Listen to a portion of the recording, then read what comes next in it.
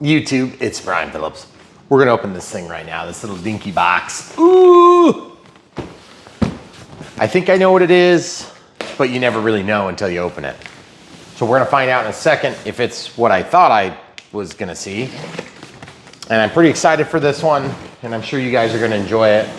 We had a couple of people ask about it, and we happen to have it in our office, so I had mentioned it in recent comments. So if you guys heard about it, leave it in the comments below. Oh yeah, it's a P-51 in a 1.4 meter size. Amazing. Excuse me, 1450 millimeter size. And this one's by FMS, and it is a plug and play. So excited to see how this thing comes out. We have heard about the red tails. We've heard about the bigger one as well, and we're gonna try to do that in due time.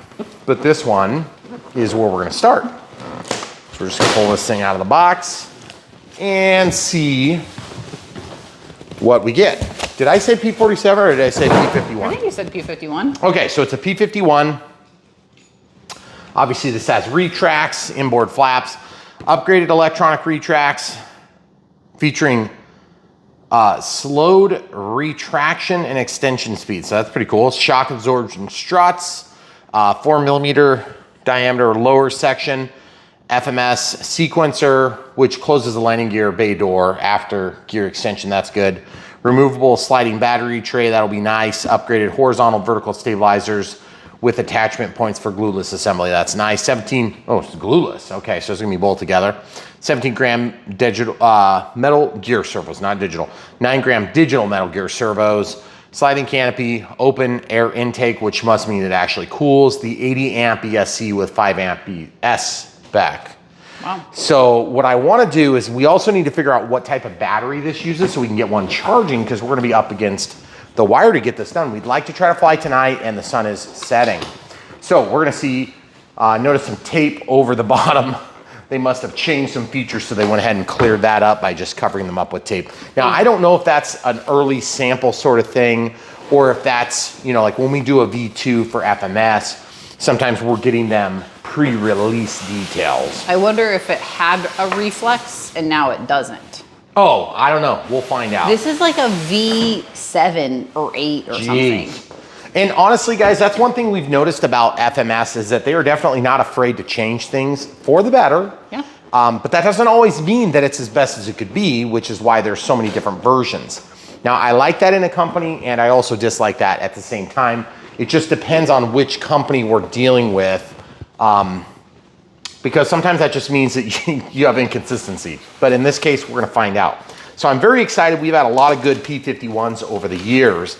We've also had one in particular that I just never really had great luck with, the 1.5 from E-flite. And so I'm hoping that I love this one, okay? So, beautiful wing, gorgeous, but what the heck is this? There's no... Oh, that's the guns. Okay, sweet.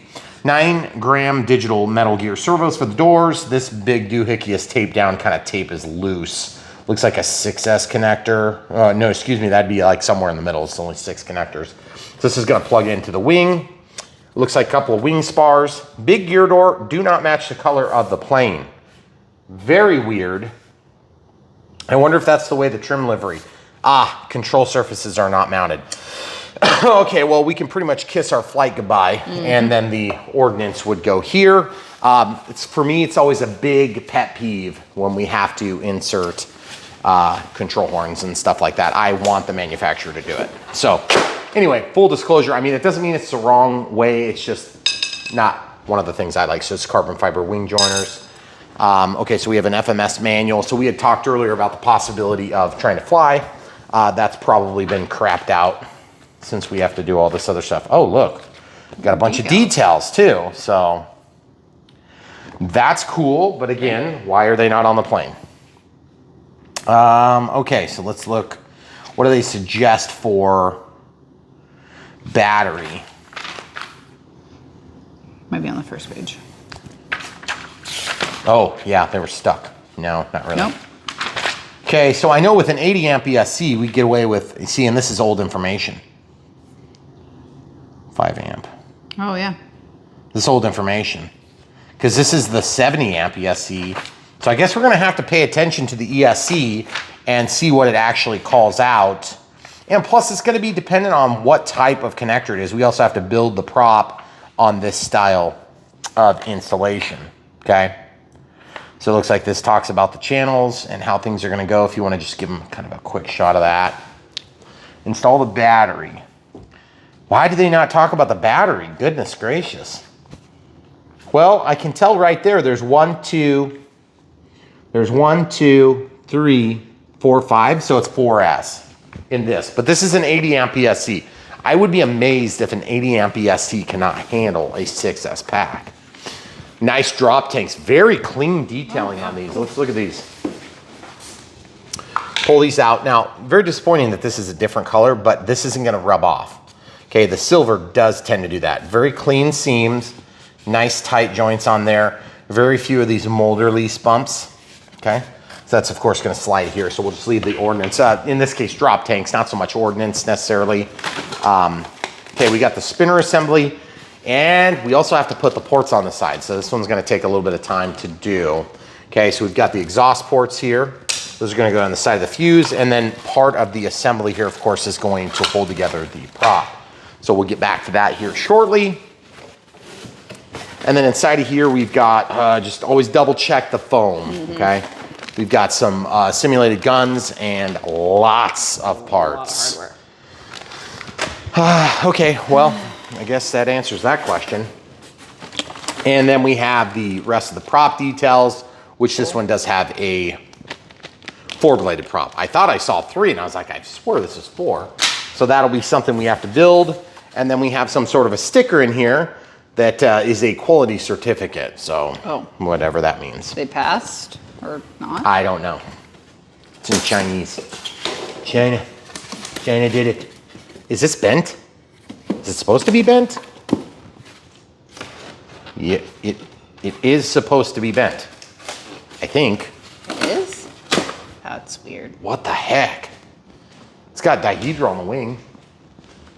So yeah, I guess it is supposed to be bent. That's very weird. We've never seen a bent wing joiner. No. Which is actually kind of surprising. We haven't seen that before. But anyway, we did. Okay. Very good foam to protect foam. Looks like they repainted this. At one point it was a different livery, and they just painted over the top of it. Because you can kind of tell by the opaqueness of the color. But it feels resilient. It's got some good stiffness to it. And then of course movement seems pretty free and very well connected. But again, we have to install the control arms.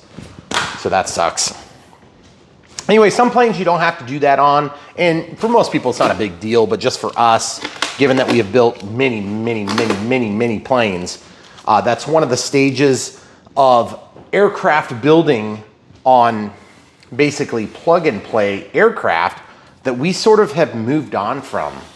Like, we just don't think you should have to do that anymore. Want to do that. But you can see how small this package is, and this is a big plane. Yeah. Okay, so admittedly, if you get a big plane in a smaller package, that saves on shipping for the manufacturer, which holds down cost for you as the consumer.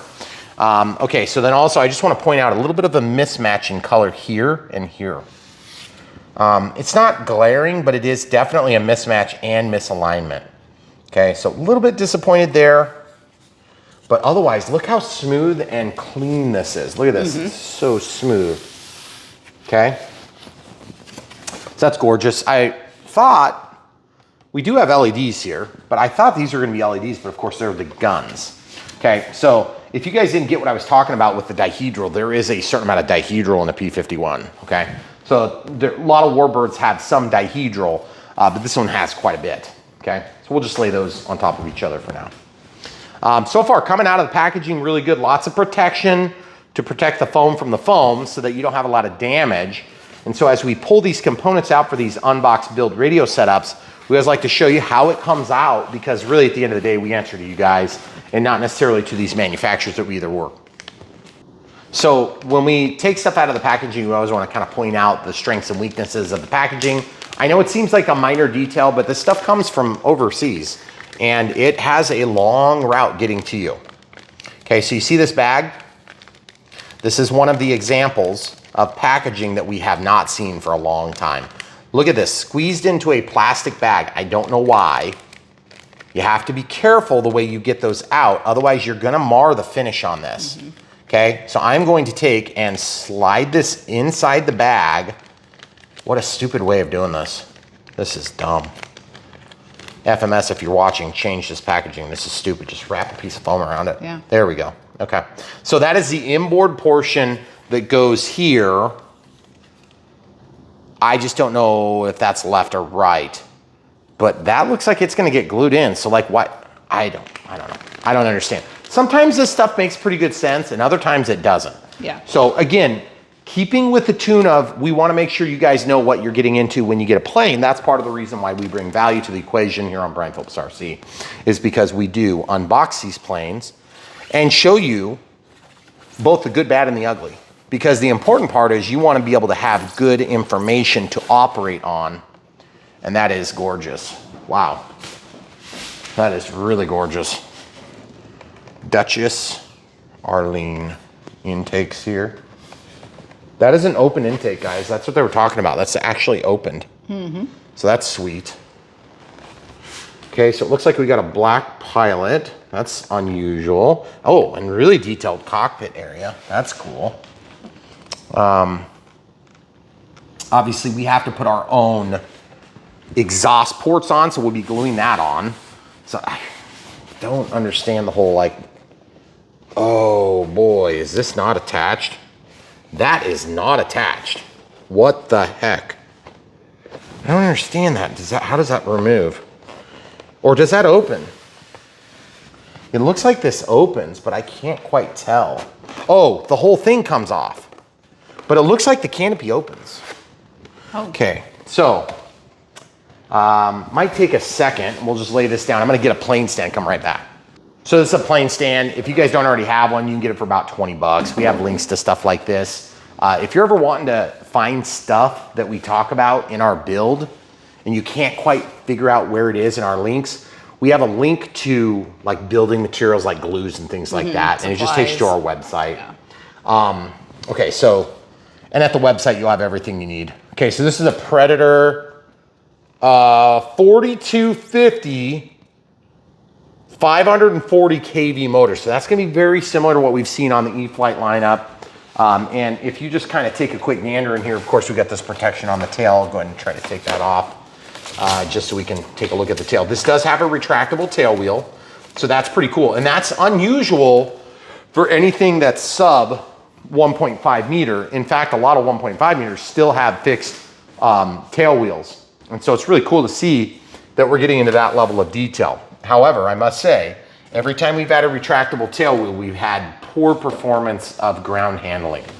And that's been our experience. It doesn't mean it's gonna be the experience here, but we are gonna be mindful of that, and we wanna point that stuff out to you. It's obviously spring-loaded landing gear doors, so they're just gonna get pushed open when that gear pops out. And by the way, when I first started doing this stuff, kind of a fairly clean seam here, a little bit of dirty cut here, but not bad. Better than what we've seen on other planes, so that's nice. And otherwise, the paint job is very clean and looks great. And looks like we've got an EC5 connector, so E-Flight style connector, which will be great because it'll work with an IC5. And then we have our mixing board right here, and should be quite easy to put a receiver in here. So I'm excited about that aspect. It's gonna be quite easy. So just in looking at this canopy, we've got a huge opening here, you can see, which is kind of cool. And then we've got this canopy must open up, because I'm looking at this and it does look like this thing opens and closes, which is what I'm most concerned about is this lip. See how it's like, it's not attached, but I think that's because there's a little clip doohickey right there and then a clip here. And when you pop this out, I think we're gonna be able to open that canopy, which is really cool to have that effect. Now, that being said, if you wanna do FPV or some other function of that, just keep in mind this clear plastic, it's not that easy to see through. And so you may actually have to cut the glass to get a good clear view. But if you do a pan and tilt FPV setup, then you can look around, but just keeping in mind this stuff, even though it looks better than average, it's still kind of tough to see through. So you're never gonna get quite that glass grade appearance, okay? And then of course the vertical stabilizer and tail. Notice no decals on this and no control arm. And it's just a pinch hinge. That is disappointing. I'm not disappointed about this. This is plastic ready to receive a screw. And then this is the insert that actually dives into the plane frame itself. And that's got a little bit of a plasticness to it. And so it will receive into that opening and so on and so forth. So that's actually good. The paint appears to be a very good match. That's nice because it's red tail. You want it to be a good match. And then of course, there's going to be decals that need to be added onto this plane. Okay, so I think it's pretty evident we're not going to hit our flight window. And so what we're going to do is we're going to work through this entire build, and then we're going to do the radio setup, and all that stuff is going to happen right now, and then we'll be prepared to fly on the next available date. But that means that we do have a little bit of work ahead of us just to kind of get everything mounted. Now, when you have a bag that comes in a plane and it's got this many loose parts, it's not actually a terrible build, but just like a lot more work than what we're used to seeing recently. And so that's one thing as a newer pilot that you're going to want to consider. And that is when you get into a plane and you need to do a little bit more assembly than maybe a newer offering. So like say this is a version 7 or version 6, which is crazy. You're going to tend to have a little bit more build involved, because there's been times in the RC hobby where there was more or less work that was expected of the, you know, the future pilot. And in this case, obviously, there is going to be a little bit more than maybe might be requested or that might be required on a 1.2 meter, for instance. So just keep that in mind. When you watch these unboxes, there's some real value you can extract from the videos. And we want you guys to get as much value as you can here on Brian Phillips RC. And in exchange, we just ask that you smash the like button.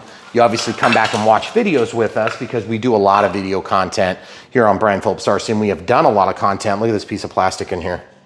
See that? I don't know if that's like a little shelf that the prop is going to sit on. It looks like it was supposed to be cut out. See? What do you think? Yeah, looks like that's where it was supposed to be there. Well, I'm going to just go out on a limb and just say that's supposed to be gone. Yeah, I'm nervous about that, actually. I may end up just having to leave it. But what we were going to say is, as you think about ways that you can help support Brian Phillips RC and what we do for this hobby, one of the easiest ways is, like I said, smash the like button, watch the videos.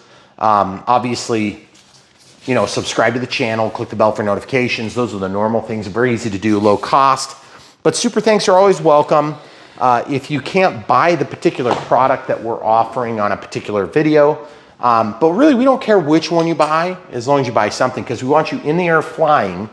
And one of the best ways you can support us that's a win-win for everybody involved is to actually buy these things from the links in the video description below, which really costs you no extra and basically brings us a lot of value as a family, because at the end of the day, Brian Phillips RC is really only one part of the equation. We have 6 people in this family. That is going to be so weird. How the heck are we going to get that in there? Unless it goes like front to back or something. I just don't. There's probably a trick to it. Oh, good. Because look at that. How are you going to get that in there? See? Or does it just kind of slide on? They do line up. Or is it not supposed to be bent? So anyway, getting back to the point, if you guys want to support us, those are the ways you can do it. And we try to kind of just embed that into our videos, because at the end of the day, if you've been with us for any length of time, meaning you've been watching for any of the 9 years we've been doing this, that's a pretty good fit. Definitely was supposed to be bent. That is weird. Okay. Then you already know all these things anyway. So when we regurgitate them on a regular basis in our videos, we don't want to beat you over the head with it. We just want you to be aware that it is a thing that really does help us.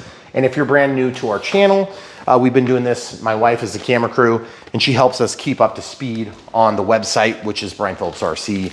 And she does pretty much all the work on that, which is a lot of work. Okay, so as we go, we're just gonna kind of build things as I pull things out of the package.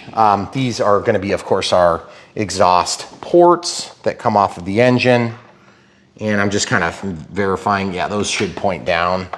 I believe they point down. If you want to just look at that picture real quick on the front, I'm going to grab some China glue. Oh, by the way, one other thing we were talking about earlier is just the nature of different types of products that we offer that would be for construction products, you know, like the plane stand we just mentioned and glues. We generally suggest if you're ordering anything from FMS, go ahead and get some of this while you're ordering it, because then you can, you know, save on any sort of proposed shipping. But if you're ordering it from Horizon Hobby, this would be the offering that they offer there. And then this is, of course, the China glue. Now, we've used most of this glue up. It's almost gone. And you can see this is a little bit smaller tube, but this one's considerably cheaper. I think it's like $6 or something. Yeah, something like this is like 12. They both do really well in long term. They're both very clear, and we don't have problems with them. We have used other China glues in the past. And you're like, Brian, you keep saying China glue, but I don't even know what you're talking about. China glue is what I'm going to use. I'm going to show you what it is right now.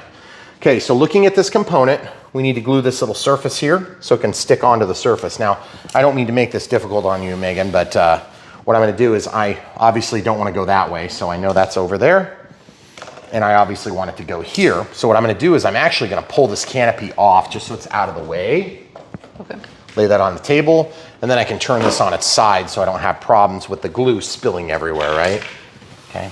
So the main components of the airplane are actually going to go together pretty quick on this plane because there's not a lot of them, okay?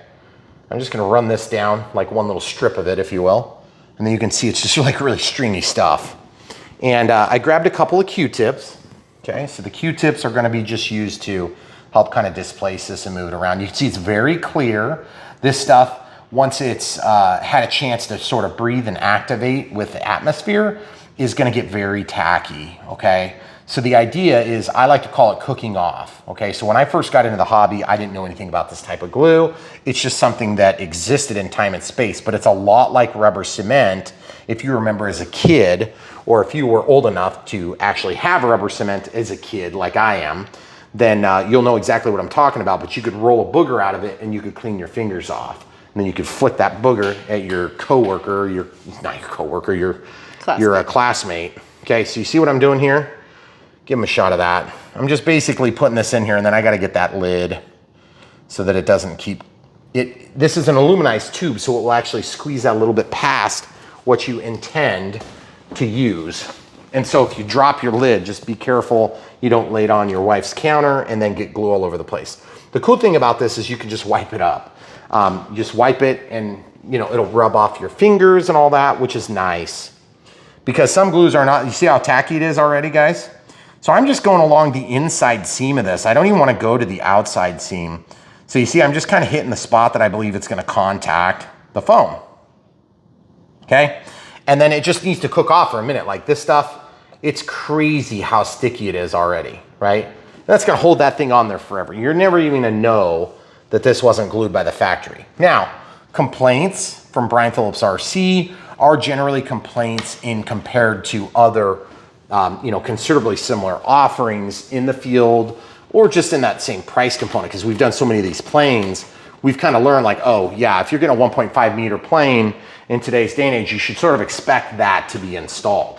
I think it's probably fair to assume that would normally be installed. Okay, so it's a little unusual to assume you have to install that, but it's also not a big deal. And some people really like to be able to install these things because they will detail these with an airbrush or whatever it is. Now, in our case, because the sheer nature of what we do here and how many planes we've built over the years, I think I might have mentioned this a little bit earlier, we tend not to be really big fans of having to do redundant tasks that aren't necessary. And so we tend to think, okay, manufacturers, you're paying for Chinese labor that is generally cheap, and you're gonna be able to get some people that are really good at doing it for a good price as it pertains to the natural order of things. And so why are you having me do it when you can have somebody that's in an incredibly better labor situation go ahead and do it? And so I think about it from a business perspective as, you know, it kind of makes sense that you would enable your people to make a few extra bucks or whatever it takes to get that done, and you can charge a very small premium and still get that done. And that's just one of the things we bring to the table here in Brian Phillips RC. If you guys don't already know, I work as an industrial scale technician, so I actually see the production realm. I have a degree in robotics automation, which I never talk about. But the truth is I work on control systems in plant environments, and I see production environments. That is what I've been doing for my entire career, and to at least to date, and it's almost 20 years doing it. So I've seen many production facilities where things that you wouldn't even imagine are made in America are made right in my, essentially our home state here, okay? And so when I see things like that, and I make comments like that, I want you to understand it's in the context of a career's worth of experience. It's not like I'm just talking out of my butt, although I do that too. So, all right, continuing onward. So we got those glued on, very simple part of the project. We got the wings together. Now, I assume these are gonna have to get glued in, and you're probably thinking to yourself, why don't you just look at the manual, Brian? Well, the reason I'm not looking at the manual is because, like I said, we've done so many of these that I'm just trying to get a feel for it. And I don't like the older manuals from FMS are garbage. They're very poorly written. Ooh, uh-oh. What? Oh, thank God. I thought it was I thought they sent us two of the same side. Very tight fit, very good fit, okay? Now I'm also thinking about this wing, and I'm thinking, do we have to actually slide the wing together to get it to go? Why don't we look at this together real quick? Do we have to glue this together from side to side? Okay, so we've got this very sticky tape, this fiber embedded tape. We could use that to hold the wing together because we're not gonna need to hold down the wires anymore. But you see we've got these joined up already, and that's gonna have to get passed up into the aircraft cavity in just mere moments, okay? But I'm just trying to think, should we glue the wing together? Do they suggest that? I mean, they made a big deal about the glueless installation. Yeah, and then immediately have to glue crap. But we're also looking at an old manual. Yeah. Well, yeah, that may be true. Insert the fiberglass connection tube. Do not force it. It will slide. Oh, yeah, which is what I was thinking too. Okay. Do they talk about gluing it? Oh, there is a joiner. There is a joiner on the bottom. So I'm gonna stick this right here, camera crew, in case we need it. Watch. When we flip this wing assembly over, we have wing joiners, plastic, okay? Okay. Sun's gone, opportunity lost. It does over here say use a small amount of glue. Oh, to hold the halves together? Yeah, but Yeah. again, old manual. So I'm not sure. Well, whatever. I think what we're gonna do is we'll just pull it apart and glue it a little bit. Not a big deal. Again, there's sometimes some decisions that you have to make when you're building these planes. And what we do here on Brian Phillips RC is not always what you're gonna do when you get your plane, but you can learn from my mistakes if we do something and it doesn't work out well, and then you can apply that to your own situation. So that's one of the reasons why you'll enjoy watching these videos if you're just coming back to the hobby, or if you're brand new to the hobby. I must say, terrible match on color here. That's Really ugly. That doesn't match this. That doesn't match that. Super disappointed by that. This painted red is really pretty. It looks way nicer than it does on the box, in my opinion. Yeah. This does not. Yeah, but this doesn't match that. No, it doesn't. So I'm like, okay, when you're jigging this up to paint, you need to paint that together then, FMS is my suggestion. Yeah.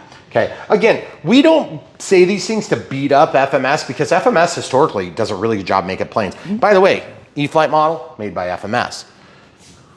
E-Flight model, made by FMS. FMS model, made by FMS. That's painted blue, except it's red underneath if you scrape the paint off. Yeah. Because the E-Flight offering, made by FMS, is the same. Yep. Over here, Viper, made by FMS. Okay, so it's not like FMS doesn't know how to make a good plane, because some of our best product line, which I would claim would probably be an E-Flight offering, tend to be a little bit pricier, but you get a little bit nicer electronics in them. Not that there's anything wrong with the Predator ESC or the motors. They're pretty much the same thing with different brand logoing. But at the end of the day, we have had very good experience, because then you get the DSMX experience. You don't have to spend the premium for that receiver, okay? Because it's built in as a bind and fly, plus it's a little easier build, okay? So the things that we're after may not be the things that you're after, but we do point out what's considerably, that makes a consideration for us. And the other thing is, the planes have gotten so much better in the last few years that it's just like there's not huge things to complain about, like the screws don't line up or something. We point out small things that seem like, hey, why are you you know, for lack of better terms, bitching about stupid things. And the truth is, it's not because we want to be difficult, but we need to point out like what's not perfect because they've gotten so dang good. It's like if you work in a plant and you get audits and then all of a sudden they're like picking on stupid crap, it's because you're doing a good job. And the problem is with that auditing process is then you end up, you know, getting in trouble for things that are just stupid. In this case, we don't mean to say that these are not worth complaining about. They're just more or less, you need to take that in the context of the reality of other offerings. And so if you're brand new to the hobby or you're just coming back to the hobby or you're used to, please grab that cap quickly and then hand it to me. Could you hold this actually? I just put that glue on there and then I had no way to recap this. Sorry about that. Okay, so I've got this Q-tip here. So I guess what I'm getting at is, and by the way, for future reference, when you're picking up a wing, you don't hold it by the gear door, people, because what'll happen is the gear door will actually sometimes release or compress into the opening, okay? And then you'll jack up all the foam around it. So, and that was something I was speaking to just a minute ago, is if you're coming back to the hobby and you're like, gosh, I used to build everything out of balsa wood, Brian, like I'm really not sure how I feel about foam. And you're probably thinking to yourself, you know, foam, come on, man. That's expensive for foam. Like foam, it's foam. You know, I drink coffee out of that cup, it's foam. Well, just trust me, get one.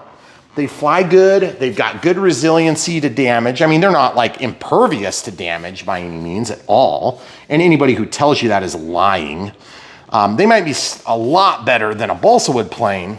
Okay, so you'll notice I'm trying to push these together and I'm not really getting them to touch. And it's like, gosh, where do you hold on to this? I'm trying to think if I can kind of squeeze it like this with my thighs and then kind of pull the wing together. You see what I'm fighting? Mm-hmm. Like it's not wanting to go all the way together. And I really want that glue to contact because they said use a small amount of glue. Well, if you use a small amount of glue, it ain't gonna do anything, guys. So whatever, I stuck it together. Now I'm gonna put the little wing joiner thingies in. And what I mean by wing joiners is I mean these things, okay? So what are these things anyway, you might ask? They're wing joiners. Wing joiners are gonna allow you to have a plastic bearing surface that's gonna bite a larger piece of the foam because, you know, back in the days when you had balsa wood, you would use a basswood or you would use a plywood or something like that instead of balsa, you know, where you had a structural integrity area. Okay, so reinforced plastic here. Very nice match, I might add, on color. And by the way, one of the hardest things to match in terms of color is silver. Okay, so yeah, that holds that together. So that's really handy. Okay, so now this goes backward. Okay, see that little hook goes that way toward the tail end of the plane. Put your hand here. Mm-hmm. No, put your hand here. Not there, here. I need you to see what I'm talking about on camera. See this, guys? That will break off if I push. That's why I was correcting her. I need her to push here, not here, okay? So just push there so I can push against it. Now, it's very important that when you push on a wing, okay, there's weak spots. And a lot of times around the ailerons, you're gonna have a little protrusion like that. That has no structural integrity to it, it's just foam. Now, there is reinforcement all the way down this wing, and you see these square cuts like this?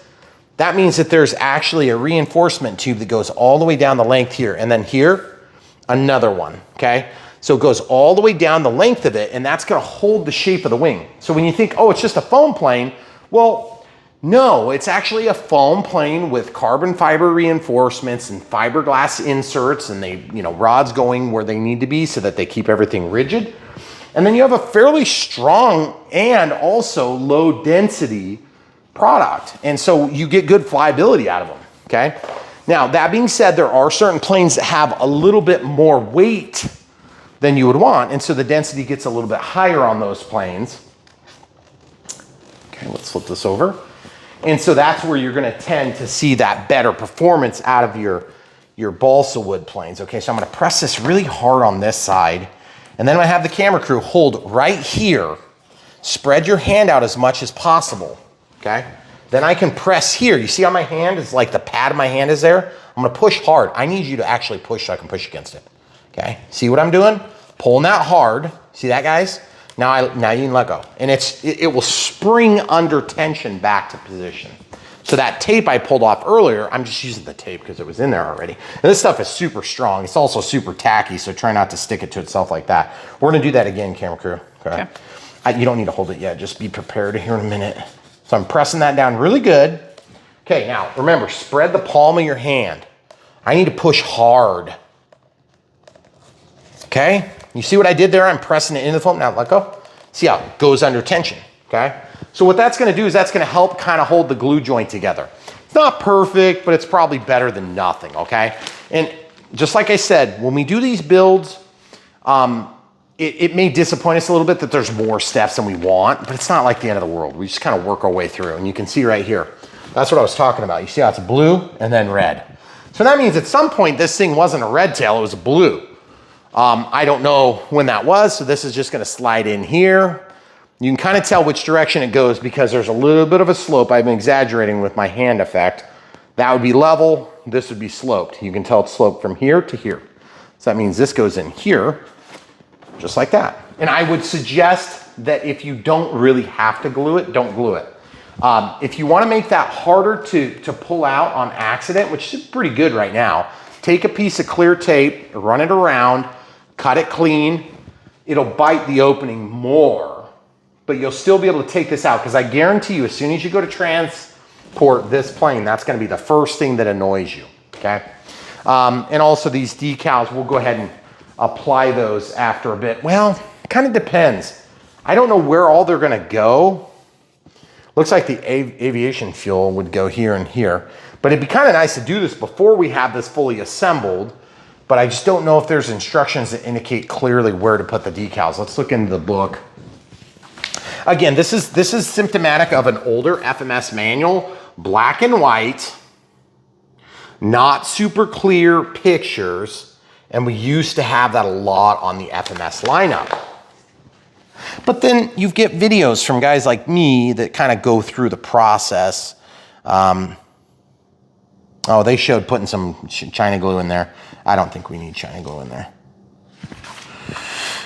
Okay, so test fit the wing fillers.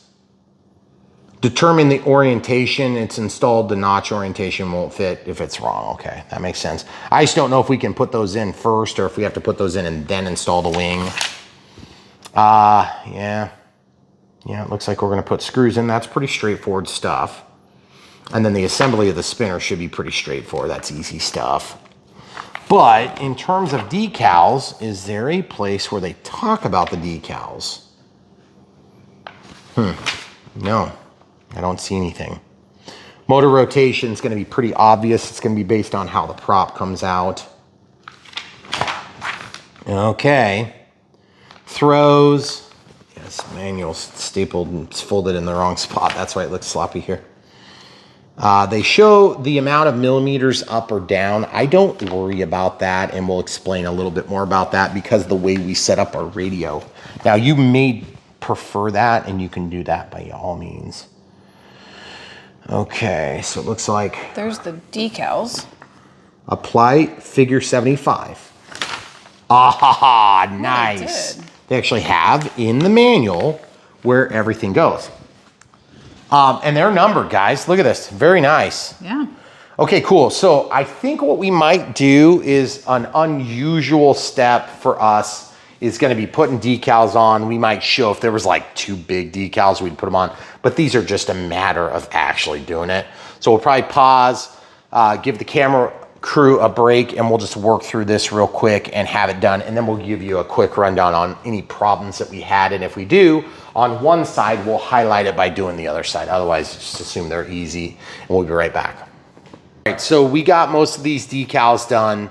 There was a couple that they didn't indicate doubles, and so we just did a single. And there was one area where we kind of screwed up over here. The coolant drain is supposed to be on this side, and then the aft coolant vent is supposed to be on the other side. So we just kind of put them both there, which is stupid. We made that mistake, sorry, in advance. Also on the back, it's supposed to say no push here, but black on black would not be readable. So we just put them top and bottom, which is not a big deal because that'd be like a trim tab on the real plane, I think. Also, we had to cut here And that was just because we haven't glued our piece in. So if we would have done that in the right order, we wouldn't have had to cut that, and it would have helped hold it in. So we're just gonna glue this in right now because we can, and we're gonna do that right now. So hopefully you don't have problems with this, but I probably should have just done this earlier. So as you can see, my glue is getting pretty close to being out, but it's pretty easy stuff too. You know, this stuff works good. They did suggest in the manual, while we were looking for instructions on where to put everything, there is a spot in the manual that tells you where everything goes. Okay, so I think we mentioned that before we started into our decals, and that's nice. We don't see that a lot on planes, and so it's a little bit unusual to see that level of instruction. And to be honest with you, we should see it all the time, but we don't, and that's frustrating. So I'm very glad to see that.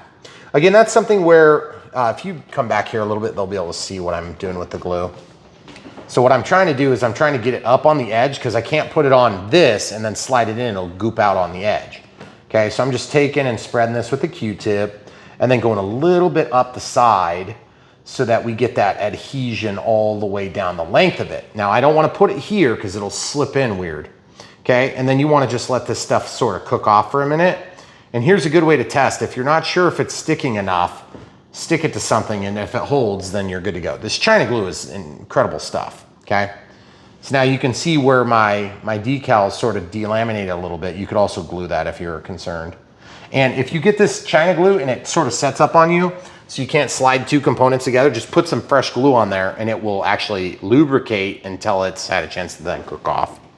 And then one other tip, when you're doing decals, using an X-Acto knife is a really handy way to be able to then administer a decal. You know, let's say I was putting this right here. I'll just go ahead and apply it. I want to make it, you know, perfectly lined up here. Well, then you could do this, okay? And if you do that, it makes it really easy, okay? So of course we did that off camera, so we wanted to kind of mention that stuff real quick. Okay, so that's definitely cooked off. I can tell it's hard to push that in, and it's definitely not gonna come out. I could hold the whole plane by that, except it's got a weird shape to it. Okay, so we'll flip this upside, and then I'm just gonna rotate around. So the assembly on this plane has actually been really easy. It's just a little bit time consuming because there's a lot of steps to it. And not necessarily a problem, but you know, like I said, we have kind of a unique circumstance because we built so many of these planes, and you guys might really enjoy the process of building. There's certainly nothing wrong with it. We don't need to poo-poo that if that's what you're into. But just for me and my, you know, busy lifestyle with our full-time job and trying to do the YouTube and stuff, it really does take a lot of extra time on some of these builds. Okay.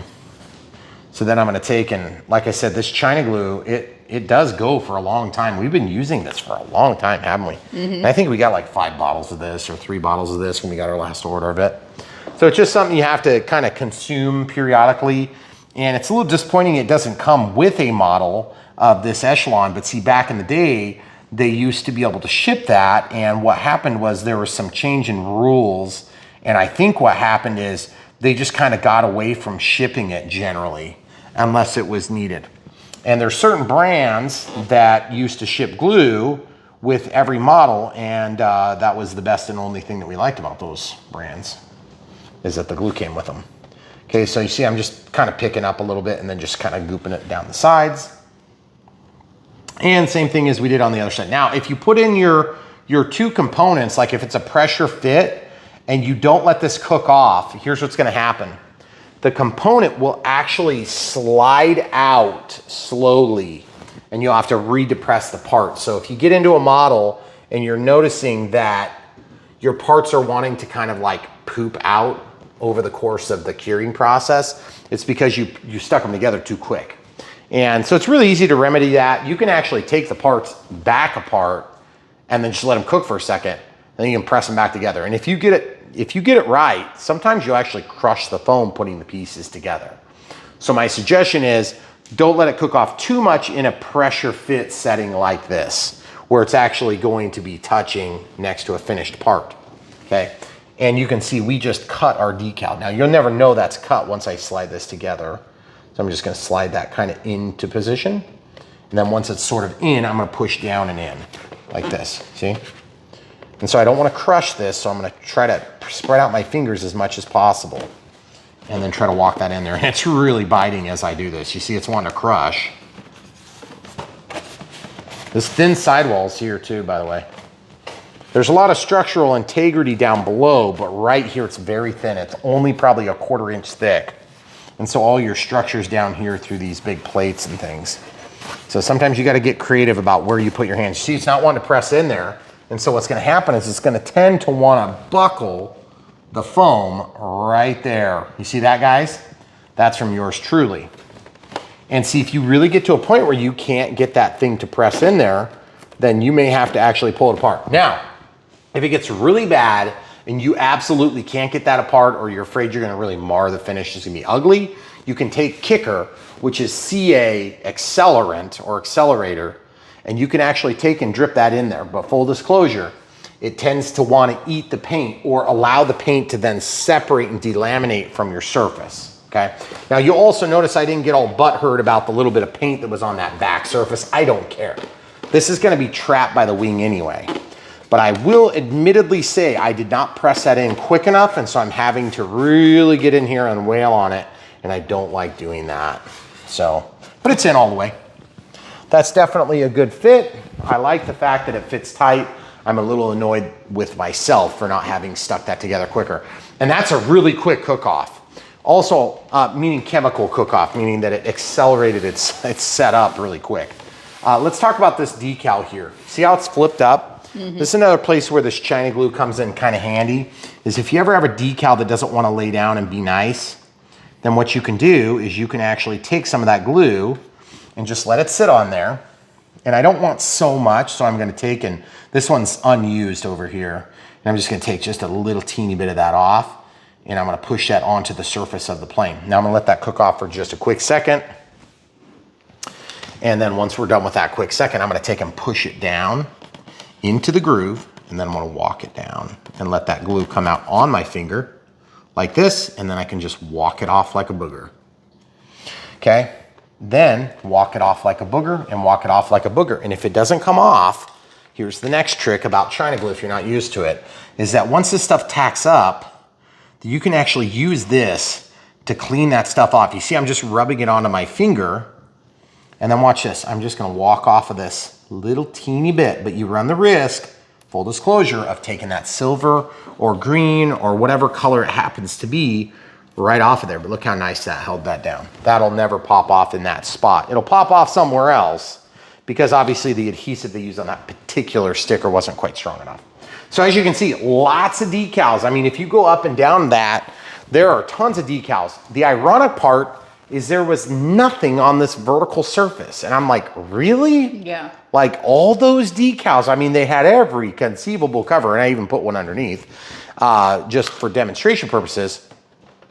I thought it was super cool because it showed like where all these things are that I wouldn't have known where they were otherwise. Now, I'm not gonna like make any bets on it because the Chinese are putting this together. It's an American-made warbird, but I'm pretty sure the Chinese have had access to P-51s in the post-World War II era. So they probably have pretty good accurate information. Okay, cool. So now we've got these guns, and you can see they were red plastic that has been painted, okay? Okay, so we're gonna put some glue on this, and we're gonna slide these in here. Now you'll notice we haven't put our control arms on, and that's something we'll have to do here in a few minutes. But as I said, I'm just grabbing parts and going as we go. Not a hard build so far. Pretty impressed with how easy it's been to put together, but I am gonna dry fit this. Okay, I would have put that on wrong. So is this right? Nope. There is an up and down, guys. Yep. You see how that fills that whole top?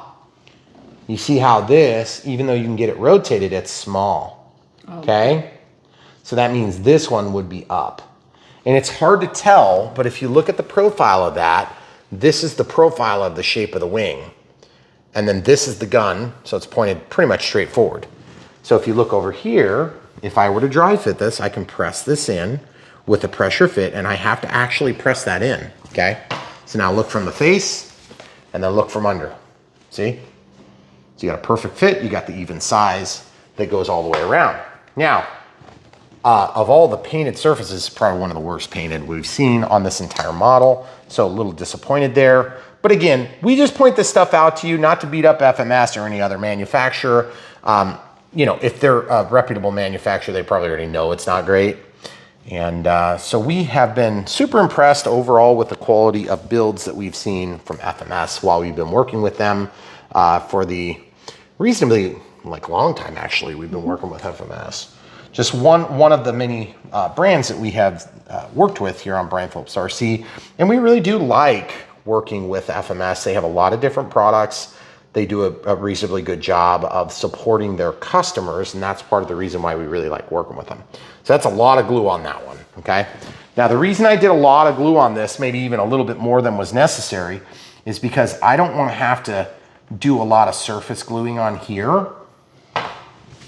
But I don't want it to delaminate, so I'm just going to do a little bit of glue here, and the rest is just going to come from pressure fit. Now, there's two ways you can do this. If you get a lot of glue on there, okay, once you've made it pretty thick, you can just press it back into your dry fit point, okay? And then you can press it and just kind of spread that glue. And my suggestion is then, I know it sounds ridiculous, you're going to go ahead and pull this right off, okay? You're gonna pull this right off. Yeah, mine's kind of tacky already. I could have probably left it, but I'm gonna pull it right off. You see the strings, guys? Look at these strings. Can you see them? Mm-hmm. Okay, that's a good thing. I'm gonna spin, and I'm gonna make Charlotte's Web until it wants to relax, and I'll just set that down, okay? So pretty simple. See how strong those strings are? Isn't that crazy? So we'll just basically and literally lay that down and let it cook off. Then we'll do the exact same thing only on the other side. Now, you may have also noticed that I have been taking the bags as we go and just laying them down. I do that as a matter of normal process of building airplanes. And you guys might do the same thing, but I keep that stuff in case I run into a problem or I have to go back and think, did I get all the parts? Okay, so this has a little bit of extra silver paint here. Just gonna be careful that that doesn't delaminate because that very nice paint job on this one. See how much better that looks? Mm-hmm. It's painted darker. They got a thicker coat on there, okay? So again, you're piercing here, here, and here. So I think I need to pay special attention to get some glue onto that point, okay? Okay, so I'm gonna go real heavy all the way across, just like we did before, except this time I am going to take some of that glue and I'm gonna hit all these surfaces and I'm gonna just hit all three of those little knobs. And I'll probably end up going ahead and doing that on the other side because I don't think I got enough on the actual knobs. Okay, and remember, we're concentrating on the outside edge because you just don't want it to come off really easy, okay? And then I'm just gonna do a little bit here, a little bit here, a little bit here, a little bit here, a little bit here, and a little bit here. And then we're gonna dry fit it again, even though it's got glue on it. You'd probably call that a wet fit. It's a little bit hard to hold this now. So this flap is free, so I can actually do this.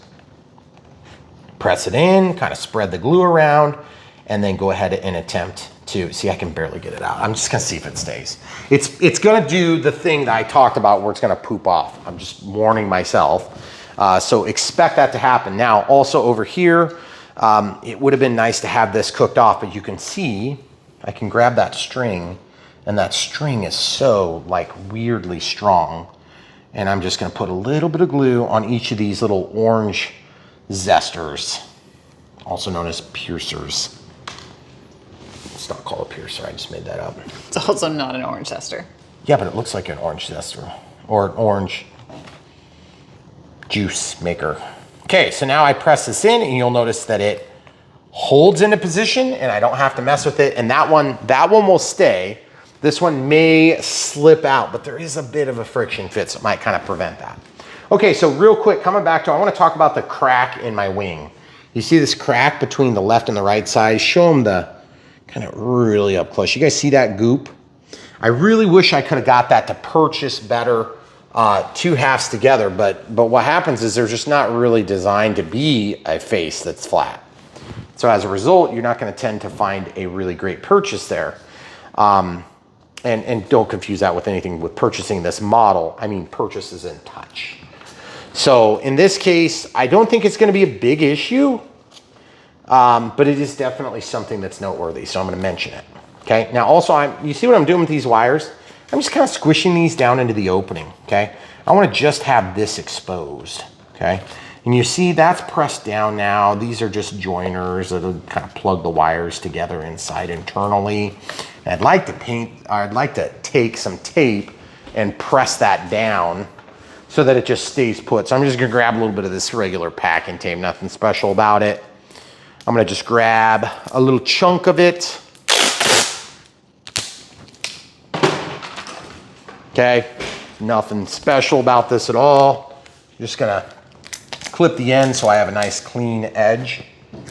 And then I am going to press this over the top of those two sides so that it's long enough to reach and kind of keep from slipping off. Okay, so you see this, guys, what I'm doing? All I'm doing is just pushing these wires down into the void so that they're pressed down gently, but also controlled. And then I'm just pushing that tape down. You see, this is very simple. This is where one of the screws gonna pass through, so I just barely missed it. And that's gonna keep that tame for us so that when we plug these in upstairs, that we don't have to worry about all that extra crap coming loose.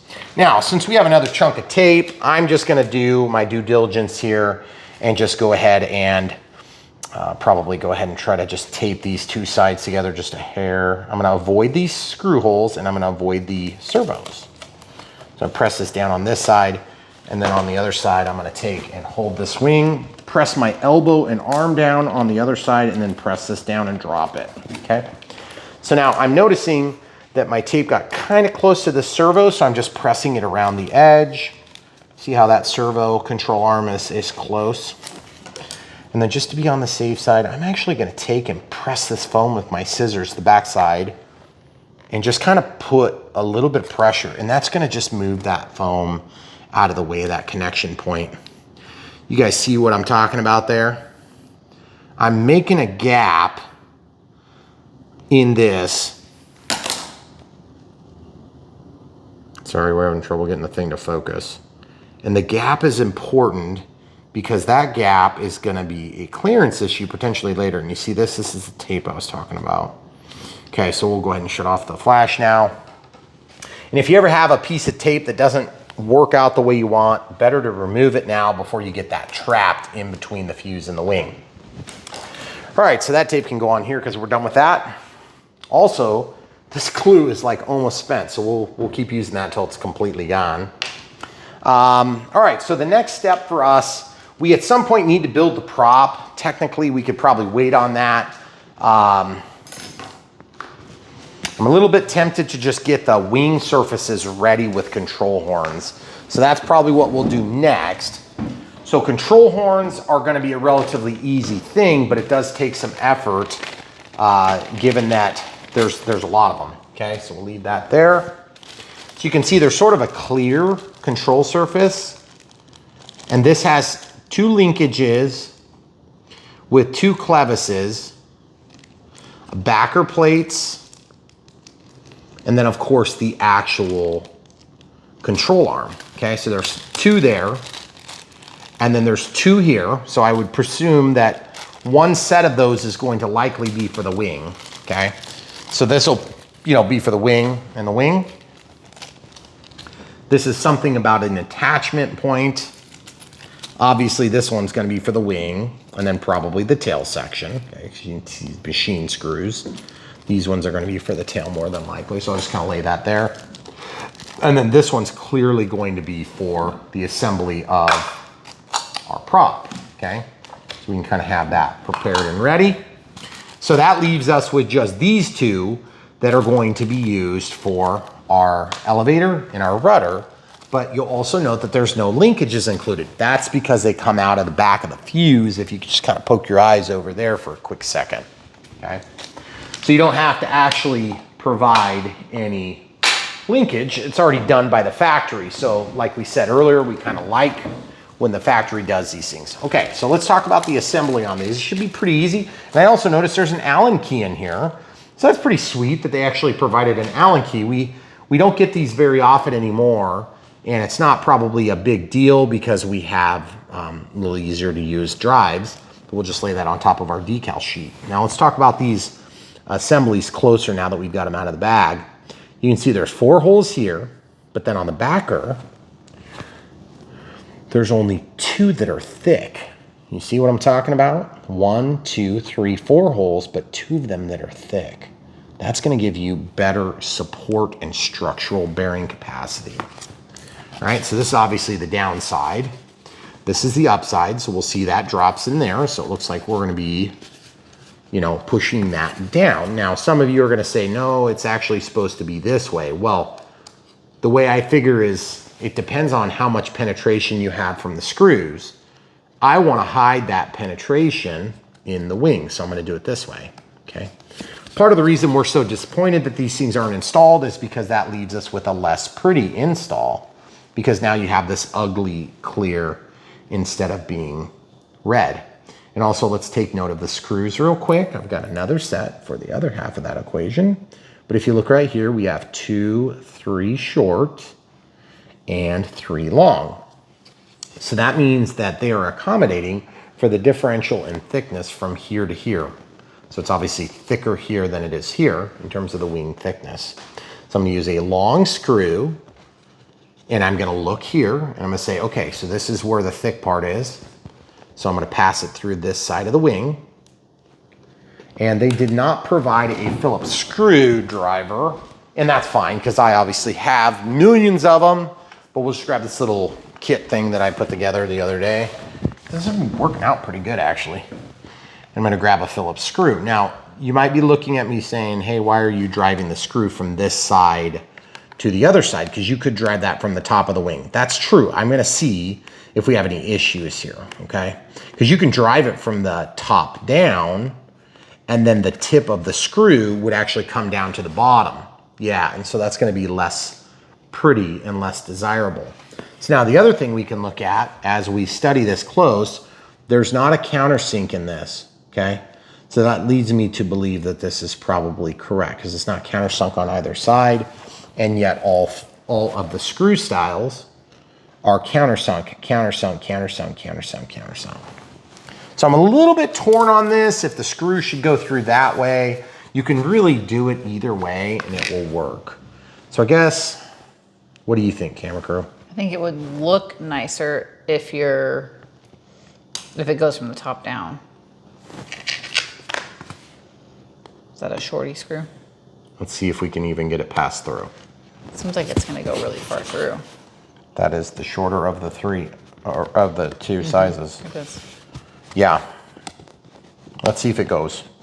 Now, here's the problem I have with your assessment, camera crew, even though I don't disagree with you, is that at the end of the day,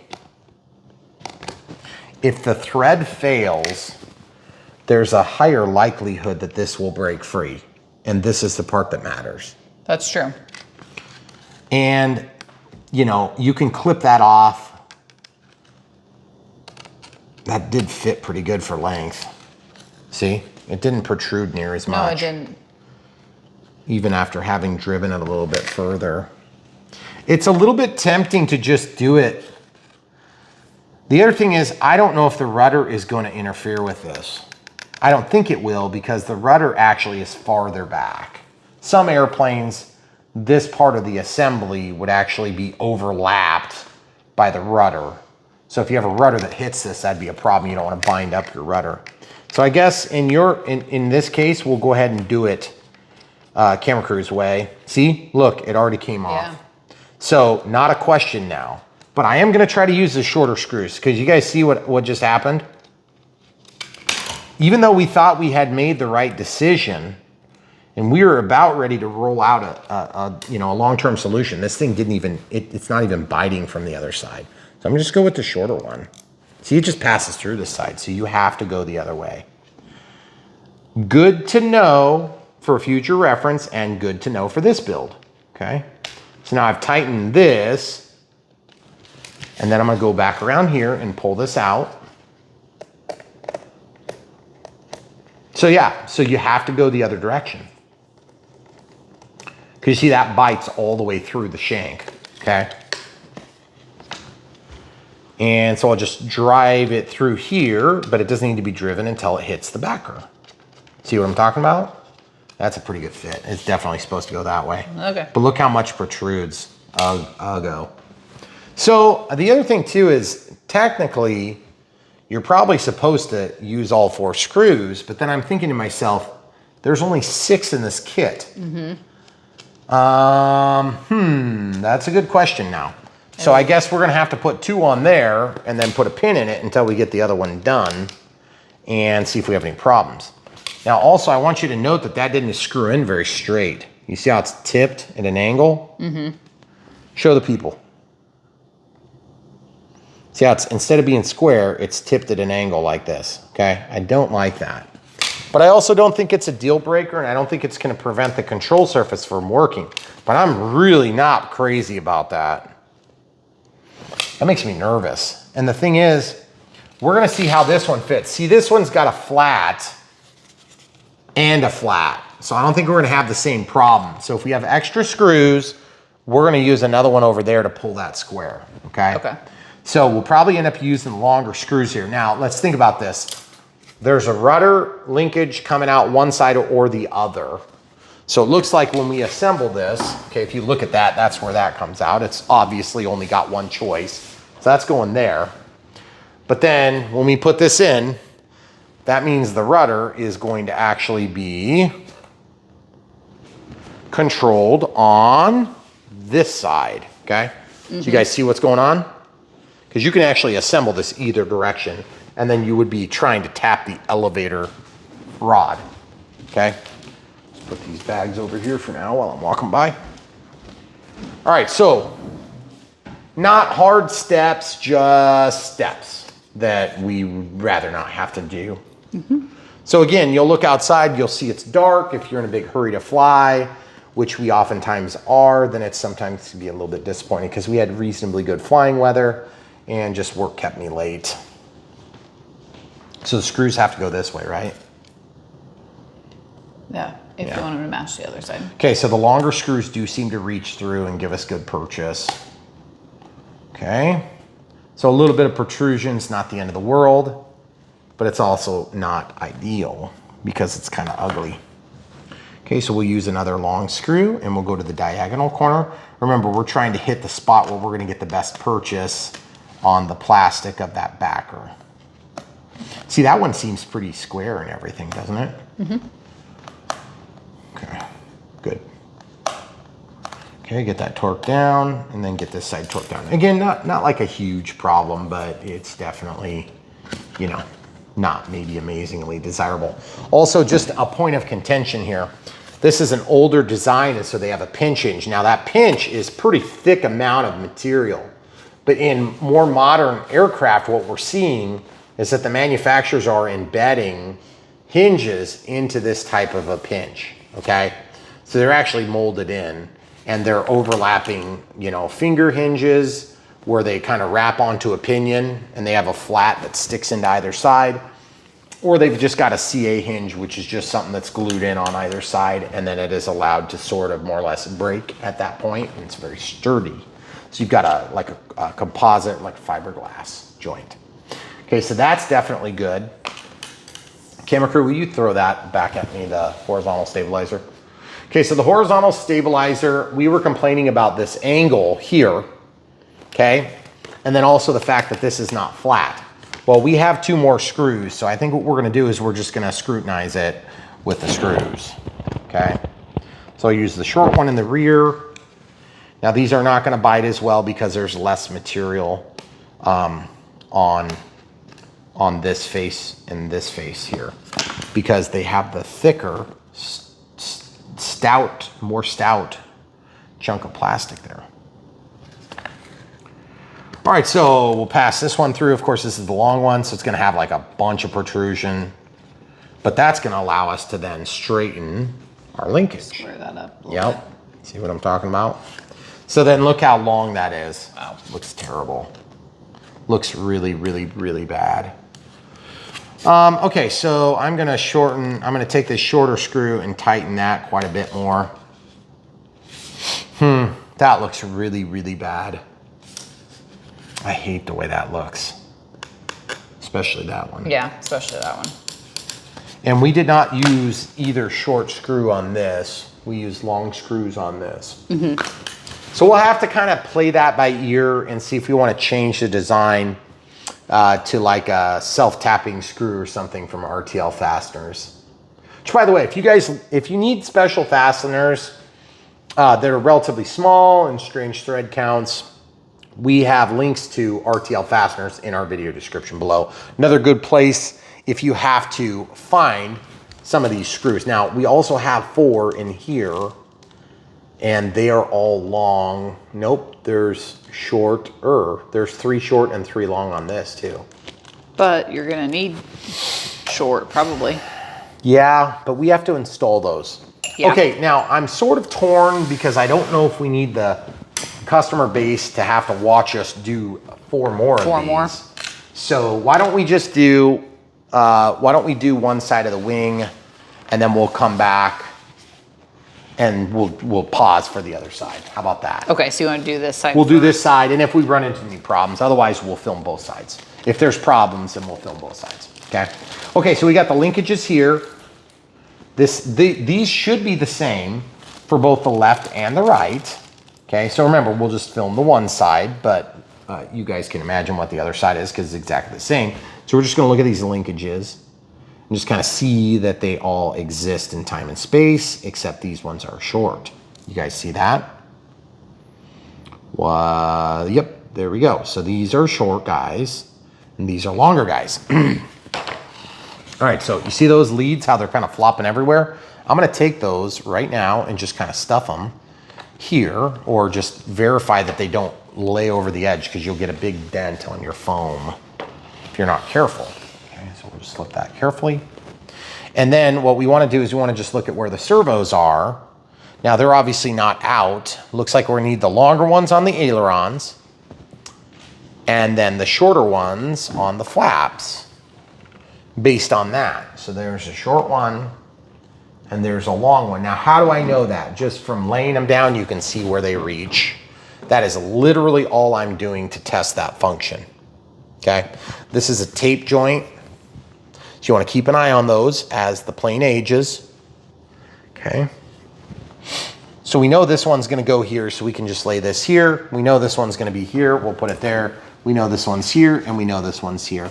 And if we get them wrong, it's gonna be pretty obvious to us, but we wanted to point that out to you guys as you're following along at home. Okay, so these all have the little standy off thing, and when I say that, I mean just the additional material there. So that can go here. Now, the other thing you might decide to do, and I'm not saying you have to do this, but if you're concerned that these things might come off, then what you can do is you can actually glue them. Now, there's been many planes that I built over the years where the only function of assembly is glue, and it's kind of like scary because that is not a lot of support, if you ask me. Okay, but just given that I've done it on one control surface, I'll go ahead and do all 4 of these real quick. And yes, I realize we said we weren't going to film the other half, so we won't probably film running the screws in. This opaque paint actually is a lot easier to take glue. If you really want a super strong bond, you're gonna have to take off the paint. Or you can take and score the surface with an X-Acto knife or just some sort of a abrasive tool like a screwdriver. You can just scrape the surface. But again, I haven't had a big problem with that, and so I'm not gonna necessarily recommend that you have to do it by any means. Because remember, we still have a through screw that's gonna be holding this anyway. Okay, so just looking at those two, we just wanna make sure we don't have some distinguishing difference here. They appear to be exactly the same, okay? So like I said, we'll go ahead and just slide this down so I can reach. No otherwise reason for that. Stick that down, and again, stick that down. Now remember, we're not actually trying to screw those in yet. So what I need to do now is I can take all these backers and align them so that they're all in one spot on this like really, really easy to lose parts surface, okay? Like that. Then I'm gonna take all the screws and I'm gonna line them up next to each other so I can indicate which ones are long and which ones are short. I don't know if we're gonna need all the short or all the long and none of the short or vice versa. It doesn't really matter. We're gonna find that out. Ooh, we have even shorter here. Even shorter. Look at that. Even shorter, folks. I wonder if those even shorter ones are going to need to be even shorter for the elevator surface. Because then if you look at this, we've got a total of 4, 5, 6. Okay, so we have 1, 2, 3, 4, 5, 6, then 7, 8, 9, 10, 11, 12. But then we have super short, and then we have like super long, and we have super middle. Okay, tough call. Not sure what the correct answer is going to be. We're going to pay attention as we flip this upside down on our first wing to where the surfaces are going to pass through and mount. So the flap is pretty thick. The aileron is very thin. So my guess is we're going to have to use these shorties on the ailerons. And so we're going to the inside, the inboard hole. Okay. There's the inboard hole. And we're going to press this together just gently with our fingers. And then we'll get that one started. And you can see it's pulled the glue all the way across the surface. Very good fit there. That worked perfect. Now I'm going to take a middle length screw. I'm going to run it in the opposite hole, which is going to give us better purchase than if we went to the inside hole, of course. We've already talked about that for obvious reasons. The material thickness on those little standy off things.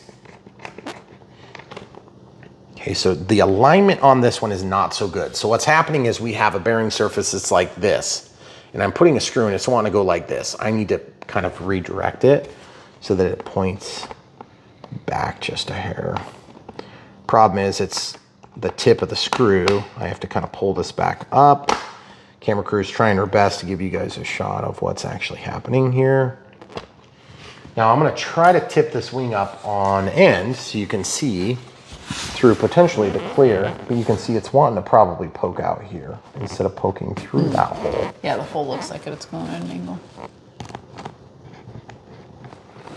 Okay, so what I need to do is I need to walk this screw out, basically. Okay. You're going to have to kind of keep your distance so I don't whack the camera there. Okay. All right, so I'm going to take this screw. I'm going to try this. This is one of the things we used to deal with constantly. You see how I'm driving it at an angle? I'm going to physically push it so that it goes at a bit of an angle. Okay. Now it's stuck all the way through. Okay. Luck of the draw. See how it's pushed through? And look where the tip is. Give them a shot this way. See how it's stuck through? See how it's kind of missing the hole? So now what I have to do is I have to push this, and then I have to figure out a way to redirect the tip of the screw into the opening. You guys kind of see what I'm trying to do is I'm trying to push this back so that once I get the tip in, it'll be fine. But you can see that tip is going down instead of up. And the problem is I need like 6 hands to do this. And of course the camera crew is my only other set of hands that can help. So I'm gonna take this Phillips and just kind of redirect the screw if I can get the dang thing to go align. Now, there is another trick, and the other trick is to just release this screw here. That's easier to get alignment on, and then line up the first one. You see how I did that? I undid it. Now I'm gonna push this down and then start the other. See what I did? Then I'm gonna torque this one in until it purchases all the way and I'm into the full thickness of the shaft. And then same exact deal here. So now I'm several screws in on either side. We have a very good purchase. And that's definitely the correct choice of lengths of screws. Now let's talk about the number of screws we have here. We just used 2 short and 2 middle. We're gonna have enough middle to go back through and hit it, but we're not gonna have enough short. Again, this is the type of thing we don't ever deal with on modern, not version 8 planes, okay? They just take care of this crap and it's done, okay? That's why we get kind of annoyed, in case you guys read into that. It's not a big deal, and I know some of you guys are gonna be like, oh, it's not that big a deal, just eat it and enjoy it too. Well, I'm gonna make sure to point out the things that drive us nuts about builds. Because truthfully, the little things that drive us nuts are the things that are also gonna drive you guys nuts. And so we're just gonna make sure to mention them. Not necessarily, again, to beat them over the head with it, but more as a function of we are truth tellers on Brian Phillips RC. and for what it's worth. Now, keep in mind, we also earn commission from sales of products that we review on this channel. And so as a result, we want you guys to understand that you can trust the words that come out of our mouth is not driven solely by some small little random commission that we get for the sale of an airplane here and there, okay? It's a volume thing. We want you guys to be satisfied and happy. That is too short. I need the long screw now, which is good because I was hoping we could get some of these middle length screws to potentially use on the elevator because there's at least the one that just looks redonkulous. So you used a middle and a long. On these. And then a middle and a short on that. That's right, because the thickness changes. Now you see how I'm doing this kind of the same thing that I did to the other one. And I admittedly had hoped this would have gone a little smoother. Oh yeah, it's poking my finger. I can feel it in my middle finger, okay? Okay. So that's perfect. Same thing here. Feel it in my index finger then. All right, so we've got those installed. It's gonna be identical process over here. So we won't bore you with that detail because to be honest with you, I can just do it really quick and then we'll come right back and finish up the rest of this build. All right, so we've got all these control horns installed. The control horns need to be installed right. And then you also, at some point, you do need to kind of work your surfaces. And you see how that pinch hinge is kind of ripped open? That's because there's tape that holds on the bottom, okay? So make sure you work these a couple of times just to get them free. And same thing here, up and down a number of times. Now, you may notice I don't have the control arms attached to these clevises, and that's intentional. Because truthfully, until we have this thing attached, we can't really put them on. Because you have to have the surfaces active so that they can go to their center position. Now, you can use an XBC battery checker to actually center your servos, but we're not gonna center the servos because we have this box that breaks out the different channels, okay? Now also, I just wanna talk real quick about the fact that we have this little breakout assembly here. And then let's also talk about the extra screws we have. We have one very short, we have two medium and one long left. So let's readdress this before I forget. We'll put this over here and we can look at that here in just a quick second.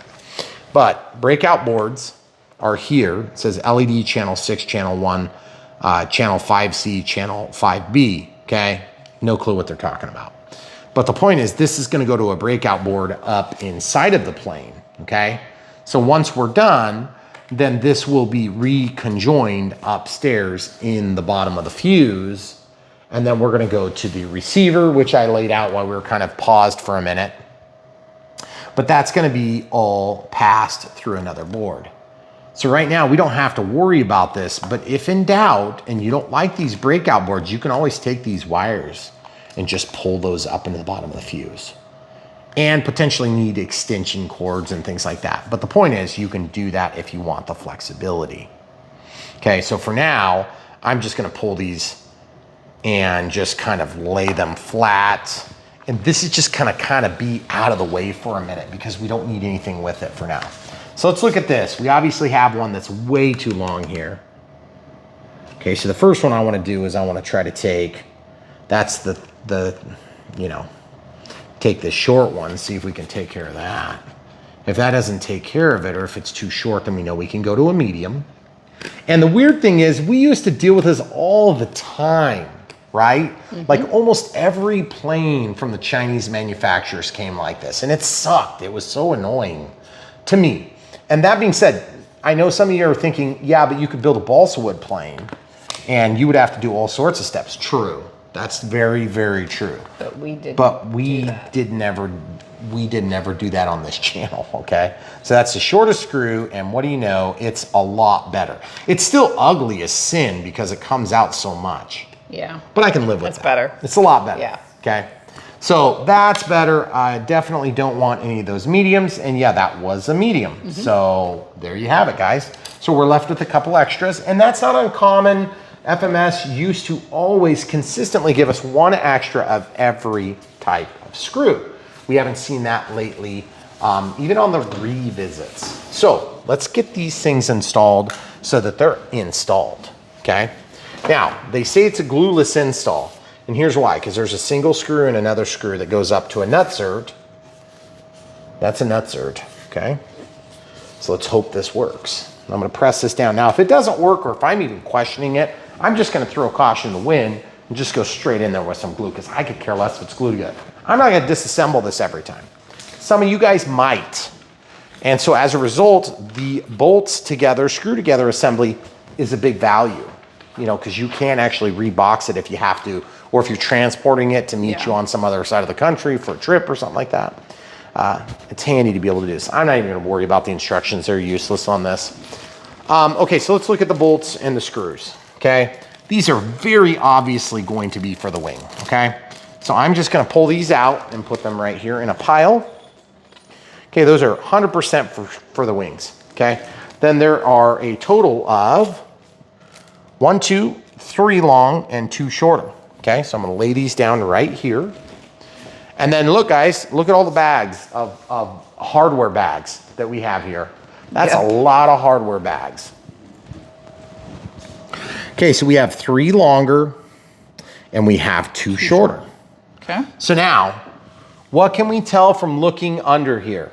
We can tell we're not going to be able to get to the screw hole to actually insert the screws, are we? Because we have to open up that landing gear door, don't we? Then let's look at this. Once this gets installed, then we're clearly going to have a screw that goes in there, okay? So this is going to trap it, the assembly. Okay, so that's going to rock in there. Where's the rest of the screws? It looks like 1 screw, 2, and then there was that 3rd one, remember? But see, you can't tell because look, the gear doors are closed. So how the heck are you supposed to, oh, for God's sake. Yeah. Do they both go in from the bottom? I don't know. Let's try. No, it's gonna go up like this and then go into that. Yep. What a pain in the butt. Okay, well this one comes in from the top, so we can at least hold it on so we can flip the plane upside down.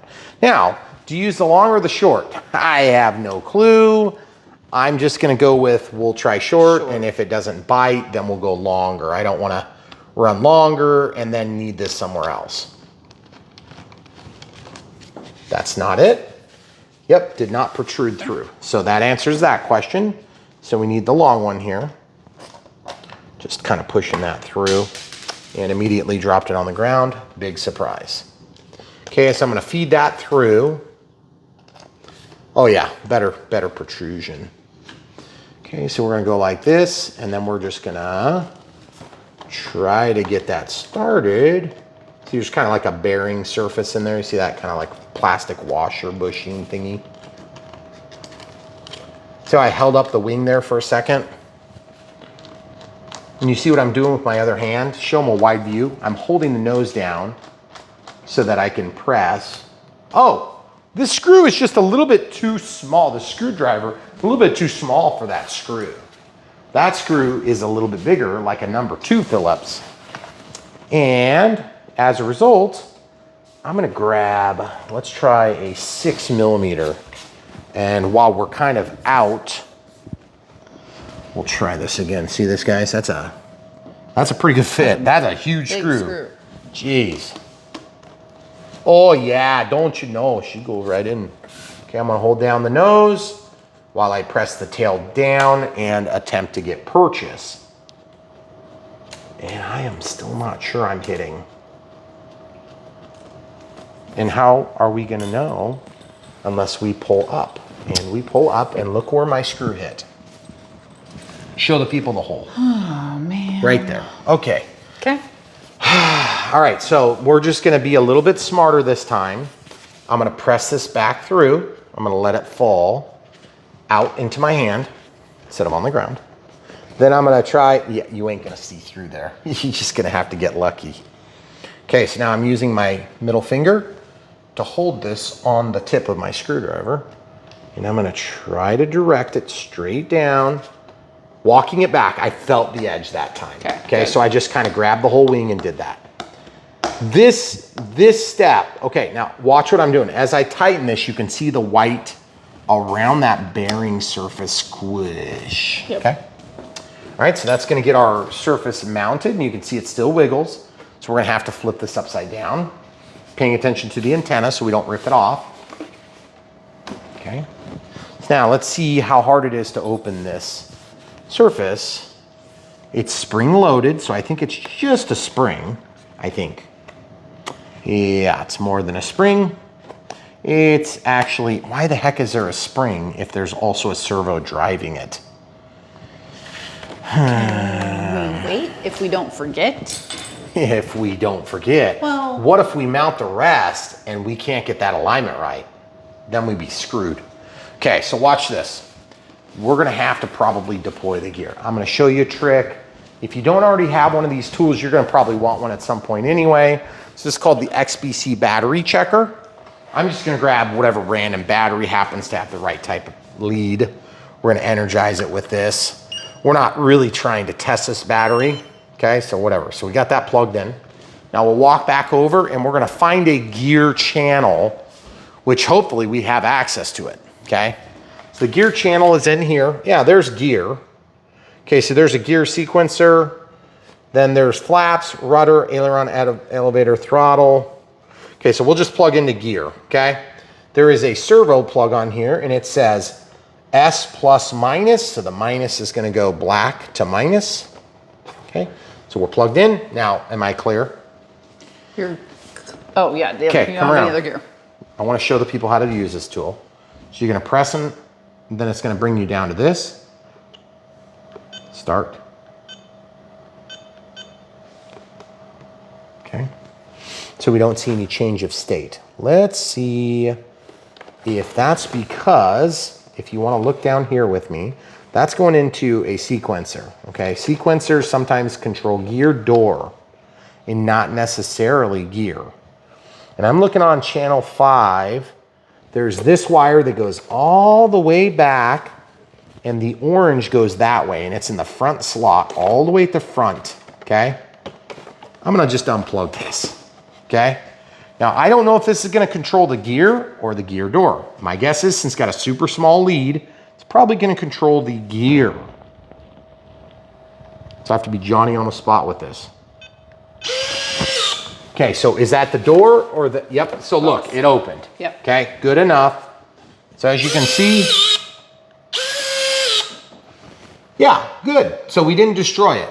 So it is actually just a pressure fit that collapses, but the gear has to be disengaged from it. By the way, squishy tire. Nice. Amazing. See that? That gets depressed and pulls the door shut. So if you didn't relieve the gear assembly, it's not gonna let you in. And so you see this? One direction, the other direction. So I can just lay this down for a moment. This is gonna allow us to get in here and tighten that front facing screw, okay? So now I have to assume we're gonna use a short screw on this and different size screwdriver needed. These are the kind of like annoying steps that don't make or break a model in our opinion, but it is frustrating, okay, admittedly. And we used to deal with this a lot with one of our brands, and it was like, it was every step of the entire build. This has only been a couple of steps here and there that are sort of like, really?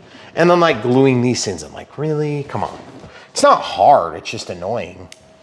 Especially since it was bright when I started this and I wanted to fly this thing so bad. Well, I feel like if you're on version 8. Version 8, like couldn't you have upgraded? Okay, oh, that was easy. Definitely the short one. We definitely want the short one. Now I'm gonna go to the shorter screwdriver, and this is gonna prevent your tail from wiggling once you've tightened it, because there's a plastic bearing surface in there, similar to what we screwed down, okay? Now also, I have to say, there's some stuff that they've done on this model that has been like really impeccably cool, and I'm concerned that's probably supposed to also, I can't tell. I don't know, because I can feel the screw protruding. Oh. I can feel it on my finger. Show the people. Okay. I'm just gonna leave that open for the moment. Okay. By the way, it is unusual to have a tail dragger wheel that retracts. Okay, we don't see that very often, okay? Oh, right there. Yeah, that's what I'm talking about, But folks. where does it go in? Oh, it's just a void. There isn't anything there, okay? So let's put this on now. This is gonna slide down and in. And then this is gonna also, see how I lifted that up? That allows me, go back so they can see both ends at once, right here, this whole thing. I want them to see this. That has to get fed in. There are knobs that they run into, actually, believe it or not. Okay, I have to lift the elevator. Okay. There, it's going in, okay? So now that that's started, I kind of need a second set of hand here just to stop this from sliding. So just hold the camera and try to do that. Okay. Gosh, they just made this really harder than it has to be. Okay, let go. I got the front end fine, but you see, I can't. You can't get the back end at the same time. And how are you supposed to get to the screws? Oh, goodness gracious, what a stupid design. Okay, but you guys can see what I'm fighting. Can I push? There it you is. go. Okay, drop down in, now we're golden. Okay, but still, guys, one thing we've learned in this hobby is that there are easier to build planes than others, okay? I don't want you guys to think there's anything wrong with this plane. It's just that it's not maybe the easiest one to build. And that's no BS from Brian Phillips RC. We tell you the way it is because we feel like that's a big part of what we do here on this channel is point out some of the maybe negative sides of the models, okay? So the longer screw and the shorter screw. I don't know which one. We're gonna go to the longer. Which one do you have two of? We have two longer and one shorter. So that would mean we'd be left with one extra. So we're gonna go with longer. Guys, process of deduction. And again, back to the gigantic drive because this one was the one that needed the big, thick driver. It's because all Chinese need 6mm. Yeah, which isn't a thing. You know, Phillips screwdrivers that are, you know, Phillips, like American. Yeah. You know, why would they be in millimeters? No. They're number 1, number 2, number 3. And they also go decimal fractional values. Really? Mm-hmm. Smaller than a 0? Yeah. Huh. Okay, so we're gonna stick that screw in. You can see the bearing surface sucked in, and you see that little ring of white. Okay, so that was a lot of steps for what would normally be actually pretty much a 2-screw operation on either side. Okay, but believe it or not, looks pretty good. I don't have a big problem with it. We got a decent tight joint. Not as tight as I would like to see, but it's still not bad. Honestly, you could glue that and get a better joint out of it anyway. Now, I am going to, just for the sake of you know, kind of trying to keep things simple, I'm gonna close the gear, okay? I don't know if I'm gonna regret that later, so I'm gonna unplug my servo tester. Okay, I'm gonna lay this down over here. We could use it on the wing, hypothetically, but I am gonna quickly plug this back into the board. This came out of that little breakout board. I'm gonna get this plug for the battery. This went all the way down here at the front. Why would it not be the front absolute plug? Whatever's hardest, right? Yep. Okay, so now that's plugged in to the breakout board, okay? And you also notice it's wanting to chase along that moving spot, so you want to be careful about that. Also, these things, oh, dang it. My warning label ripped off. Put that back on. Son of a biscuit. I'll take care of that later off camera. All right, so we have the extra screws. Woo-wee. Okay. And then we have the other extra screws here. And I'm actually going to designate one of the many hardware sacks for the extra screws. Oh, good. Then we only have to keep 9 instead of 10. Well, you're keeping that one too. Son of a biscuit. I knew I was going to drop that. So guys, if you're building and you don't drop at least 17 of 18 screws, then you're not living. Then you should do it on camera and then you will. Yeah, exactly. All right, guys. So the next move I would like to do would be to assembling the prop. This process is not an especially difficult thing. It's just more tedious, so I'm not sure if we'll film the entire process. Kind of depends on if it goes smooth or not. And then we'll pick back up with the wing. But as you can see, we went from like parts all over the place to just, you know, we're kind of a couple of small piles now. So let's take a look at how this prop is gonna go together. Okay, so by the way, if you ever crash or have a prop strike on these, one thing that's really nice about it is you don't always immediately destroy your whole prop, okay? True. I have personally done that. It is very nice. So you can have, that's a complex shape. Goodness gracious, beautiful. 14.8. Okay, very beautiful.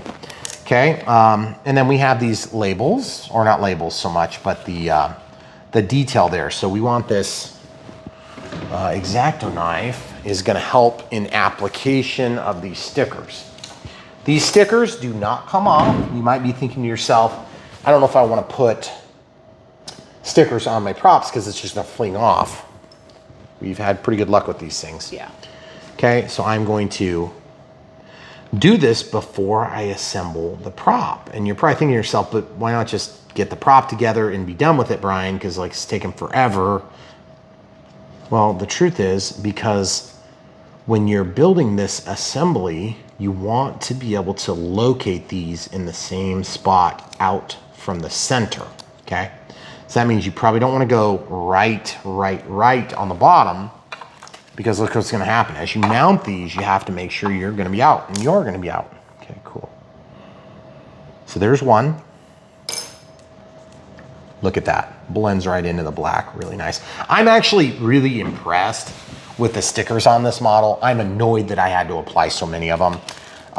And that's true of many other planes. Like we had an F-16 that we did for E-Flight, had like 4 million little stars. Yeah. I hated doing those stickers. I still, actually now that I think of it, one of the worst parts of the 70 millimeter sticker apparatus.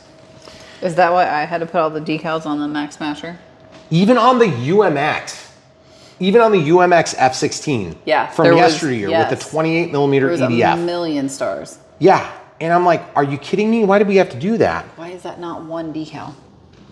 Okay, so I'm gonna just make this right about here. Now remember, the first one is the one that's gonna be the trendsetter. Okay? Yep.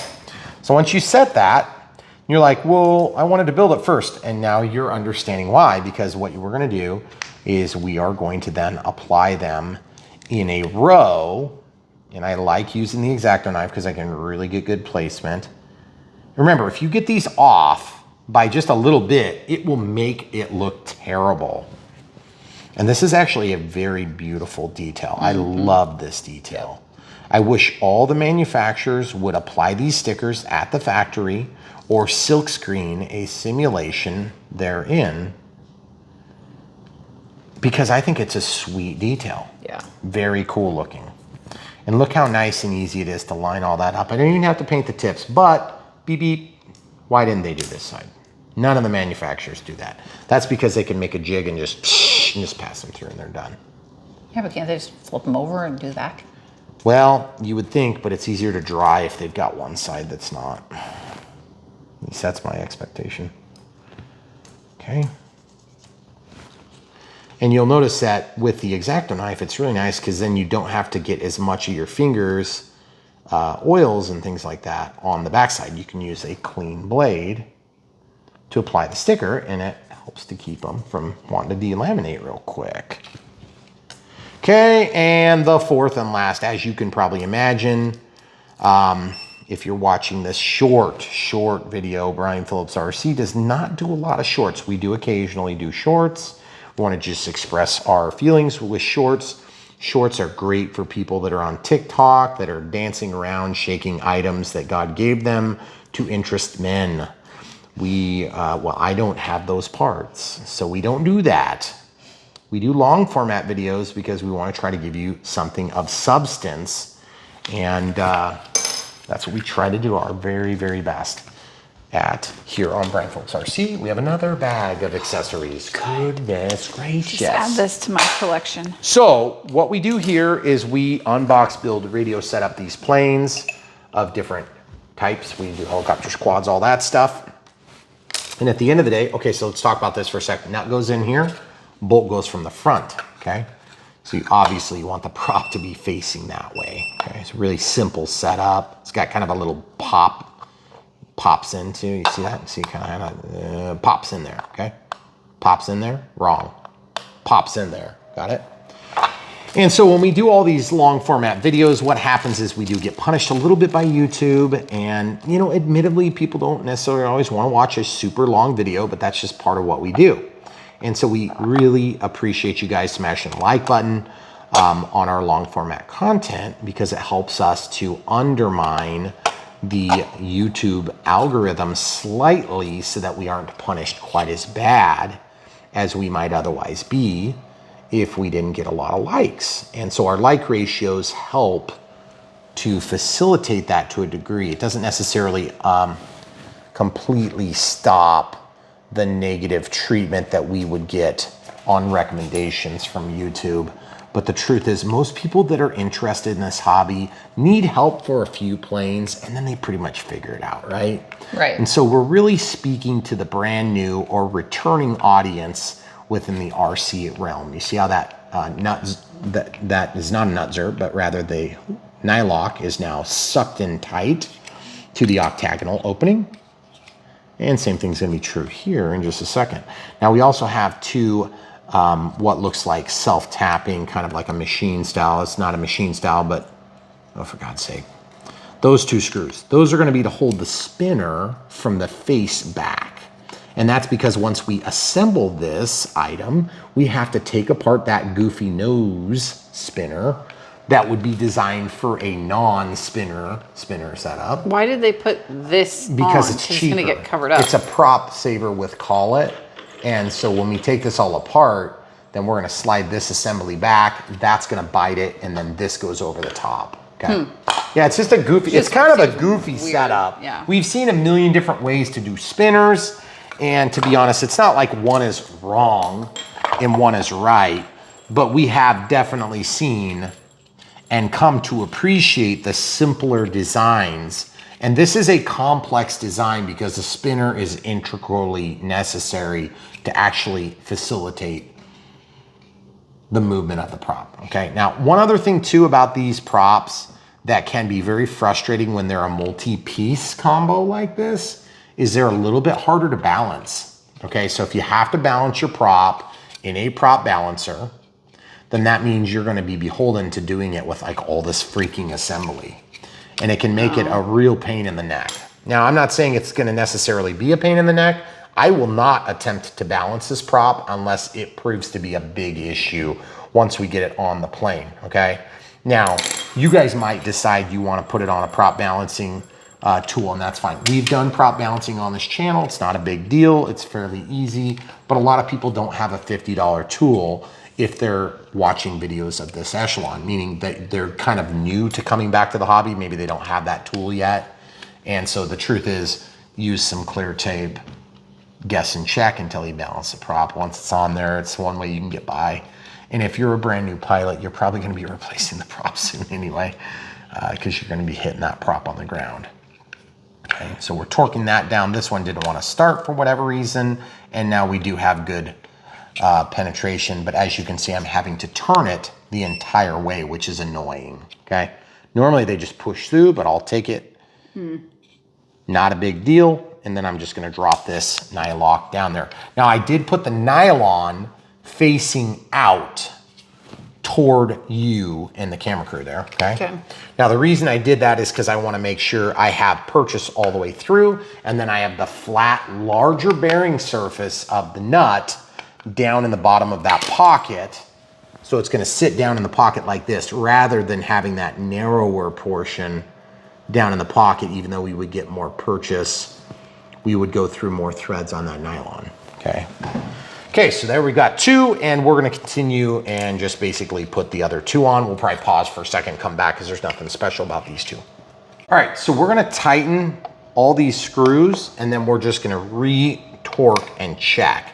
Now that we're done, they are nylocks. Nylocks don't tend to back off, but it is a pain in the neck to get to them. So do double check that you're torqued. Now, That being said, when you're ready to actually put this all together, you need to pay attention to where these two are, because that's where you're gonna pass these two screws, okay? They give you a total of 3, and they give you 1 extra black and 1 extra nut. So those are gonna go back with our other extras. They only gave us the exact amount of the wing mount screws, okay? Now let's assemble this onto the plane. Now, full disclosure, I install props on planes. I could be giving bad advice if you're new to the hobby, if you don't understand how ESCs, electronic speed controls that run the motor, work, and you think you may be vulnerable to being attacked by a prop and viciously put into the hospital, which by the way is one of basically 2 ways that people get hurt in this hobby, then hold off on this step, okay? But we're still gonna show it now in the chronological order that we're doing it. You don't have to follow this step. You can do it later if you'd like, and there's nothing wrong with that. You don't have to feel bad about it. Nobody's telling you you must do it at this time, okay? So I'm gonna unscrew the spinner. We've got this integral washer. This whole assembly is going to slide on, and then it's got a little octagonal area down here that's like a nut, and that's gonna bite, okay? Then we're gonna slide this washer on first, and then second we're gonna slide this on, okay? Very basic stuff, very easy to get to, should be no problem. Now I do need a screwdriver that's got a thin enough shaft to go through, so I'm gonna grab this 3mm screwdriver, and I'm just gonna torque this down, okay? So I'm gonna get this comfortable. It is sharp on the trailing edge of the wing, so, the blade, so I'm trying not to get cut, and then just torque it down. Okay, so now that's gonna spin. Now, we also need to check the direction of rotation at some point, and we'll get to that shortly, I promise. But if in any doubt, this is very important, do not put this on if you're not comfortable and understanding the way that all this stuff works, okay? So be very careful. This is where people get hurt, and I don't want you to be a statistic in that regard. All right, so we're gonna push this on there and just make sure that it's gonna line up, and it is. And so in order to actually get that to go, I have to get purchased by one of the screws, or it's gonna just like fall off immediately. Okay, and part of the problem I have on this plane stand is that occasionally the plane will slip. So I just kind of have that screw, get a little bit of alignment. Now I can go back here with my hand, just kind of support the plane, push it into the foam, and then as I get close, it should pop more or less into place. I need to torque that screw down, by the way, so keep me accountable for that. Okay, so we've got that on there. Oh, by the way, 2600 4S is the recommended battery size according to the technical notes in this plane. That being said, we have a humongous ESC, and the ESC is right here. I can't see it easily, so I can't see what it says on it, but it's an 80 amp ESC. It's got an EC5 on it, which means it's probably capable of running a 6S. I just don't know that for a fact, okay? So as you can see, beautiful spinner, nice tight seam all the way around, beautiful decals. This plane is starting to really look nice. Okay, so our next move needs to be something along the lines of getting the wing finished. And in order to finish the wing, we had talked about this briefly earlier, and it's that we can't center the servos until we have the radio setup done. Okay, so that's gonna be a step we'll have to return to, but we do need to mount the wing. So we'll flip this thing over, watching out for the antenna again for the 47th time. And what we need to do is basically fix this onto the bottom with those 4 screws, and we'll need to apply this through the hole. Now, we will mark the CG, but we're probably gonna do that once it's all built. Camera crew. Okay. All right, so sliding this in should be a relatively easy process. I need this to pass through. So I'm just dropping them, and then this should be pretty straightforward stuff. My wires did not both drop through. I had to guide them and to reach underneath and do a little reach around. You know, it just depends on if you're into the reach arounds or not. Okay, so I just got that reach around done, and I'm gonna slide this back. And as usual, I would ask my assistant or friend or whoever was in the room with me to stop the plane from shifting, but the camera crew's hands are full, and always necessary to adjust focus and things like that, so she can't stop the plane shifting. Okay, so long screws are gonna drop in. Hopefully they'll mesh right up. I'm not holding my breath because they almost never do on planes that have been this much work. Okay. I can't tell if it's purchasing the nutsert or not, but I'm just gonna go ahead and guide the next one in and hope for the freaking best. Oh yeah, baby. It's going, oh, by the way, this one did, this decal also split the difference. And so I separated that like this when I was putting them on. And that just allows that if I would need to detach the wing, I don't have to have that decal fail at some weird, unexpected time. They seem like they're going in. If you ask me, they're going in. So that's pretty cool. Okay.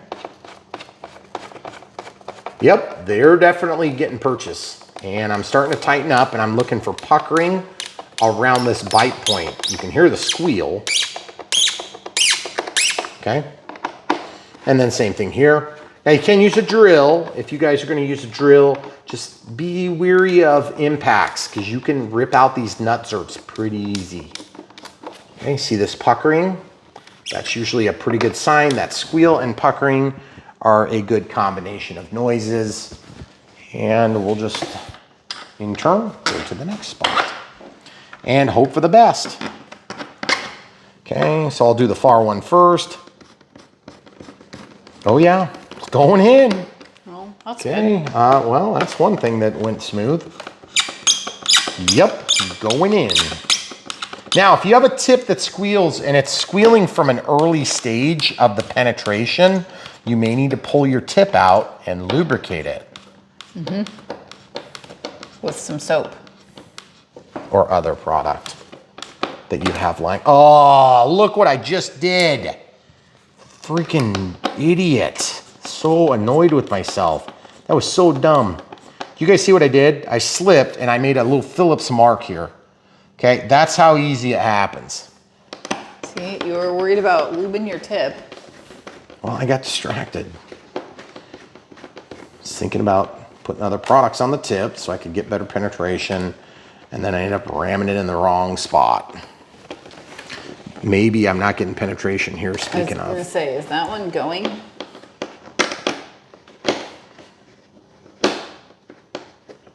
Certainly doesn't feel like it's going. Dang it. I knew I spoke too soon. Now this one, we're looking for a tightness here, okay? This one is 100% for sure going. That one's nice and tight on that side. And you can see the pucker starting. Yep. Oh yeah, that's definitely puckering. Yeah. Now over here, we've got lifting, which means we're probably just not lined. Yeah, that's a big gap. Okay, so I'm lifting up kind of a lot to try to start the screw back. Maybe I can push and just see if it'll go. See, the problem is, guys, what happens is you've got a nutsert down there, okay? So imagine this is a nutsert, and you've got your screw, and the screw goes like this, and it hits the side, and sometimes you'll even get the thread pulling it down. But then if you like deflect the plane at all, it'll just like separate. But if you get good penetration and you start even a little bit offset, then the face of the machine screw doesn't go into the hole. So we've run into that many times. So now this is where a drill is kind of handy though, just full disclosure, because when you have a drill, it'll spin this out really quick. You see what I'm doing? I'm just kind of helping it along, but I got no purchase, and so it's allowed to play up and down. I think I'm gonna take this X-Acto knife and go down here,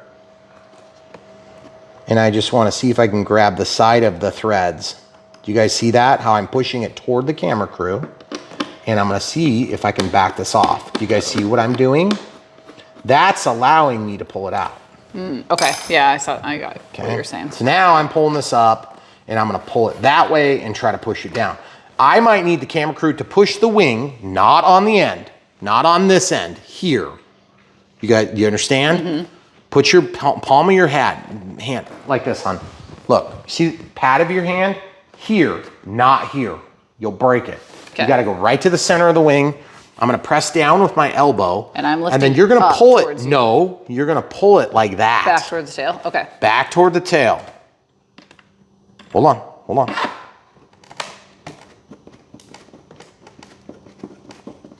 Stop what you're doing. You're pulling the whole plane off. I need you to go down and this way.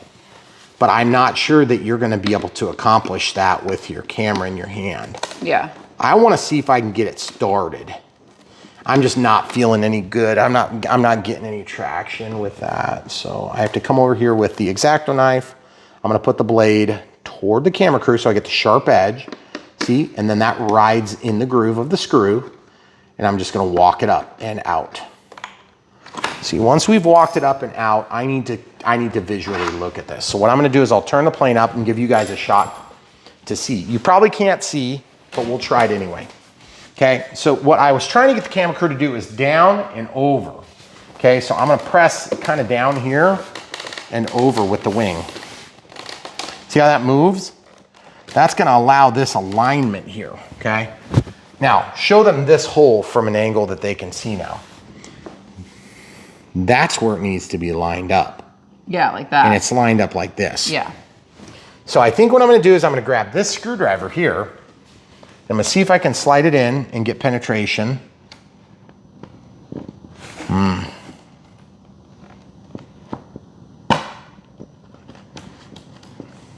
Boy, that's a tough call, hon. I'm not sure what's gonna happen here. But I know I gotta get this screw in, okay? So that means I'm gonna have to, whoop, it slipped on me.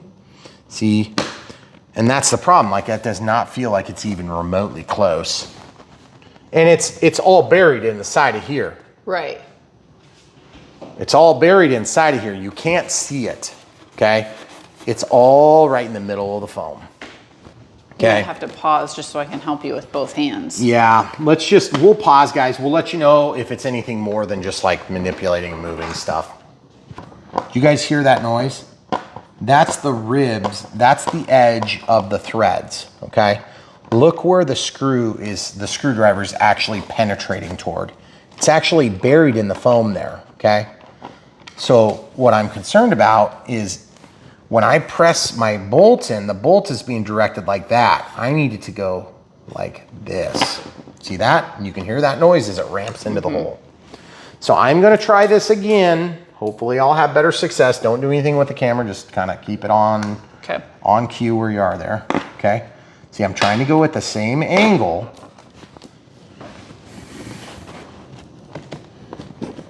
It's definitely not hitting because you can't hear it. Can't hear it. And so that's my telltale sign that it's not right, okay? So what I'm gonna do is I'm gonna fight this off camera and come back. If we get it, you'll just have to take my word for it, folks. Okay, so what I did was I loosened this screw a bunch. Then I was able to push, and I had to push way deep. And then I got purchase, okay? As you can see, okay? And that's sometimes the way the cookie crumbles. And unfortunately, that is usually not the mark of an amazing, easy to put together plane, okay, period. But we used to see this on almost every single plane. It was a pain to get those lined up, okay? So not really a big surprise on a late version, but I gotta say this plane is looking sweet and really good. So I am super excited to see it come together. All right, so that being said, we have another step coming up, and that's gonna be to figure out radio setup as a function of finishing this build. Problem is, we actually need to get all the linkages set. So let's look inside of here. Okay, a couple things. We've got these loose wires. We need to make sure that at the end of the day, those eventually get secured somehow so they stay out of our linkages, okay? We also have this where our battery's gonna plug in, okay? We have this, which is the throttle. That's gonna go to the ESC, or excuse me, to the controller. This is the rudder. That's gonna go to the controller, or to the receiver. Sorry, not controller. Gear, that's gonna go to the receiver. This is coming from one of the wings. I'm just gonna go with the one that's this way. It is keyed I plugged it in. Now this one is pretty obviously going to go to the other side. I want it to duck under the cables and mate up with where the other one is. Then I want it to pass through the same opening so that it's not gonna tangle our cables. Although I wonder if these, yeah, these are gonna end up, I wanna go under them for both wings, okay? Does that make sense? Mm-hmm. See this? I don't like that. I'm gonna pull that back out and then I'm gonna just jockey it around like that, okay?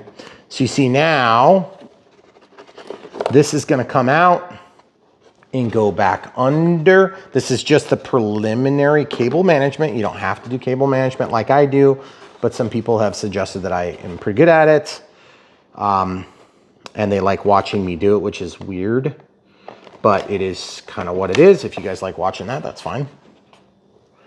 Okay, there's one and there's two. Okay, so now those are plugged in. They're keyed, so they're quite easy to figure out. And then the excess, I'm just gonna tuck down here and kind of just put it into that opening, right? So pretty simple stuff. And then this is the sequencer for the gear. And I think that just slows down the action of the gear. Okay, so we have the gear and then we have the other main controls right here. And what's this, flaps?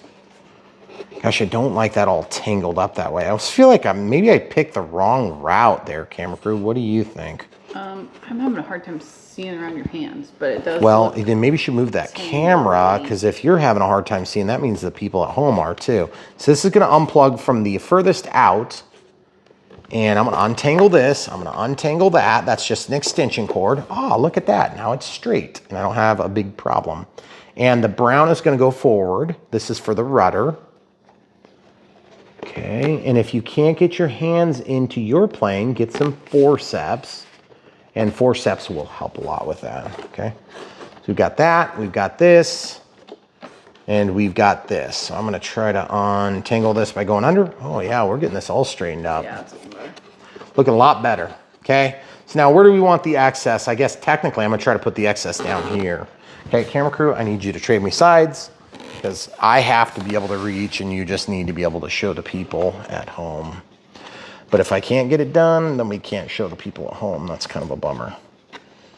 Okay, so let's do this. Those just really need to go on the other side. I hate to admit it because that means I was wrong on the first go round. Okay, so I'm gonna unplug that and then I'm trying to decide, do I wanna go out and around? Yeah, let's try going out and around and see if we can go around. This is keyed, so I do have to get that correct. Okay, so got that there. Then this one here, again, my apologies, folks, for having gotten that wrong on my initial assessment. This is kind of the nature of cable management. Guess and check until you're happy with it. And I understand that I'm blocking you with my hand. Okay, there we go. So now we got a nice little setup. Now this one here, I'm not crazy about it. It's kind of like, it's obviously for the retractor, already used it once. We need all this excess to be under control at some point, okay? So in order to get it under control, I would normally use zip ties. My concern with zip ties is that I'm probably gonna have to put a bunch of them on, and then I'm gonna have to put more on later when I adjust to accommodate for small changes, okay?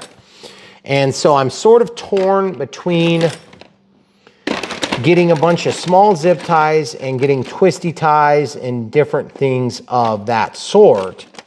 So I'm just gonna grab, you know, 2 or 3 zip ties to get us started.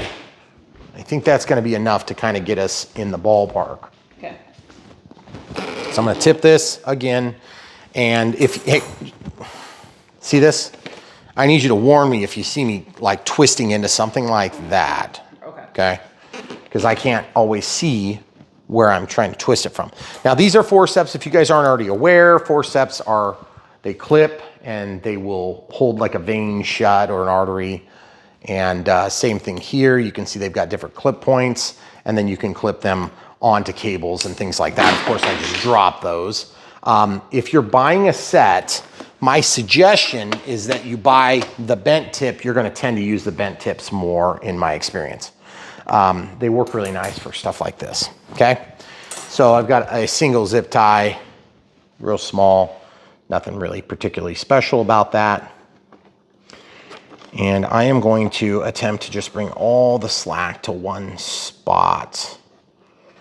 And when I say one spot, I mean like 1/2 of the equation. And I'm just gonna flip that wire, that one loop. And my objective is to get this all kind of batched into one little kind of spot like this. Okay, now, if I pull all the slack together, that gives me a point with which to control the cable. Okay, oh, and you know what I forgot? I forgot side cutters because I need to cut the excess so I can slide that down into the cavity. And that's gonna give us the best crack at success. Now, usually I would use black zip ties, but for whatever reason, they're all missing. So that means somebody used a bunch of them and they never got refilled. So I'm just looking at this and you're thinking, okay, well, that looks pretty terrible still, Brian. Yep, that's right, it sure does. And the reason it looks kind of terrible is because I've got too much slack on some and too much tension on the other. So now I can pull that out to make it exactly as we'd like it. Now, why am I so concerned with that? Because I gotta be able to get this tray in and out with my battery on it. And so that's gonna pass over the top of all this crap every single time that we fly this plane, okay? And so it's very important to get this stuff under control and also so that this can also be under control. Now, how are we gonna pin that to the surface? I'm thinking we've done this before and it's usually worked pretty good. We'll take like a couple of these, you know, just like regular run-of-the-mill toothpicks. Do you know where you're mounting your receiver? We're gonna use these toothpicks and we're just gonna like stab them and that's just gonna get this out of the way. We're gonna mount the receiver once we have the cable management initially done, because until I know that the cables are out of the way of the servos, it's sort of a moot point, okay? So to answer your question, I pretty much have an idea of where I want it, but I haven't really discussed that yet. So I'm just gonna kind of leave that up in the air for the moment in case I change my mind. Now you can come from the outside if you want, but if you do that, my suggestion is to go like close to a decal or maybe even through a decal. It's a lot easier to hide then. But you see what I'm gonna do is I wanna take and just pin this stuff away from the servos, or pin it in such a way that it's not a problem, okay?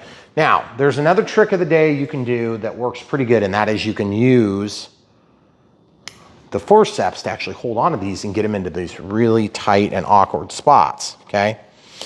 So we have a thick rib here, you see this? And so it's gonna make a thick portion of this body, then it gets thin, then it gets thick, and so on and so forth. Now remember, you have to also just kind of keep in mind, hey, what's gonna go where? This is gonna obviously drop down in here, so we wanna be careful that we don't pin where it's gonna prevent our canopy and cockpit area from working, okay? And you can see now, it's awkward to get in there because there's just not like a great spot to stab from to where we can accomplish all of our goals. Right, so what I want to try to do now, and keeping it serviceable is nice too, because there is a possibility you'll have to eventually get at this again at some point in the future. And so I'm just, like I said, I just keep adjusting my my bite on the device until I get it where I want it. And then you guys can copy what I do at the end if it's satisfactory to you. Okay, so yeah, I kind of like this. If I can get the angle steep enough. You see what I'm doing now? Watch this. Ah, dang it.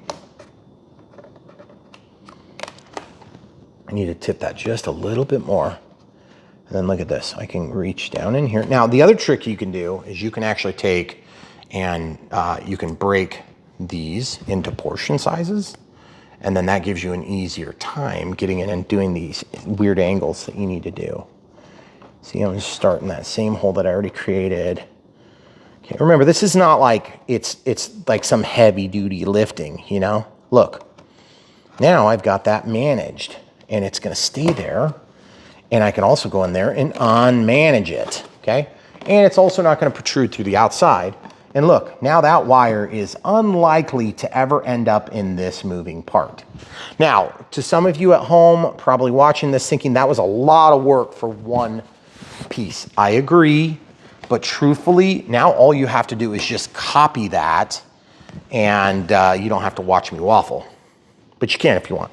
Okay, so now see this? Now I'm gonna take this, I'm gonna do one more cable management technique, and I'm just gonna try to do kind of similar, because that worked pretty good. I'm gonna see if I can get this steep of enough angle like that, and then I can bring it down to the bottom of the surface, and then just kind of ram it in and pull it up at a steep angle. See that, how it's coming out? Now I'm gonna go up and push it into the other side of foam, right? Now, it's not perfect, but that's gonna at least give us a place to have a channel for those cables, and then we'll just tuck down this little bit of excess, guys, okay? Again, more than one way to skin a cat. You don't have to do it my way, you don't have to like my way, but it is a way and it does work, and I've done it on hundreds of planes. Not necessarily every plane has this level of complexity or difficulty, and so for that reason, we just show this as a potential technique you could draw from, okay? So now these ones, along with this one, need to be able to hook up to the receiver, okay? So the receiver of your choice, of course, is going to be something that you have to pick, and that's one of the reasons why you might come to Brian Phillips RC, because we help you pick these things, and not just because we earn small commissions from the manufacturers, hobby shops, and mom-pop shops and different companies that we work with to help bring this content to you. But what happens is we also have gone through so many different renditions of so many different planes. We've learned kind of what works well, at least for our needs, okay? So you see now that's all just right there, and it's nice and neat. It's not really complicated, and we don't have to worry about tons of issues with our cable management. We've only kind of got one little bundle left. And then this little area, boy, it would be nice if we could throw one more pin in there, couldn't it? Wouldn't it be nice if we did one more pin? Boy, I would love to have that secured right there. It just looks so much nicer. Let's see if we can get one more. Now, you don't have to do any of this cable management, to be honest. I know you're gonna think that would look like crap then, Brian, probably. But the truth is you don't really have to do a lot of this cable management. But if you've ever been in a buddy's plane and you're like, oh gosh, who designed this crap? You'll understand what I'm talking about. See, there's the sharp part. Ooh, dang it, see it ripped through. Unfortunately, that does happen sometimes if you're not careful. I was evidently not careful enough. Okay, see, now it's poked my index finger very lightly. Son of a biscuit. I'm kind of fighting this. I'm so close to the edge, folks. There we go, got it now. Now I'm holding my index finger against there. I know I'm kind of blocking your view, but I'm blocking my own view if it makes you feel better. Look at that, very fancy, very simple. Now, the other big advantage to doing that is that it's serviceable. You can grab and pull those things back, and you can pass a wire in there. You don't have to worry about them coming free in flight. And if you are concerned, you can do a drip of CA on either end of them, but then you won't be able to slide them out, okay? So let's talk real briefly about receivers. So obviously receiver is necessary in this plane, okay? There is a few different choices, and we'll just have you look at those for a sec, camera crew. And what I'm gonna be using for my actual transmitter is, as you guys are probably already aware, I'm gonna be using an NX10. So the NX10 is gonna give us plenty of channels of control authority to run all the different servos and all the different configurations that we would want on this plane. We're gonna have an aileron. We're gonna have an aileron, except they're gonna act together, more than likely on this plane, because we don't need flaperons. We have inboard flaps. So that's gonna be one channel for the flaps, one channel to share the control of the ailerons. So that's two. We're gonna have a throttle, of course, that's three, in no particular order, by the way. We're gonna have a rudder, that's four. We're gonna have an elevator, that's five. We're gonna have a retracts, that's six. Did I say flaps already? Mm-hmm. I did? Yep. Okay, so that's all the channels that we need. And so you could hypothetically, if you don't need stabilization or auto leveling, also known as SAFE and AS3X, you could actually use an AR620. Very inexpensive option, limited, super limited telemetry. And when I say telemetry, I'm talking about just like basically your receiver voltage and that's it. It's got a push button bind. It's very small, it's easy, it's not spatially aware, so you can just plop it in there wherever it falls or tape it down if you want. Now, from up from that, you'd go to the 630, which is an antenna that is internal versus a 631, and this is end pin versus top pin, okay? Spatially aware, AS3X and safe equipped. That means you can do auto leveling if you need some help flying. When you let go of the sticks, it can auto level. We'll show you how to set that up. AS3X is stabilization. That's also going to happen in addition to auto leveling with safe on. Okay, so AS3X is stabilization. Safe is the addition of auto leveling to stabilization, but you can also turn off the stabilization. I don't know why you'd want auto leveling without stabilization, but some people do want that. It's just very unusual. Okay, then if you add telemetry, you get an extra antenna here. It's all external. It's also end pin. And we've got this red and white wire that's going to allow for pack voltage.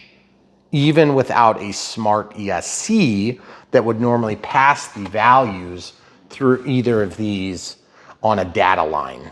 Okay, so you can use these if you want to upgrade to an avian ESC, and then you can also put thrust reverse on this, and thrust reverse would be handy for a plane like this. Now, how do we know there's not thrust reverse on this? Because I don't see a yellow cable that is included with our throttle wire coming from the ESC. So you can see it's just black, red, and white, okay?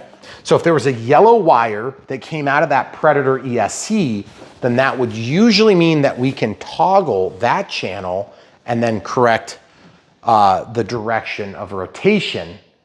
And that gives us the ability to then do thrust reverse, which allows us to do very short field operations for landings, okay? This is a bigger plane, but we should be able to run this on our regular runway, I believe, okay? If we can't, we have a longer runway on the road, okay? So my thinking was initially the 637T because I would really like to have the pack voltage, but this is a considerably more expensive receiver. And I think maybe what we'll do is we'll save this option for when and if we go up to the slightly bigger size P-51. And instead we'll opt for the 631. Now, why do we want to do the 631? This is a lot less money, period. Okay? This one is way less money, okay? This one is only $5 less and we don't have the external antenna. They claim that it's got the same range. I'm not saying that it doesn't, but I do tend to not believe that, okay? So I'm gonna go with the kind of the middle of the road, 631. This is gonna give us the ability to do safe select and AS3X, which is what I want. Now, if you want to add telemetry for pack voltage, which is really handy, then this is a good jump in price, but it's probably worth it, okay? Because you've got a lot of money tied up in it by the time you put your model, your battery, and your radio system. Now, keep in mind, this radio system, I have 165 models in this right now, up to 250 model memory. You can have more on an external hard drive that you can draw from if you have that many models, but that's a lot of models. I have 1,000 models probably, but maybe hundreds of planes, okay? Only 165 are in there. The battery's about dead. Okay, so that being said, the radio setup is gonna have to wait because I'm about to lose my mic. And so that means we're gonna do a little bit of cleanup, charge batteries, and we'll be right back, so stay tuned. Okay, so by movie magic, we have made the sun come back over the horizon. Actually, it's just the next day. Our batteries died. So we had to stop. So we had just decided that we were gonna use this AR 631. Okay, so just so you guys know, it's kind of the middle of the road and it's gonna be a good fit. So normally the easiest way to set these up is to know which channel is going to do what functions so that you can plug your wires in. And so when we left things last night, the only thing that happened off camera is I threw one single zip tie here just to keep all these wires in a very neat configuration. And so as you can see, it's a very clean install now that we've gone through the trouble. And some of those struggles that we have spent on this model are just because I'm picky, and you wouldn't have to necessarily do it, but I can suggest that you do at least the cable management. And keeping in mind, we have to do all the flight control surfaces need to be still attached to the linkages. Right. So there's quite a bit of work left. So camera crew and I are going to eventually have to mount this inside the plane, but for now, we got to get it out of the package. So we're gonna go ahead and come around here and just do that. So just pop it out of the package. Okay, these things are super easy to open. Now, if you don't know the instructions and you want instructions beyond what this video is gonna cover, then you can watch the entire thing, kind of follow along, and then you can also read this book. It's a pretty big book, but don't be concerned, because you see it's in French and German and English. Okay, but we're gonna basically tell you how to do this, and you won't need that book because you will watch the video like every other man in the world would do. Or just, Well, yeah, figure you it can out. read it if you want, but I mean, that's like for, losers and stuff. So anyway, as you can see, we've got the receiver here, push button for bind, and then you've got the program bind button as well, or excuse me, the actual plug. We don't use that, we're gonna use the push button, okay? The external antenna, as you can see, is kind of made it up to the board down there. And then this can be mounted in any orientation you want. Except for maybe, I think there might be some, like a couple that are kind of wacky that you would want to do. Things that are like weirdly vertical. Yeah, and you don't want to go at an angle like this. You need to commit to, like in line with the plane, this way, this way, this way, this way, this way, this way, this way. It's pretty much all the basic things, but don't mount it on a surface that's like this if your plane is like that. But there is also correction for that, and we'll talk about that in the setup. This does not come with it, but I have all these from Lemon RX receivers I had years ago. And this one here just happens to come out of a helicopter the other day. So we only needed one, but there was two in case you had a nitro heli. So that'd actually be a good mounting pad. And then if you don't have one of these, you can actually use a Velcro that would ordinarily be included with an airplane. And it works pretty good for these because there is a little bit of a vibration isolation that you get from Velcro, because that hook and loop does give you a little bit of isolation. So we can actually lay that to the side for now. And of course, we're gonna turn on our transmitter, get our switch conditions where we want. This is where I use my dual rates and expo. Of course, flaps here. This isn't gonna be probably used on this plane. Retracts, bind button, master gain, and of course, all the normal conventional sticks. So we'll go ahead and turn it on. I like to keep my sticks and controls in the neutral position. So I'm gonna hit cancel and back, and I'm gonna scroll down, just kind of point away and add new model. Okay, so add new model, we're gonna create an acro. So if you were doing a helicopter before, it might look like this, or a sailplane, or a quad, or template, or whatever.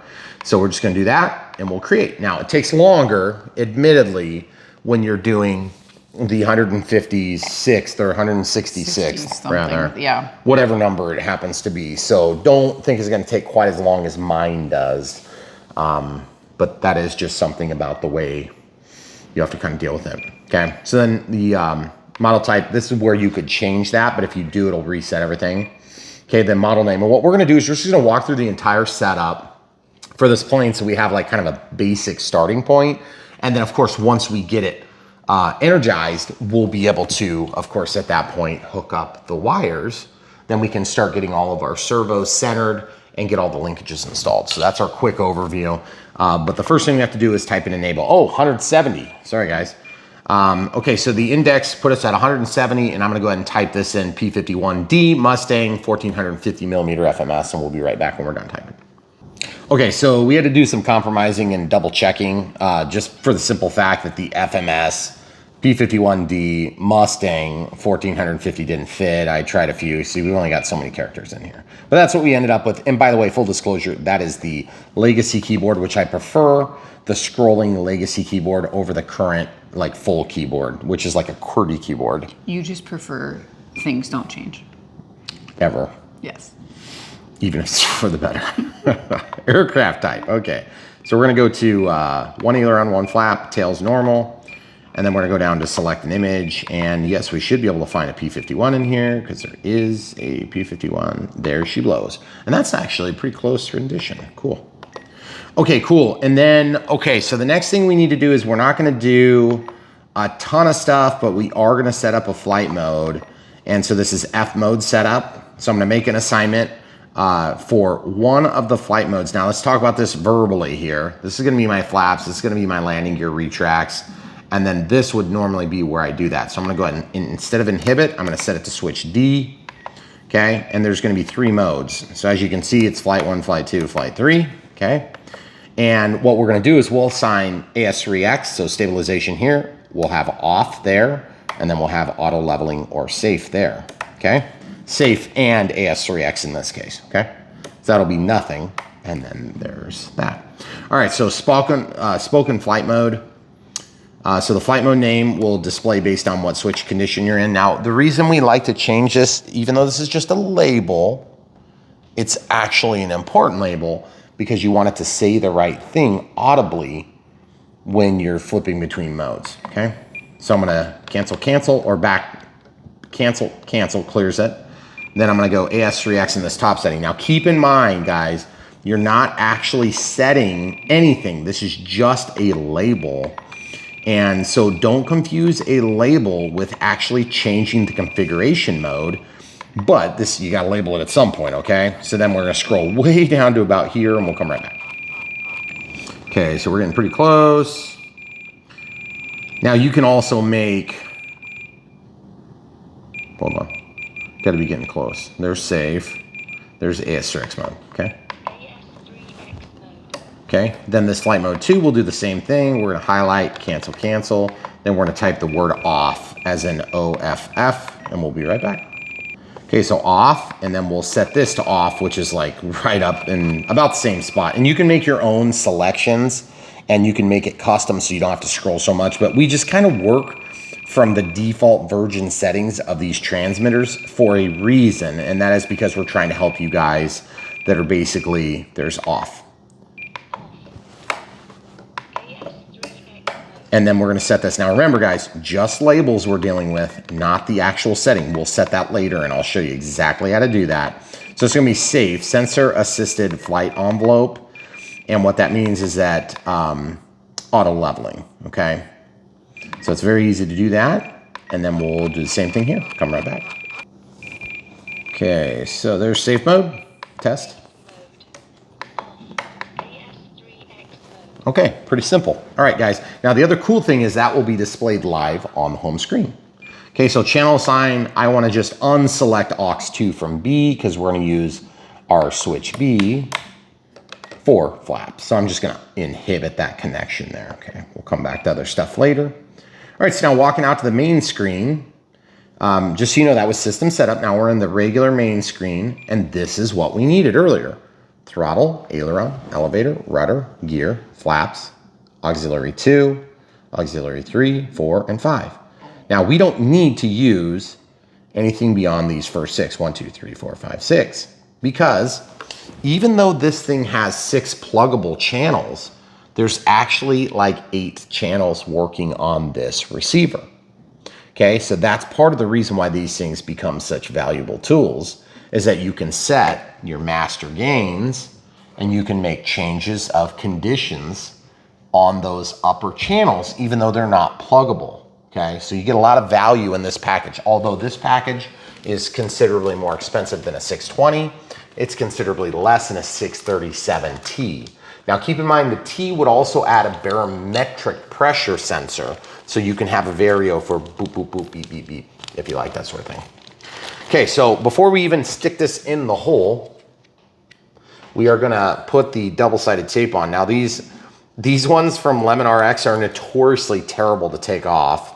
Okay, so I'm just gonna stuff that down there, and then I'm gonna just press it while there's a backer on there. It makes it really easy to press it on there good. And then I can use my fingernail probably to get the backing, but if it doesn't go, I'll grab an X-Acto knife and I'll actually peel the edge up. And I know I'm kind of blocking your view. I apologize. There it goes. See how it peeled that edge? These things are notoriously difficult to peel off. Okay, now, I know where I want to put this, but let's talk for just a brief second about obstructions that we did discuss earlier. We know that this thing has a gigantic base on it, okay? And that's just for legroom for Mr. Black Pilot from Asia or whatever. I don't know, he didn't look black. He looks like some other sort of nationality. I can't tell, like South American, Sudan.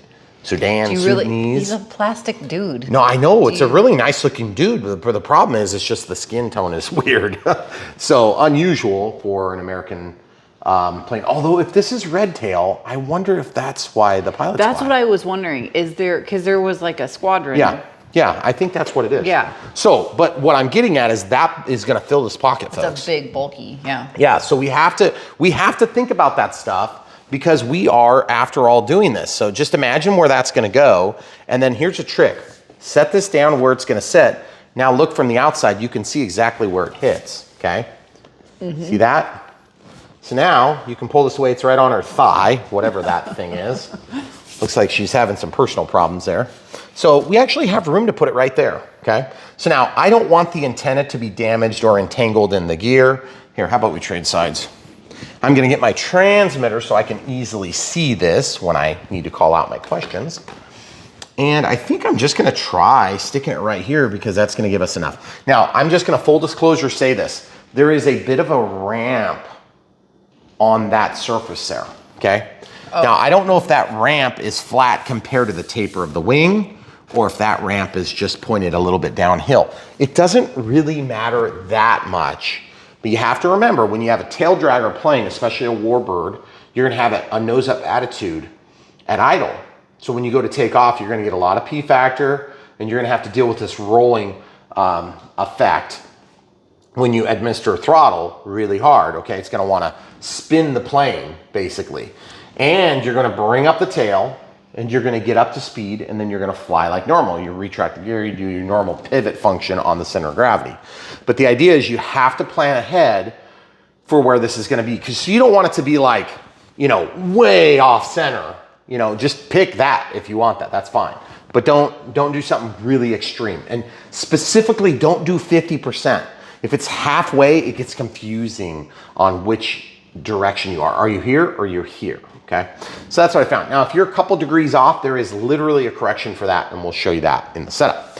Okay, so now I've got these wires, they're not very long. So I've got the double-sided tape pulled off, and so now I just need to go throttle on channel 1. So now I'm just gonna literally grab the throttle channel, which is all tied together now. So I can find where is throttle. There it is. Okay, so here's throttle. So now how do we tell how this plugs in? Signal is toward the camera crew, towards you guys in the audience. And that's gonna be on port 2. Okay, that's gonna energize our control circuit here from the BEC. In this case, a switching BEC, an S-back. And that's gonna steal power from the battery via the ESC and switching BEC. So the battery eliminator circuit, switching battery eliminator circuit. That's gonna power this via the black and red wire. Okay, so the red being positive and the black being negative in a DC circuit. White being signal, okay? Now we're just gonna continue through the plug. So the next channel, as we look at the screen, you can see it's aileron, okay? Then it's gonna go to elevator, so let's see if I can get 2 at a time. Okay, so here's, you see how this is either gonna go here or it's gonna go under. I'm gonna try under if that works. Yeah, that doesn't work very good, so I'm gonna go under. Okay. Now, same thing, you see it's a different color combo because this is a Futaba color code and this is a Hextronics color code, Hextronics JR. So the brown is the same as black. And you're like, how do you know where to plug that in? It says right here, minus plus S. S for signal. Okay, so ailerons, then elevator. Okay, so here's elevator. And you see what I'm doing? I'm just sort of like untangling the wires with brown toward my belly and chest and orange toward the camera crew or toward you guys, the audience. Okay, so you can see I've pressed that in, and I hate when these labels are so close to the end. I like to pull them up a little bit so I can see what color is what of the wires. Plus, then that gets that away from this area. You don't want to ever have these totally covered up because then you can have them detach and you'll miss it. Okay, so we've got throttle, aileron, elevator, rudder, and then gear. Okay, so rudder and then gear.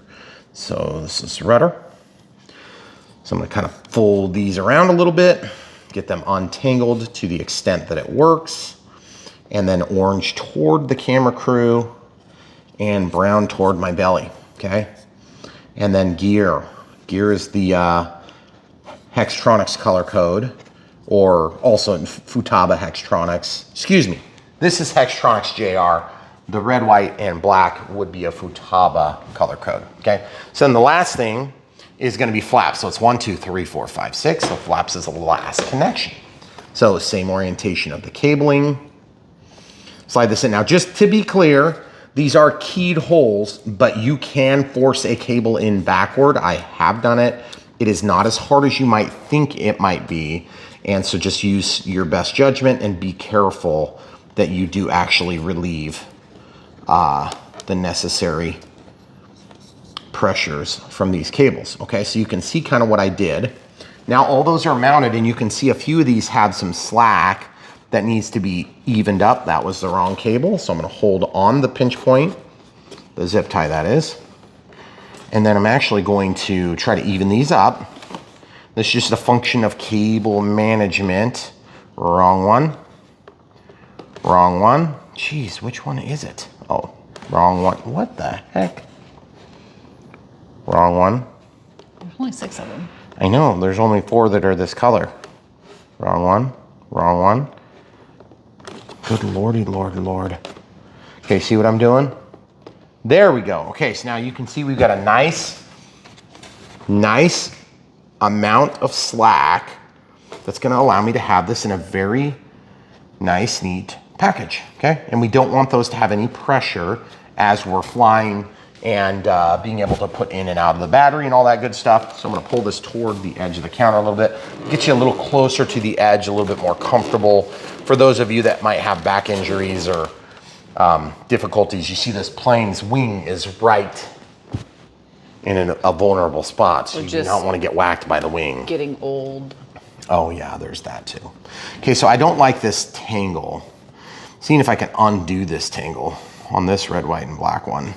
Yeah, I don't think I'm gonna be able to. So now I'm gonna grab this and pull a little bit of slack on actually both of them. The zip tie, I'm holding it with my finger, okay? Yeah, we're probably about right. Now I might, if I can reach back here, it'd be even better. That's a pretty dang good fit right there. I'd rather have it back here if I can, with the understanding I don't want this sequencer to have to be up and about in a weird angle. You see how I've pressed that down into the opening? That's a pretty dang good fit. Okay, now I'd like this to be centered if possible. So I'm just gonna go ahead and commit to this spot because I think I got plenty of cable. Okay, so I'm just going right here. Now initially I was mentioning that we were gonna put it right here, but since it reaches, I'm just gonna stick it right there. Now I'm pressing between the button and where the cables are, and I'm pressing very hard. If you're concerned that that double-sided tape is not gonna hold, take some hot glue, put it onto a Q-tip. Take the Q-tip, slather it down either side. It will hold this thing in position, but you'll still be serviceable in that you can pull it out if you need to. Okay, so now looking at this white cable here, this is the Futaba Hextronics cable that goes down to the ESC, I think. I'm just gonna work that down into the crevice there. And then you can see where an end pin might be kind of nice in this environment, but if you had an end pin, guess what? That would not stick there. You'd have to go the other direction. But just rest at ease. If you have to put the thing this way, it's actually not a big problem. So now the first thing I wanna do is I'm gonna go ahead and actually take these and bundle them right there. And that's just the way they're gonna go. You know, that's the way they're gonna go. I'm gonna go one more zip tie, and that's gonna manage all my cables. And you're probably thinking to yourself, I don't want to have some sort of a formalized commitment to that position. So why would I do that if I could just leave it, you know what I mean, and have it there ready to rock and roll when I'm ready to make a change on a servo or install some new accessory item? Well, the reason I like to commit to a position for this cable management is because once it's done, I don't have to worry about it. I don't have to think about it. It's not a big complication. Now, this antenna is going to be part of my expression of cable management. And I'd like to go under into this back area, show them in that area. I was wondering what so you were trade gonna sides. do with that. Yeah, because I'm going to. Just keeping in mind that there's not, you know, like some magical solution. When it's a single antenna operation like this is, it's pretty basic stuff. Now, if this was a dual antenna, like on the Air 637, which is a little bit longer receiver, then you gotta be a little bit more careful to try to get those at 90 degrees of each other if you can. And that's gonna be because they are diversity antennas. Doesn't feel like it's wanting to make it past that second little bulkhead. Maybe that's because that's not a bulkhead. That's just a pocket down there, okay? So what I'm gonna do is I'm gonna take advantage of what I've already used, and it's either gonna go here and forward. We'll see how that kind of works out first. See, I've got the antenna, that little exposed 28 millimeter section, that's like the silver part, that's the part you wanna protect, okay? So I wanna make sure that doesn't get into a spot where it's gonna be vulnerable all the time, okay? So now the second thing I wanna watch for, I'm probably just gonna tape right here and just make a little pocket for it right now, because that tape will hold the antenna so that it's in that little side pocket, but that's not gonna interfere with the ability for the canopy cockpit area to be depressed in there. Okay, I'm gonna need to stand there. So. Okay.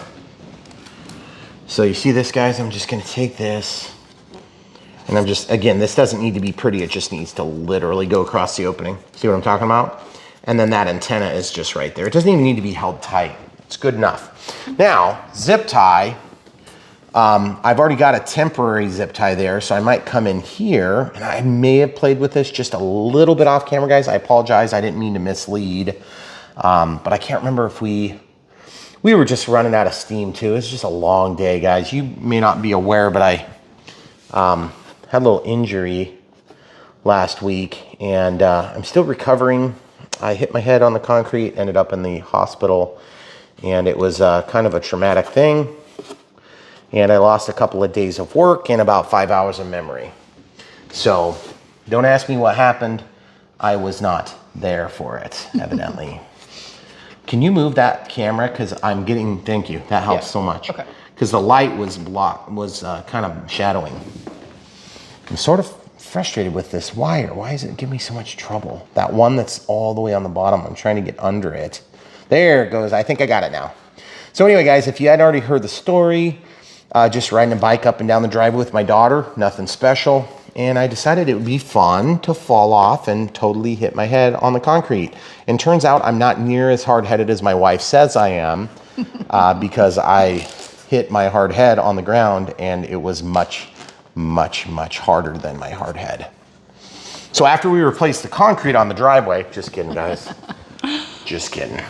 So I've been in recovery from my actual brain injury for about 10 days now. Yeah. So if I say something really dumb or like especially rude or out of line, sorry, brain injury. All right, so if you guys look here, very nice, very clean, very easy. And let's just make sure we can put this in. Oh yeah, buddy, that's a good fit. No problems for size or fitment. Okay, I'm pulling up on this and back. I do not like the way that comes out, because as you pull out, it just like it feels like it's gonna crush everything. Okay. So now our next move is very important and also another safety concern. So we're gonna talk about this for a minute. We have the transmitter on, okay? It is definitely on and ready to bind, okay? And I'll show you exactly how to do that. But we need to be careful about the prop because we haven't vetted this circuit yet. And when I say this circuit, what I mean by this circuit is I mean the electronic speed control, the motor, the prop, the powertrain, right? So when you build a plane, you are responsible for your own safety and the safety of those around you. So make sure you take it seriously. If you're brand new to the hobby and you need help, this would be a great time to have the prop off. Even though I had a brain injury, I'm still thinking I should be able to handle this. 3200 50C. It's a little bigger than call out, but it's also got the wrong type of plug, okay? So I'm just gonna talk about that for a quick second before we continue on our endeavors. I do have a 5000 with the correct end, but I think what I'm gonna do is I'm gonna run one of these adapters. Grab the wrong one. No, that's not right. I think I built an adapter or two, and I just like, honestly, it's been a while. Oh, yeah, see, wrong. Wrong adapter there. So here's one. This'll work. Okay, so this will take me from the EC3 to an EC5. Now, that being said, if you're always gonna be flying on EC3, just cut the end off of that and put the correct end on. Trust me, you're gonna want it. It's gonna be a pain to have to always constantly have an adapter. Okay, so our next move is just, thinking about safety like we talked about. I'm gonna go ahead and put my finger in this thing and pull the strap out, or not strap, but the battery, okay? Now you'll notice I'm in a dangerous spot here, so I don't want to start things up, so I'm just gonna go ahead and do this temporarily, and then we'll reposition everything. I'm thinking that we're probably going to try this plane on 6S at some point. I don't know that for a fact, and so I don't mean to mislead. Now, I just want to talk about how easy that slips, okay? That's not necessarily a good thing. Now, you could do Velcro, you could attach all sorts of different things, but what we're gonna do is the very easiest and very cheapest method, because I actually have a little piece to use up. So we're gonna use some scissors. We're gonna come back for some more chain glue, okay? And we're just basically going to undo the straps so they're out of our way. And we're gonna put down some of this as an anti-slip mechanism. So we'll pull those tight, get them just kind of out of the way basically, okay? So now if you guys don't know what I'm about to do, this is the shelf liner trick. That is not anything I designed, although I have actually been doing it for a long time on advice from somebody that I got, when I was starting into the hobby. Okay, so this is slick. As you can see, it sort of slides on our counter. It slides better without the label. It slides better if it doesn't have any stickum on it. This has a very limited amount of stickiness from being in contact with other stuff. Now you can use Velcro, but I hate Velcro. I hate having Velcro. I'm trying to find one example. But as you can see, I don't put it on my packs very often because I really dislike Velcro because it makes packs have problems like covering up labels, covering up safety warnings. I just don't like doing that. So what I do is I take this stuff and I put it between, and with a little bit of weight applied or a little bit of pressure, like what you would do with a Velcro strap, that thing won't slide easily. Now, if you crash your plane, it probably will slide. So plan on it sliding if you crash your plane. So there's always this rule I run by, and I don't follow it all, even always. And that is, if you don't want your battery to move, don't crash the plane because it's probably gonna slip a little bit. And it's okay if it slips a little bit. You just don't want it to slip a lot and shoot out and cause like some sort of a fire, okay? So we're just gonna go very, very light on this. 1, 2, 3. And I'm actually going to do a little bit on each of those 1, 2, 3, 4, 5 points. Now, why 5 points and not 3? Just because I think that's about what I can get away with. And I'm not gonna like let it tack up too much, because really you could do it without glue if you were motivated, okay? Because this thing is going to transfer some of that stickum onto your battery, and that's annoying. But it's still definitely gonna work fine for what we're doing, because this is gonna give you enough bite so that your battery doesn't slip and slide. And if you're thinking to yourself, geez, Ryan, that seems like a lot of work, trust me, this is so much easier to do one time than it is to do this Velcro on batteries and then constantly fight the Velcro being in the wrong position. And like you need the battery to have the outlet on this side. So then the Velcro's on the wrong side and you're like, dang it, okay, well, I'll try this way. Then the lead doesn't reach, and just so on and so forth. It just adds up and gets to being annoying. And if you've never dealt with it, you haven't dealt with a lot of planes like I have, okay? So this is just gonna sit down here, and as you can see, that's gonna become one with the plane when I mount it. Very cool, very simple, very effective, very easy, okay? These straps are huge. I was just gonna say that. But the thing that's so nice about these little trays is it makes it really easy to mount the pack. And you'll notice I haven't even centered it, but let's just go ahead and center it for grins, okay? See, I've got that in there. This one's tightish, that one's not. See guys, that's what I'm talking about. It's not like if I were to drop this, bracing this, it may slip. But like, you've already crashed at that point. Right. Okay, remember, when you fly an airplane, there's a lot of dynamic movement that's happening, shifting of energy. You're converting a lot of kinetic energy into these dynamic situations. But what happens is you're up against air. You're not up against a brick wall unless you hit a brick wall, and then you're up against a brick wall. So you see what I've done? I turned that at a 90, so watch, like this. And I don't know if I did that the right way. Maybe you do it the other way. And that frees this because there's a little clipping apparatus. So you're gonna have to show these people this. And if you come around, I'll try to kind of have you start. Now keep in mind, We have our little adaptive fitting on here, and we're not even bound, so hypothetically, should be pretty safe bet to go ahead and energize this, but I'm still gonna err on the side of, I assume it's gonna cut my hand off if I started it right now. Okay, clipped in, ready to rock and roll. As you can see, guys, we haven't really spent hardly any time. I spent more time talking and teaching about this alignment of wiring than you would have to do it yourself. Probably a 10-minute project, okay?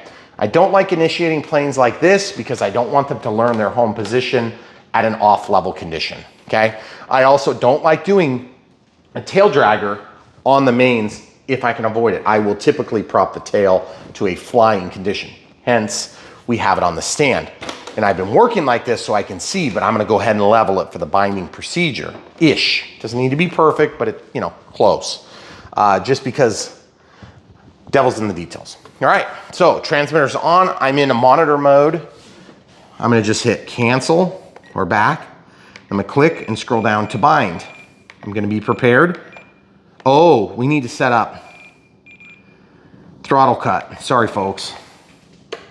Switch H, okay. You can see it's not moving up. It's stuck at -100, okay? So that's perfect.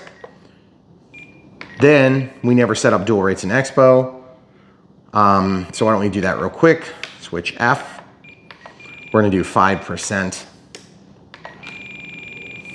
then 10. Whoops. We'll drop the rate down to 90, and we'll do 20% Expo on that setting. And we're gonna repeat that for ailerons, elevator, and rudder. Okay, so elevator, same thing, guys. You can see how quick this goes. It's not a hard thing to do. I can actually set a model up from complete virgin setup in about 5 minutes if I'm off camera. And that includes all the features of most planes, but not every feature of every single plane, okay? Because I'm not that unrealistic. I do have some planes that take a long time to set up. But as you can see, we have half, we have double, and then we have even more. So triple, you might argue, but really what we've got is we have center, starting point, we have half, or we have double, roughly, okay? All right, so we've got all that set. Flap system, I don't even want to set up yet, but I am gonna go ahead and set it to switch B, and I'm gonna make sure it's at 0, meaning the neutral settings, so we don't have something damage itself. And I'm gonna set the speed to 2 seconds right now, so I don't forget. And I'm not gonna make any elevator correction either, okay? So that is going to be a big factor, and I just don't want the flaps to be like overdriven into the phone, okay? So throttle cut is on. I am prepared at this exact moment to do bind. So I'm gonna click, scroll down to bind, like this, disconnect RF, bind. It's ready to bind. I'm gonna prepare myself so that if this were to start, I could brace the plane and protect myself by holding this down on the plane stand. I don't suspect it's gonna be a problem. The only thing I don't like about this is where my controller is in front of the line of potential damage, okay? So what I'm going to do is I'm just gonna reposition myself a little bit by putting this over here. My bind actually timed out, that's normal. You can also turn this transmitter off and then hold this I button while turning it on to get it to bind. Just to make sure you have the correct model selected. Okay, so my left arm is gonna be in damage part here. Like I could get cut if this started, so I have to be smart to get on this side of the wing.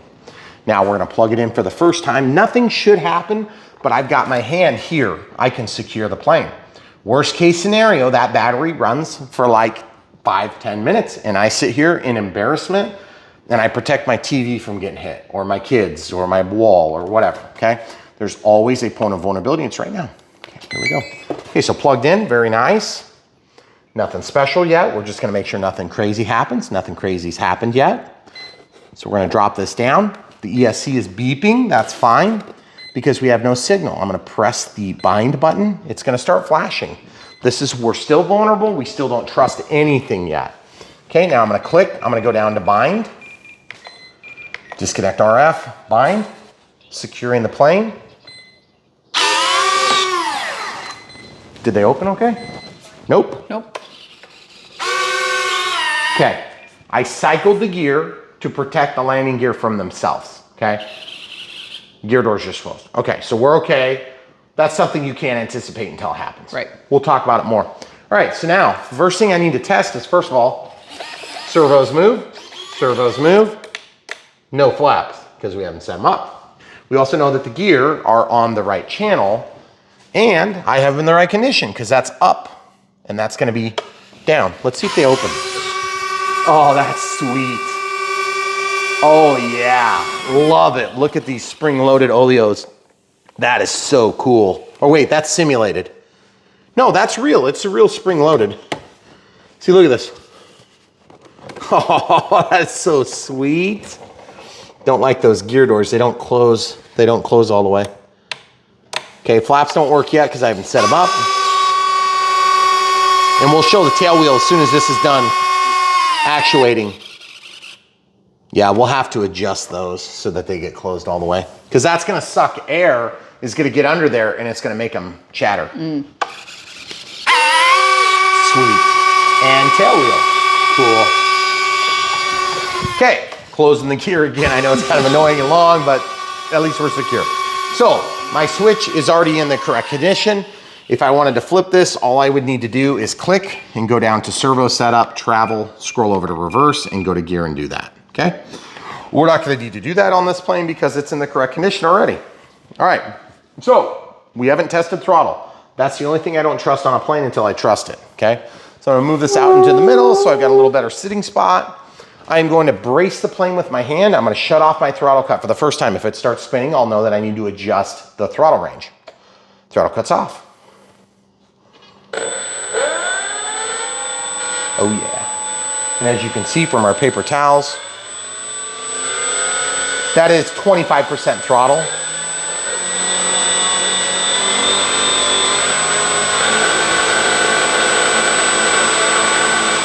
Okay, so you guys can see those. Okay, throttle cut's on, and it's tested good. Okay, I now trust this plane to be safe enough to have my hands around the prop, okay? Because remember, when you load a plane with a new battery, you're probably gonna get your arms and limbs in a place where you could potentially get cut depending on the plane. Avoid that as much as possible with the understanding that things can still break, but generally they don't. There are some safety features built in. I now trust this plane enough to actually work on it. Okay, so the first thing I need to do is flip this all over. Obviously, we need to do a lot of setup to get all of our controls attached. Watch that red. Antenna is good. Yep, okay, so we're good. So now I've got the plane upside down, as you guys can see. And now this gives me, I love the LEDs, very bright, green LED. The red one doesn't look incredibly bright, but it's good enough. So what's the first thing I wanna do? I wanna make sure I get my elevator and rudder hooked up, okay? So as you can see, we are a long ways away from that. A long, long, long ways. So that means we're gonna have to extend that and telescope it out to our point of connection. Same thing here to the rudder. So we also need to look in the manual, and the manual is going to help us to understand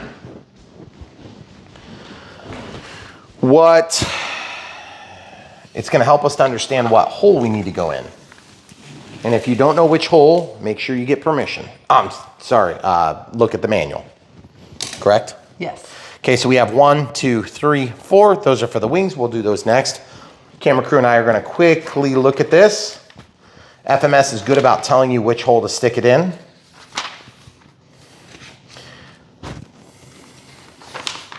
This is one of the issues, so that's we have to loosen that and actually extend it. Okay. This isn't old manual though. I know, they may not show it. They do tell you how much deflection you're supposed to get. Looks like, what are they saying here? Install, figure 10, insert the fiberglass, blah, blah, blah, blah, blah, blah, blah, blah. Note if the tube is not marked, okay, blah, blah, blah. That doesn't answer. Here we go. All right, don't see it there yet. Don't see it there yet. They actually have a drawing in the new ones that show you exactly what to do. So again, another benefit of watching this video here on Brian Phillips RC is that you're going to be able to go ahead and copy some of our settings, because we will need to be doing some adjustments right now. Okay. So the plane's upside down.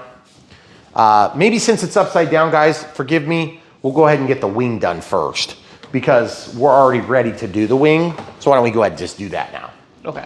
Okay, so as you can see, our flaps are in the neutral configuration. Okay, this thing's gonna be on top of here. This one goes to the aileron. This one goes to the flaps. Did I do that right for length? Does that seem about right to you too? Ones were... Or is the longer one supposed to go to the ailerons? It's kind of hard to tell.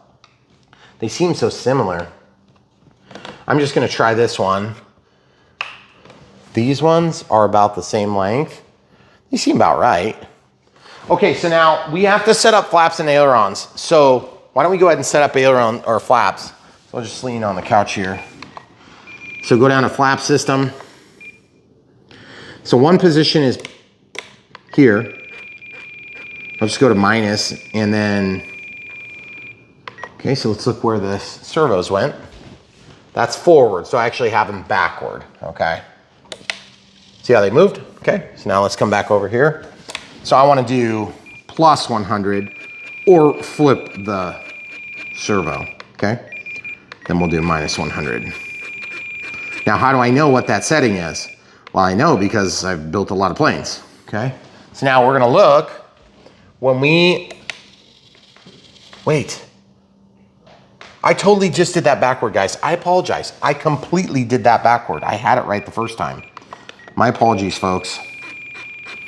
We're gonna do minus up in position 0.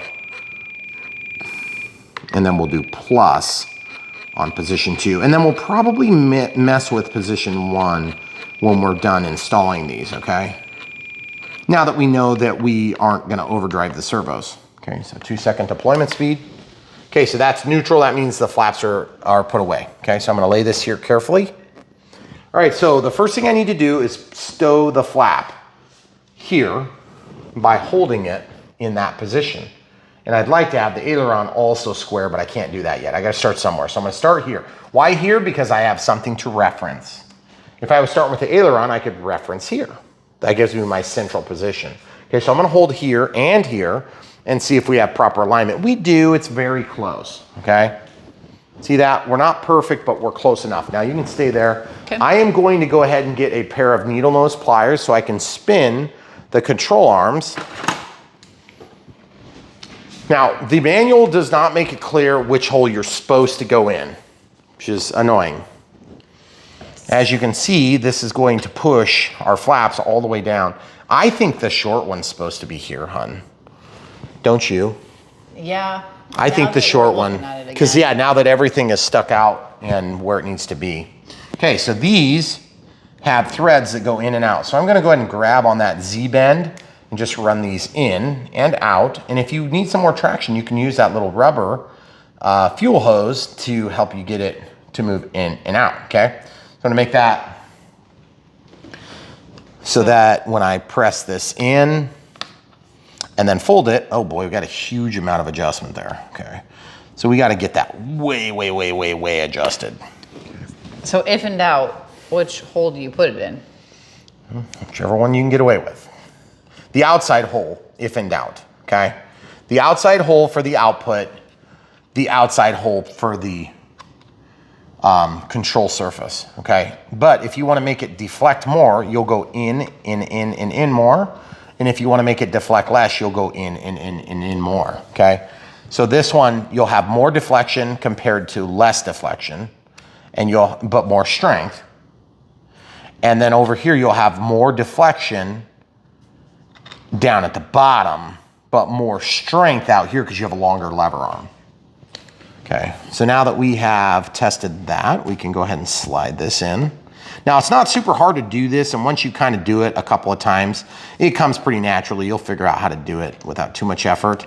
But as you can see, I'm pushing this down with my finger and just kind of roughly lining up this shaft here with one of the holes, okay? I'm way too far out. So I basically am gonna hold this and spin this in. Probably, I don't know, a couple more turns.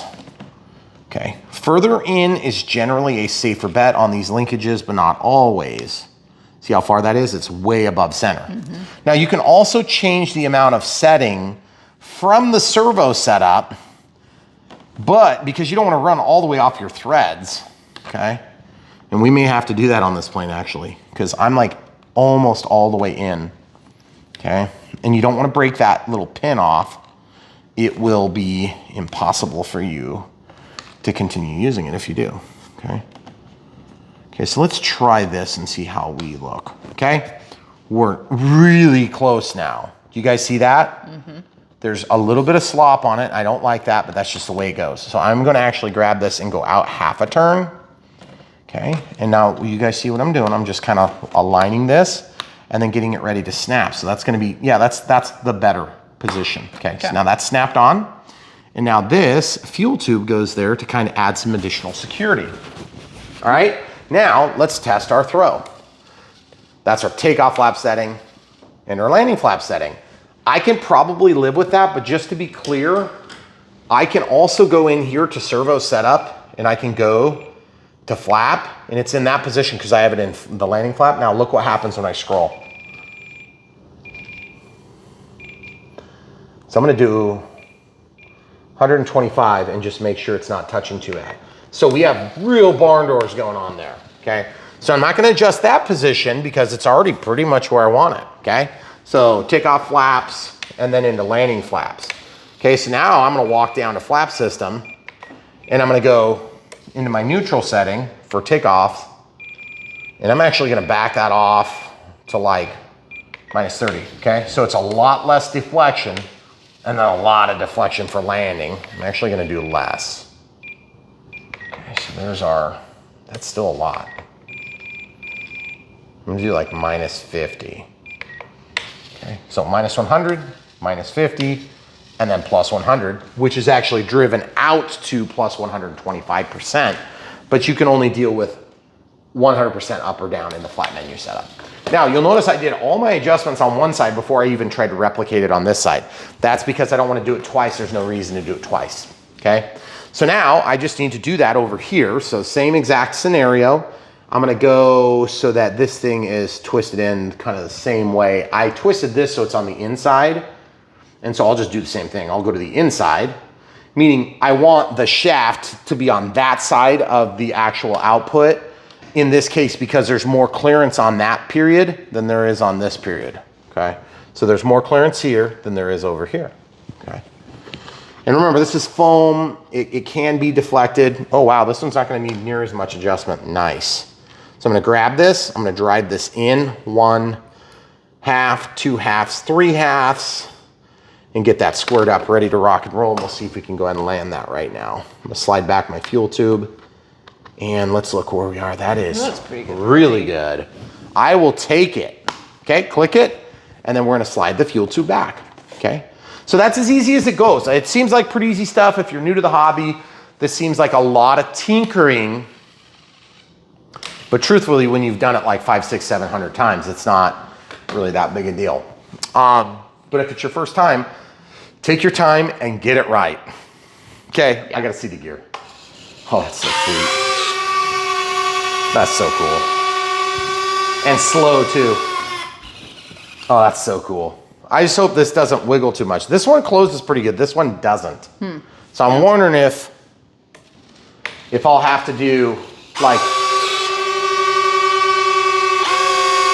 it's gonna be a pain to adjust. Okay, so here's how you would do it. You would power off the system right now, and then you could have it opened. That'll allow you to get to it and you can make your adjustments.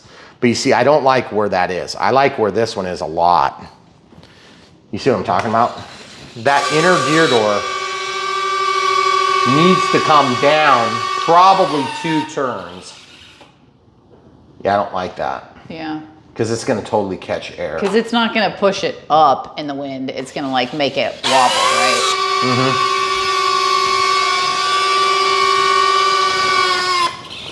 See how quick it goes? Okay, so here's what we're gonna do. We're gonna open them, then we're gonna have this unplug, okay?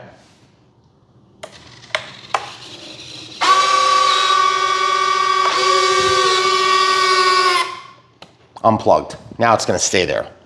Okay. Sequencers get out of sequence when you do things like that, by the way. So just be prepared to deal with trouble if you do this while it's off. okay? Are you gonna adjust that right Yes. now? Okay, I'm gonna take it down 2 turns. Let me see if I can come over your shoulder. Okay, so I'm just sliding this down most of the way because it's hard to pick that up, okay? Then I'm gonna open this up, pull it out like that, okay? See how it dropped down? You're gonna have to stay off of my right arm. Go from my left. Okay. Okay, you see this? I'm gonna hold this very carefully and I'm gonna twist this in 1/2, 1 full turn in. That's probably what it's gonna take. Don't know if it's gonna be 2 or 1. That's gonna tighten it in quite a little bit, I bet, okay? So now I'm just gonna put that back on, snap it, slide this back up, and get it just out of that bind point, okay? Now I don't wanna start the plane with the plane upside down because it is spatially aware, and this will actually be the first time I'm doing a virgin power cycle, and this is really where we develop more trust in the electronic speed controller and the throttle cut being on and the stick being down. So those are all things you need to learn to do if you are new and learning the ways of not getting cut. What just fell? I'm not sure. Oh, those are the linkages for the wings. Oh, okay. So you see how close my elbow is? I'm just gonna be careful to pull that back toward my chest, plugging it in, waiting for the sequencer, not throwing a fit, gear door. Obviously the throttle is good, throttle cut's working. Then we're just gonna look right here. Yeah, it needs to go up more, unfortunately, okay? So we'll go ahead and open them.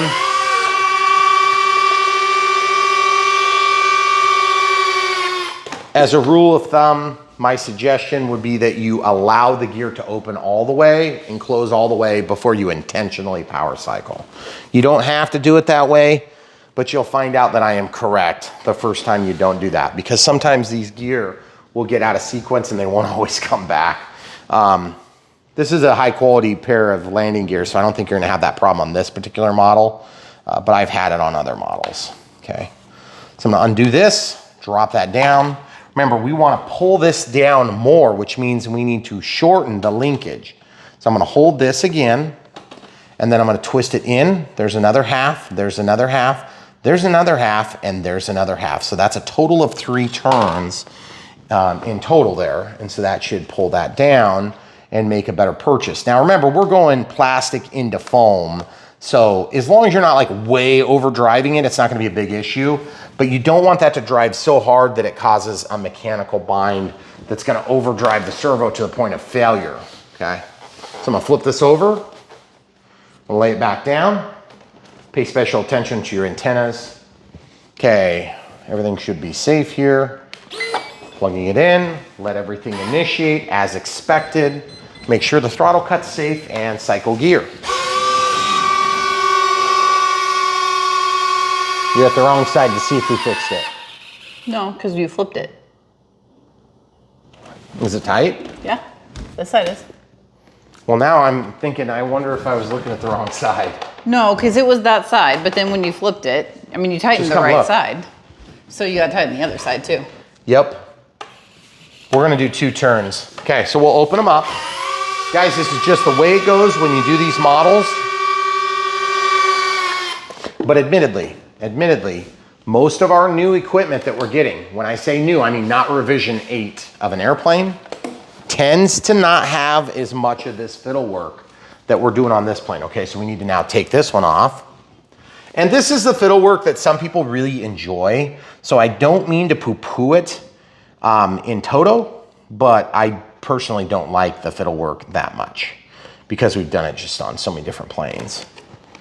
And that is kind of unique to our situation here on a YouTube channel where we do lots of reviews. If we weren't filming Holding it, this, I don't think you would mind. there's 1, there's 2, and there's 3, and there's 4 halves. I do count my half turns for what it's worth. I don't think it really probably makes a big difference. You can count holes, you can count halves. It doesn't really make a big difference, folks. Okay, so we'll just slide that back up, snap it. It's a very light snap, by the way. Now, you see that servo moved because I actually overdrove it a little bit. When we flip this back over and energize it, it may snap back to a home position, or it may just not do anything until it actually moves. I don't know, okay? See what I'm doing with my arm? I have vetted the system. I trusted enough to plug it in, and I would hopefully overdrive the motor if it started spinning, okay? But you can also get out of the way because there is generally a sequence. Okay, oh yes. So good. Yes. Yes. Yes. Okay, perfect. All right, good. So now we can get back to the ailerons now. Remember, we only have so many different surfaces that we have to play with on this plane. Thank you, Camper. Yeah. So we'll do this one next, so you can just stay right where you are. Okay. Ailerons are already centered, but as you can see, they move. I don't know if they're moving the right way, so this is always a good rule of thumb. If you don't know if they're going the right way, find out before you make your finite adjustments, because switching the direction of travel on ailerons almost always changes the absolute position by a few degrees. It's annoying, but it's a reality we face. Okay, guys, if you don't know what I just explained there, what I mean is when you actually drive a servo, you're driving two servos on an aileron circuit, okay? Because you would normally have one servo attached to an output on a control, you're not going to notice a deviation in position, but when there's two, sometimes you do. All right, so ailerons. Oh, crap. Now I'm upside down and backwards, so I'm going to have to... I'm just going to stand over here so I don't mix this up. Okay. Brain injury victim. So right now, that would roll the plane. Okay, I think it's backward right now. Let me just, I'm just gonna do this roughly with the little rubber. Okay, I'm gonna flip this over and hopefully it stays put. And then I can show the people at home what I'm seeing, okay? That one stayed. Okay, good enough. That, as long as they go opposite. Yeah. That goes down. So if this was to pull down, then that would be backwards. Okay. Okay, so we need to rotate that. So I'll click, go to servo setup, travel, scroll over to reverse, and go to ailerons. Okay, it's reversed. Okay, so that would have pushed this up, pulled this wing down. So that's gonna roll the plane. That's gonna roll the plane that way. Okay, so now we're going the correct direction. Now we can make our finite adjustment on both sides. And we're gonna do that right now. And it's gonna take us probably 2 or 3 minutes to do this one. It's even easier than flaps because flaps have more complexity. I also love the fit and finish now. That's a lot better. And even though these are fugly, as in wrong color, wrong finish, I think you could probably just paint them silver. But I'm sure that's the way the real plane was. That's why they did that. Okay, so let's talk about this one first. We need this to be level there. And we're in our normal flight configuration, not takeoff or landing flaps. And we obviously need to bring that in a lot. Okay, so I'm actually gonna take it off for this. That's just too many turns. And then I can take my needle nose pliers, grab onto the Z-bend, and I'm gonna grab the back half of the shaft. 1 half, 2 halves, 3 halves, 4 halves, 5 halves, 6, 7, 8, 9, 10, 11, 12, and here's 13, okay? Okay, actually, this is probably the backward side. Oh yeah, that's pretty close. Oh yeah, 13. See, this side's lined up here. You see that? But then that's not quite. So I might need to go another half and split the difference. You follow why? Mm-hmm. Okay, so that's another half. Okay, holding it. Let's see how that does now. Okay, so just go to the outside most hole. We'll see what kind of throw we get here in a sec. That's a lot of throw. I think that's fine. Okay, we'll snap this in. Now keep in mind we have stabilization and auto leveling to deal with. And you can see we've got a nice smooth transition and a smooth transition and a smooth transition all in the flight surfaces, flight control surfaces rather. Okay, so now same thing. You can see this one needs to be way adjusted in. We'll go ahead and pull that one off. And I did 13 on the other side. I could get lucky and have the same exact adjustment. So we'll just count out loud. There's 1 half, 2 halves, 3 halves, 4 halves, 5 halves, 6, 7, 8, 9, 10, 11, 12, 13. I doubt it's gonna be the same, but that'd be sweet if it was. That'd be amazing. Yeah, it'd be like the easiest thing on this plane. So by the way, for the record, this plane has been a lot more work than I wanted it to be, but it's not been that bad. No. I just was having a hard day yesterday. 1, 2, 3, and this is going to be 4. Okay. Yep, not enough. There's 5. So that was like 18 turns. Jeez. Okay, that's probably about right.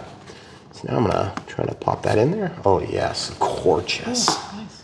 Good. So almost 19 turns. Wow. Okay. Ailerons. Flaps. Beautiful. And the gear, of course, which I'm not going to do again and bore you guys. Because if you're not bored by now, you're not trying very hard. Okay. Walking back out. Now we'll leave this here. We're going to look at our elevator. So pulling out would push the elevator up, which would bring the nose up. Pulling down would push the elevator down. Okay, so we're going the correct direction. Now rudder. Here's a trick. Watch this. Gear up. Or gear down, rather.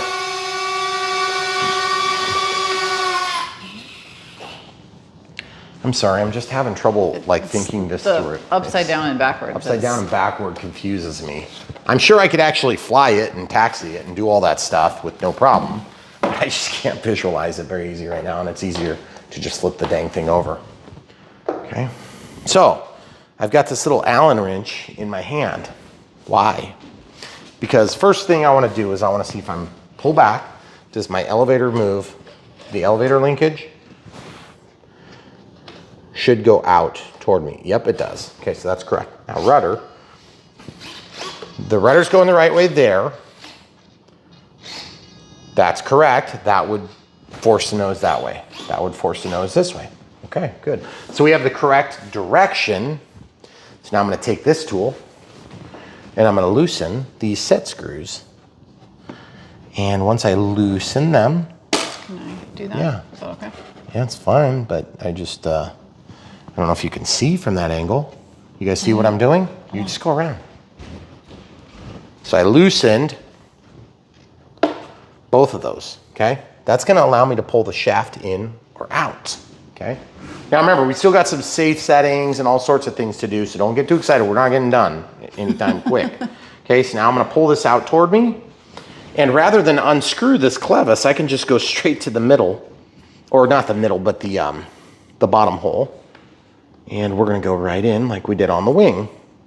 Except this time, I don't have to unscrew that thing, which is a lot easier for me.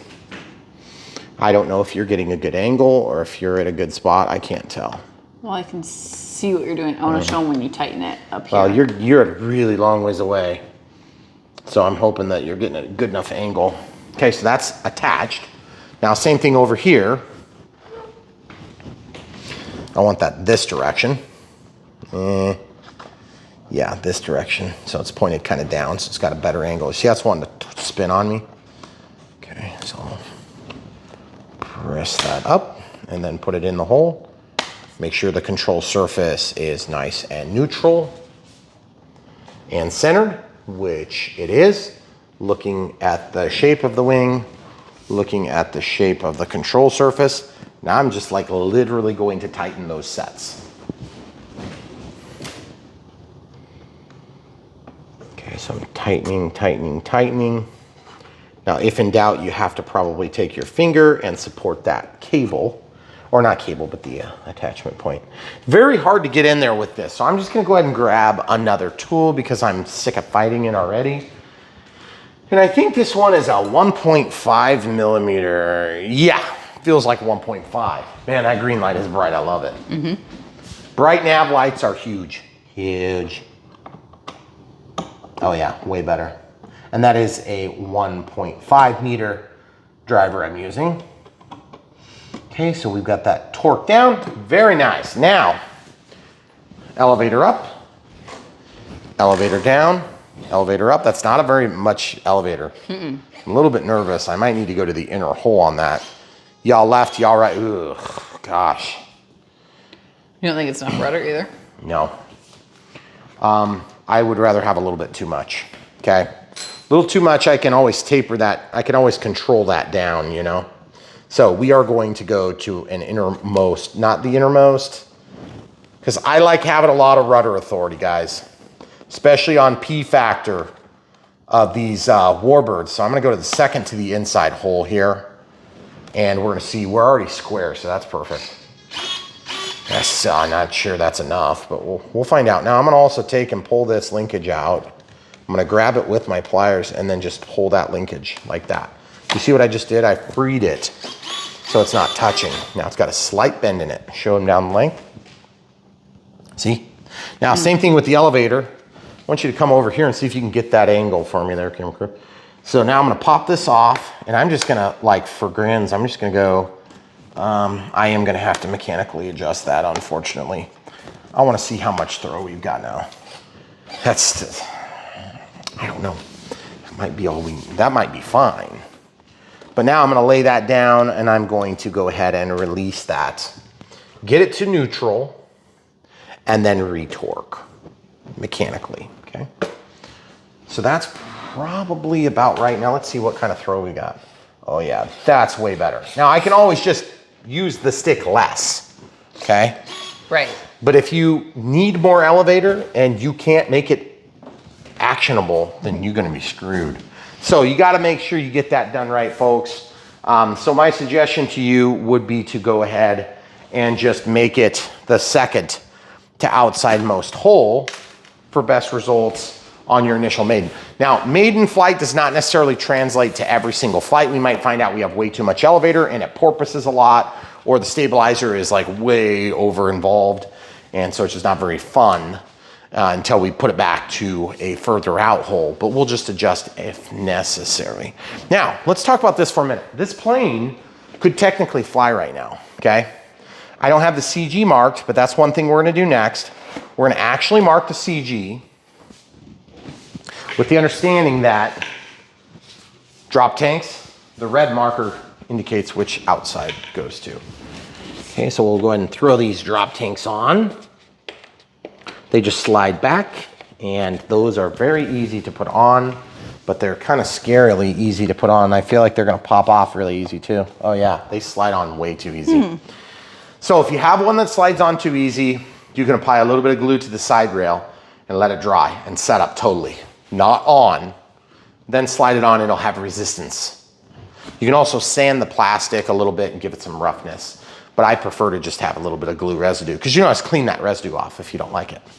Okay, great, so this plane is basically ready to go back on the stand, and that's what we're gonna do now so that I can start testing the AS3X in safe settings, which we're going to be doing now. This is the part where many of you need help if you're newer in the hobby.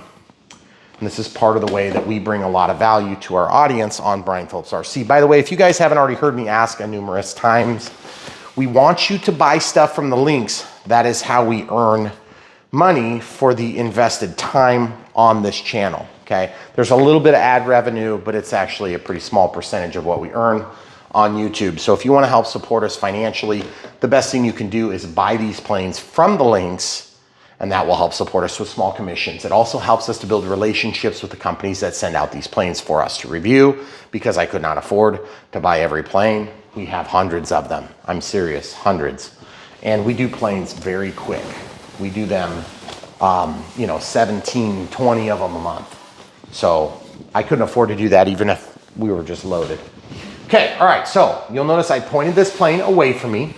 Why did I do that? Because I want to be able to double cross-reference control surfaces. Camera crew is going to come over. So elevator up, plane goes up. Elevator down, plane goes down. Roll left, roll right. Yaw left, yaw right. And I'm checking my landing gear. Yaw left, yaw right. You'll notice they move the same direction on a tail dragger. For a P-51, it's about midstream, so it's not way on the back. So just keep in mind they get a little bit squirrely because they're inboard of the pivot action point here. You have a longer lever arm on your actual rudder than you do on your tail wheel. So a lot of World War II warbirds were very susceptible to ground looping. I can't necessarily say I've heard a lot about ground looping from P-51s, but I can tell you this, our P-51 1.5, which is one of the planes that I have had less than desirable success with, was from E-Flight. And once you put that tail wheel down, it was squirrely as all get out. And I had some side sliding and things like that coming in on landings. So hopefully we don't have that problem on this, but we will articulate that to you if it is an issue, okay? So now that we know the control surfaces are all working, here's full landing flaps, absolutely gorgeous. Here's takeoff flaps. I think we have a good deflection, we have good speed. Now we can go in and set up a connection on the flap system to the elevator. So I'm gonna do 6 and 10. Okay, so that means this is gonna move down slightly and then down slightly even more, okay? Actually, we're gonna go from 10 to like 12, and we're gonna go from 6 to like 8. I feel like takeoff flaps, there's too much to them. I don't know. I think I'm gonna back these off even more. Still too much in the takeoff? Wow. Yeah, takeoff flaps on a P-51, I really am thinking about, I wanna have very limited amount of deflection, but on landing, I really wanna be able to slow this thing down. Yeah, that's true. But I may actually find that I don't want so much deflection on full deflection.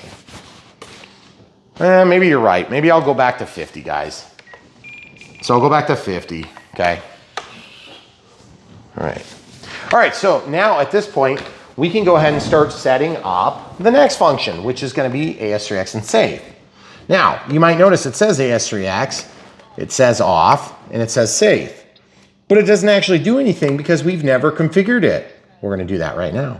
So click, scroll down to forward programming. Now we're connecting. This is another point when it reboots, this is where you may be vulnerable to a prop starting. Because we've already vetted the system, I don't feel nervous about that at all. So gyro settings, first time setup. Takes a second. You also notice this little SD, okay, make sure the model type link, blah, blah, blah. Everything has been configured and tested as such. Okay. All right, so set the model level and press continue. You can also set the orientation manually. I'm gonna go ahead and continue and then set it on its nose, and we're going to have to highlight the continue. Okay, so now this is going to differentiate between here and here, and it's gonna indicate what position the receiver is in, okay? So throttle cut's on because I have to have my arm through the prop. It doesn't actually have to touch the ground. I'm just gonna hold it vertical and hit continue. Okay, so look, it's told us what configuration it's in, okay? So now what I'm gonna do is I'm gonna open the plane and I'm gonna see if that's correct. Because really, this is the first time that we have taught the receiver how it's positioned in the plane. Okay, so it's showing the AR-631 in this drawing, okay? Okay, can you move the camera so that they can see the plane? You guys see that? Does that look correct to you? It looks correct to me. Mm-hmm. You guys see that? Okay, so we know it's in the right position. That's very critical because if it's in the wrong position, guess what? All the corrections are gonna go backward or upside down. That means you'll be crashing, okay? So now first things first, I can highlight continue and continue. Okay, so I acknowledge that. Gain channel set. All right, so right knob is on aux3 here. So I'm gonna go ahead and set that to aux3. That's gonna be our master gain. I'm gonna apply that change. Notice it's rebooting. Look at the dance. That's one dance. That means AS3X is active. 2 dances means safe select is active, but not necessarily on, okay? You can have safe select active and never use it. Okay, receiver is rebooting. Obviously it's done. Go back into forward programming. So we have AS3X turned on. Now we need to make some changes to the rest of it, okay?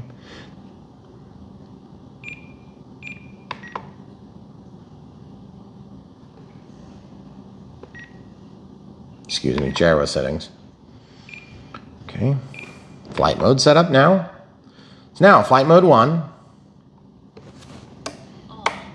It's not changing because we never made an assignment to a channel.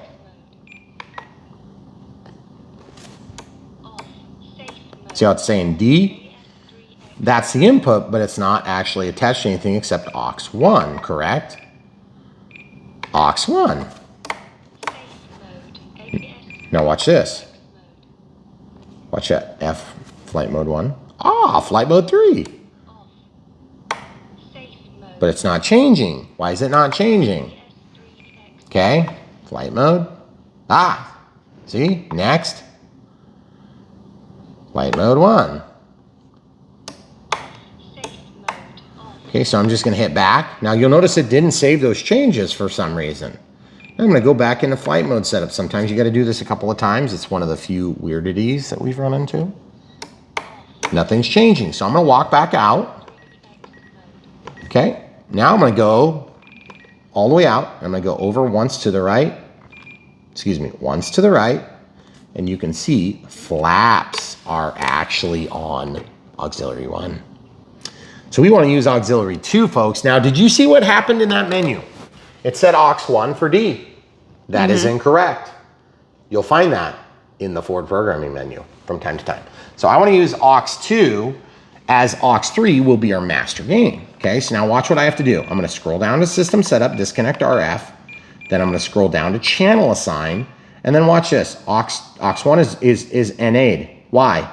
Because we're using it for flaps, folks. So now watch this. I'm going to assign that to switch D, and now that's going to command and control aux 2. Now watch what happens. I'm going to click. I'm going to go down to Ford Programming, re-enter Ford Programming, go into gyro settings, and then let's go to flight mode setup. Look, aux 3. Nothing. It's not set because it's still looking at aux 1, which is flaps. Okay. It's actually aux 2. And look, double D's. Watch this. Off. Safe mode. Off. AS3X mode. Off. Safe mode. Now it's off. Okay? Now let's do first time setup. Safe setup. Okay, flight mode channel has already been set. Just verifying that. I want it in safe, so I'm gonna hit continue. Flight mode 3 is what we're going to be modifying now. Talks a bunch of stuff. Now, this is the menu where it's going to have a pitch and roll correction. For positive means nose up or roll right. Negative means nose down or roll left. Remember, you're dealing with either the pitch or the roll at one or a given time. So now let's look down the side of this plane. Does that look pretty level? It looks pretty dang close, but as you can see, you can pivot the position of the plane here. That's level, if you ask me. That's probably perfect right there. Okay, so that's level on both pitch and roll. Now come back over. Now I'm gonna go level model and capture attitude, and I'm gonna click -2 for roll. Now I'm gonna do the same. And now I'm gonna do the same. And you're like, why did you do that 3 times? Because I've been burned. I always do it 2 or 3 times now, okay? So now these are the safe mode. Off. AS3X mode. I want no safe in 1. I want no safe in 2. Safe mode. I want self-leveling and angle demand, okay? Angle demand is self-leveling. And you can set your angle limits. AS3X mode. Safe mode. Right here, okay? And I'm gonna apply. Now you'll notice boot, listen. Dance 1, dance 2. So that means you have safe now, okay? Now the receiver's rebooting, but we don't even need to go back in the menu yet. AS3X mode. Elevator up, roll left or right, okay? Off, nothing changes. Safe, how can you tell you're in safe? Because you've now got limits to your bank and pitch and roll angles. So when you come out of it, you don't have that. Okay, so now the other thing you could do is AS3X doesn't activate until you have over 25% throttle for a period of time. We also need to set up a timer too. Okay, so throttle cut is on. I don't expect to see any change in state. I trust my throttle cut. Nothing's happening. Why? Because we haven't given throttle. However, watch this. When safe is on, it's going to work as auto leveling and angle demand. Okay, look at the elevator.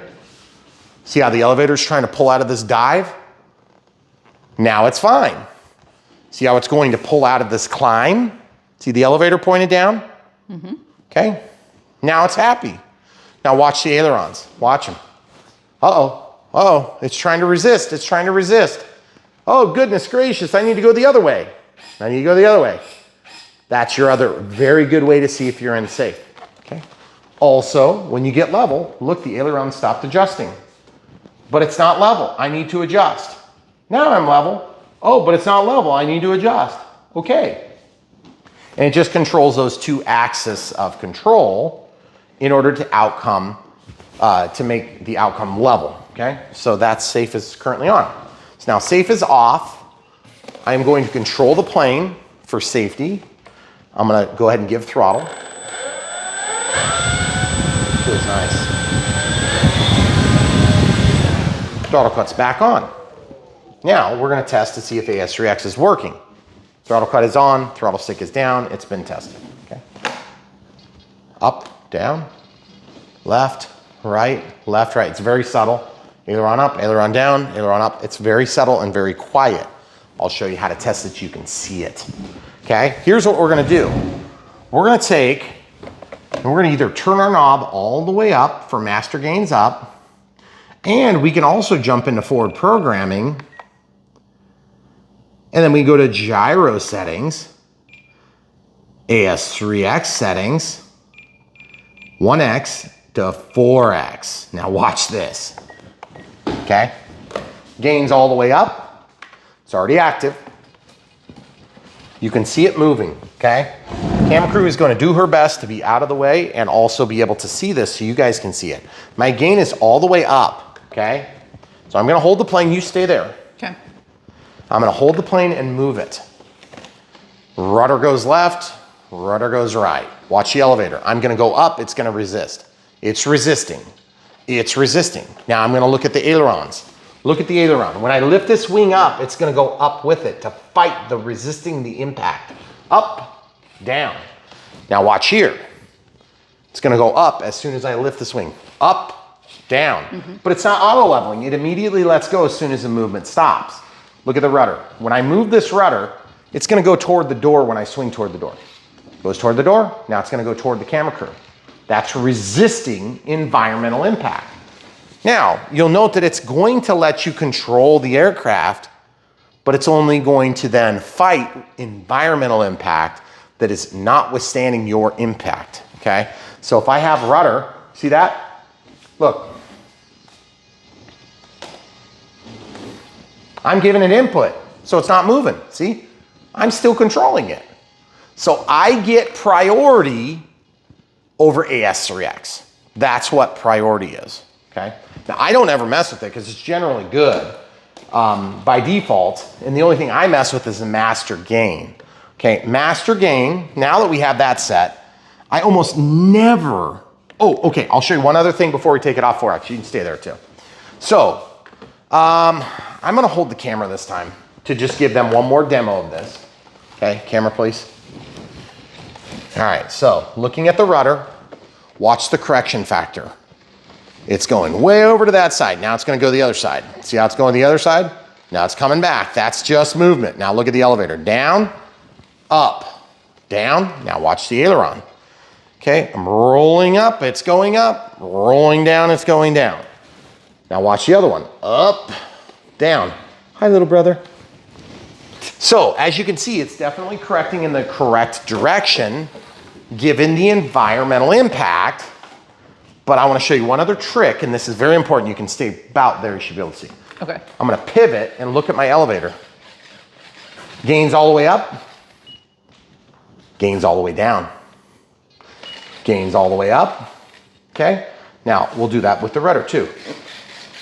Rudder, gains down. Gains up, gains in the half. Okay? So we know that it's working. We have vetted it in multiple different ways.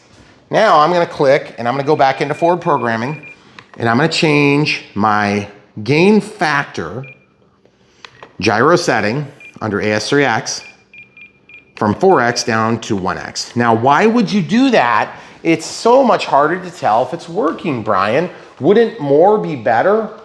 Not necessarily, because here's my goal. My goal is I want that knob to end up approximately in the middle. So if it's a super windy day, I can kick up a little extra. If it's a super calm day, I can kick it down a little bit. Or I can shut it all the way off, or I can shut it all the way off, or I can shut it all the way off and fly with safe, only auto leveling. Okay, so very cool.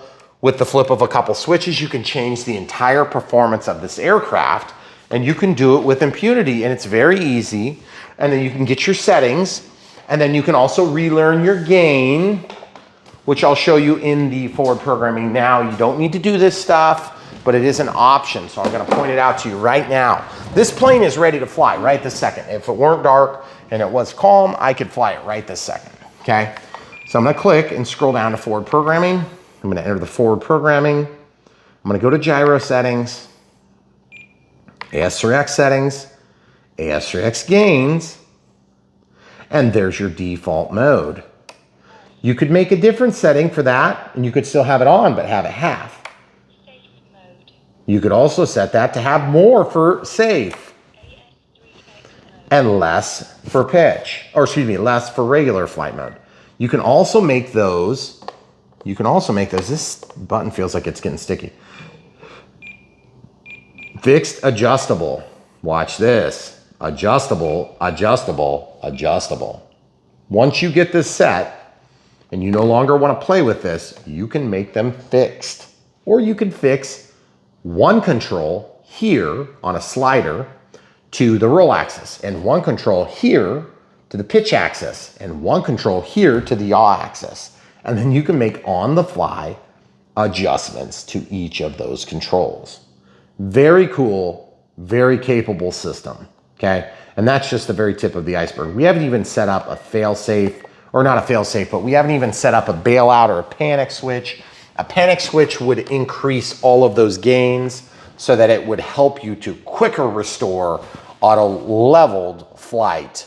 And then it will continue for a period of so many counts, and then it's gonna let loose and go back into a normal mode where you're gonna have a little bit more priority, and it's gonna take a little bit of the priority back away from the flight controller. Okay, so at the end of the day, this plane could fly right this second, except we gotta test CG. So that's our final setting. And timer. And timer. So let's set timer. I have no idea what the timer is gonna be.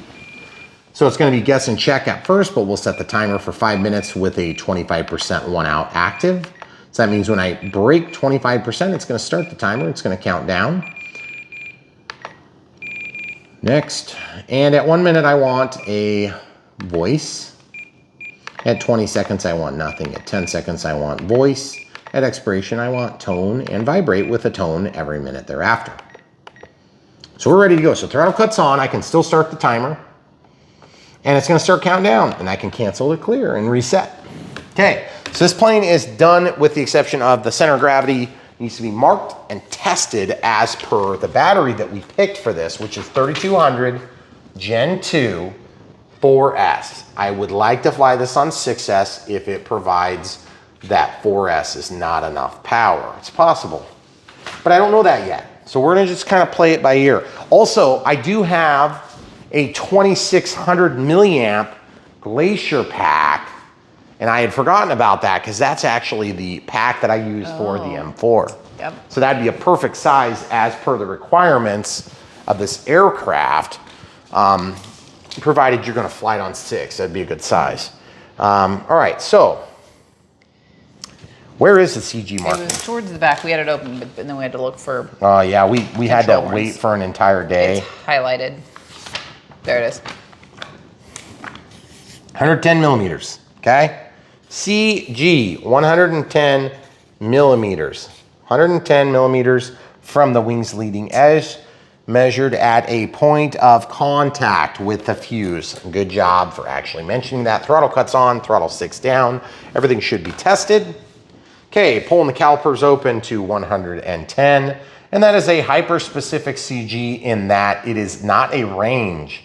Generally, nowadays, we get a range that's something like on a plane like this, probably 10 to 12 millimeters. Okay, so I've got that kind of locked in really, really, really close to where it is. Now it's at the contact of the fuse, okay? So at the contact of the fuse would be about like that, I think. And so this here is gonna be our CG. I don't really know if I trust that. It seems about right.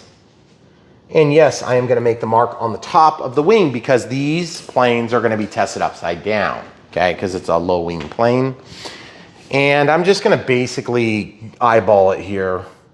Truth be told, I don't know where the CG is gonna end up, but that's where I'm marking it. And you're probably like, you just made a black mark on your wing. What's wrong with you? Yes, I agree. But the truth is, we have had really good luck with those little dimples because I can feel them. Yep. And they're really easy to find. By the way, good tool to have, digital calipers. These things are reasonably inexpensive. We had one of our subscribers many moons ago send it to me, as with other tools that we use on a regular routine basis. We've had some of our regular, most supportive people complain vigorously that we don't have this or that. And so they finally just get sick of seeing me not have it, and then they send it. Which is true of this, it's true of the screwdrivers, it's true of the CG tool, which is funny because I have one of those downstairs Yeah, right you're now. just too lazy to go get I'm that. too lazy to go get it. But you know what? I got tools in like 4 places in my property, and I'd like to have them about 6 places. Oh, good. So, all right, guys. This plane is ready to fly. It looks absolutely fabulous. I'm a little disappointed about the absence of tail art for being such a gorgeous plane. Also, I know this is modeled after a real livery, but I'm just like, I think that's kind of lame. I've had a few P-51s in my day. And that's the other thing too. If you're thinking, not another P-51, stop thinking that. P-51s are very fun to fly. I enjoy P-51s, even though I agree another P-51, really? Well, that P-51's awesome. This P-51, I hope, is gonna be awesome. FMS does a good job with these models, and so I don't understand why this would be anything but awesome. I can definitely say way more involved than I wanted it to be. And some of you are thinking to yourself, you know, it's really not that big of a deal to build that model. And you'd be right, it's really not. But from our perspective, it's a little bit unusual to have so many steps involved. Also, this canopy does slide, but you have to kind of take it off and pop those little dimples in. There's like 2 little fingers that go like this. You have to pull them and then it'll pop out on one side, and you can pop them out on the left side. And then some people will actually make those servos drive it open and closed, like with a, you know, with like a landing gear that would be servo. cool. It'd be cool, but I don't want to mess with it because Yeah. to be honest, I want to make sure this thing flies well. Yep. Now, that being said, if you guys have questions or comments about the way that we did this, or maybe you're not crazy about the way we did it and you just want to complain and gripe, that's fine too. We do that here on Brian Phillips RC. We're exposing ourselves publicly to scrutiny. You know, we appreciate it if you can keep it positive, and you know, we take all sorts of criticism all the time, and I actually like criticism as long as it's positive and helpful. So, because there's a lot of stuff I've learned over the years, and I'm sure you guys have learned more than me if you've been at it for a long time. Like, for instance, you're out of the hobby for a few years and you're just coming back to the hobby. We're gonna help you understand what DSMX is, and that's what this thing uses, which is a spread spectrum technology that allows people to get on, and it will frequency hop so that you can have a bunch of different people flying in a very large group. And so DSMX is the protocol that this receiver and transmitter, it's actually transceivers because there is telemetry data that's coming back, which incidentally we can show a little bit of telemetry data as we scroll. So we can see the receiver voltage, it's always handy, min max. None of that stuff's populated. There's AS3X. We actually have a lot of information that comes through gyro readings. Okay, pretty cool. But if you go up to the AR637, this is what we consider flyby telemetry, meaning that it's not gonna have a full range telemetry because there's only one antenna, and that's for the receiver portion of it. That one's actually got an antenna to pipe out, and so you can have full range, meaning it's not when you're in your final, you're gonna get an update, right? No, that one's gonna update all the time, okay? So just keep in mind, this is transmitting and receiving all the time. There's an antenna in the handle, there's an antenna here that's foldable. And so it's got a duplex array of antennas, and then that is going to be just the one antenna. Now, if you did a 630, it'd be integral to the board, and so it's a lot smaller, but they claim they've got the same range. I don't know why I would challenge that, but I tend to challenge that because I think that antenna, you can get it away from the important goods. Also, we need to flip this up and see if it's actually center of gravity out. Okay, throttle cuts on, gear down is how you test your center of gravity, unless otherwise noted by the manufacturer. Most planes you test with the gear down. You wanna know why? Because you need to get to the ground. So if you aren't to the ground, you need it right, okay? That is tail heavy right now and not nose heavy. As you can see, I'm balancing it on my fingertips and it's leaning back. So what that means is we'll have to move somewhat aggressively the battery forward or add nose weight. I'm not adding nose weight. Okay, so I'm just gonna go ahead and pull out the battery, slide it out like this.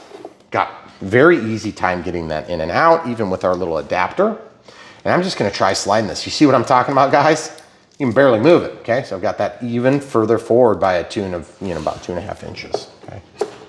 Now, I must say, this is very easy to load in and very easy to take out, but just make sure that if it doesn't snap, find out why and correct it. Okay, it snapped. If it doesn't snap, that can slide back and cause your center of gravity to change drastically in flight. So be careful, folks. Be careful out there, folks, okay? That's probably gonna get us where we need to be, I bet. If it doesn't, I stand corrected. Right in front of the fuel tank, or whatever that is. It's actually a grounding point. Okay, so we are still tail heavy, and when we close the gear, the nose gear, the tail gear is actually gonna go back slightly by a few millimeters. It's gonna make an impact for tail heaviness. So we definitely wanna be tail heavy, we wanna be nose heavy. Now, a tail heavy plane, the rule of thumb is that it flies once. Not necessarily true, but that's what people say. These straps can be repositioned. I tend to think we're gonna use a bigger pack. Okay, I'm gonna slide this even further forward with the understanding that I'm gonna just go as far as it takes until I get this thing CG'd out. I'm probably gonna be hitting my bulkhead here pretty quick.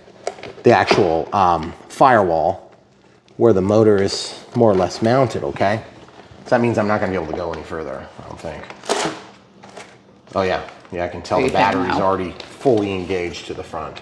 Snapped in, and it's fully engaged. So I'm not gonna be able to impact change with this battery size. Okay, so I may need to go to the 5,000 just to get the CG right. Let's go ahead and test one more time, just verify my theory. It's not really a theory at this point, I'm acting on data points. Okay, so balancing, we are definitely tail heavy, okay? So the choices we have are to add a little bit of nose weight, and obviously the nose weight you can get further out from the pivot point, which would be the center of gravity, the less you're gonna have to add and undermine the overall performance of your aircraft. But since we have a 5000 4S that happens to have an EC5, which is compatible, that's an IC5 that's also compatible with an EC5. They are the same size pins and they are designed to go together. I'm gonna just try it real quick and see if that solves our problem. Because I'd like to fly with the 3200, but if we need the extra weight, we might as well use it. Right. Always better to have live weight than dead weight. Dead weight meaning you just put lead in there or something. Okay, so we'll just lay this off to the side. That would probably fly okay, guys. But it's gonna be, a tail heavy plane tends to be quite touchy on the elevator pitch axis because you are basically helping the lever. It's like if you had a fat guy on one side of the teeter-totter and you had a skinny guy on the other side. The fat guy can sit further in or the skinny guy can be further out and you can impact the change with an imbalanced load because the pivot point and the differential between the pivot point and the outside edge is what actually determines whether you're going to pivot or not, or if you're just gonna fall down with the fat guy side, okay? That's a pretty good fit actually, to be honest. And by the way, this would be really good because that'd be about the same size like a 3200 6S, okay? Smart packs do tend to run a little bit lighter and a little bit smaller because they're good chemistry. And that's part of the reason why they're expensive. Okay. Now, feels pretty good. I'm gonna go ahead and power it up. Okay, throttle cut is on, throttle stick is down. Make sure we don't have any problems plugging in. Okay, I have no reason to distrust this plane. If in doubt, fingers on the spinner can get sucked in, but you can at least have a second to respond if you're not 100% sure. Do whatever makes you feel the safest. Okay, flipping it over. You notice the sequencer open and close the gear doors. So be prepared for that. So if you have this on a plane stand, make sure that the sequencer doesn't get you in trouble. Oh yeah. Oh, wow. That is absolutely way perfection, better. Folks. So 5000 4S is where we're starting. Okay. Now, the cool thing is that battery tray is gonna allow for movement forward and backward. And so as a result, we should be able to actually put in a 6S if the ESC will handle it. And again, I'm not trying to mislead here, guys. I'm just telling you my game plan, okay? So if I went to a 6S 4000 or a 6S 3200, we'd be almost virtually the exact same size and weight. We can always move it on that tray to get the CG just right. So we're probably gonna prepare those batteries for when we made, and obviously it's not gonna be now because it's dark. But we love putting these planes together. We love them a lot better when they're easier, but I think this plane is gonna be a good plane. Also, I gotta say, it comes feature equipped. This thing has everything you want on a P-51. And if you like the scale lines of this aircraft, which I don't know how you couldn't, then it is a absolute beauty to add to your fleet. I hope it flies half as good as it looks. And to be frank, if it flies good on 4S, I may not even stick a 6S in this because I don't want to necessarily compromise the plane just for the sake of saying it can do a 6S.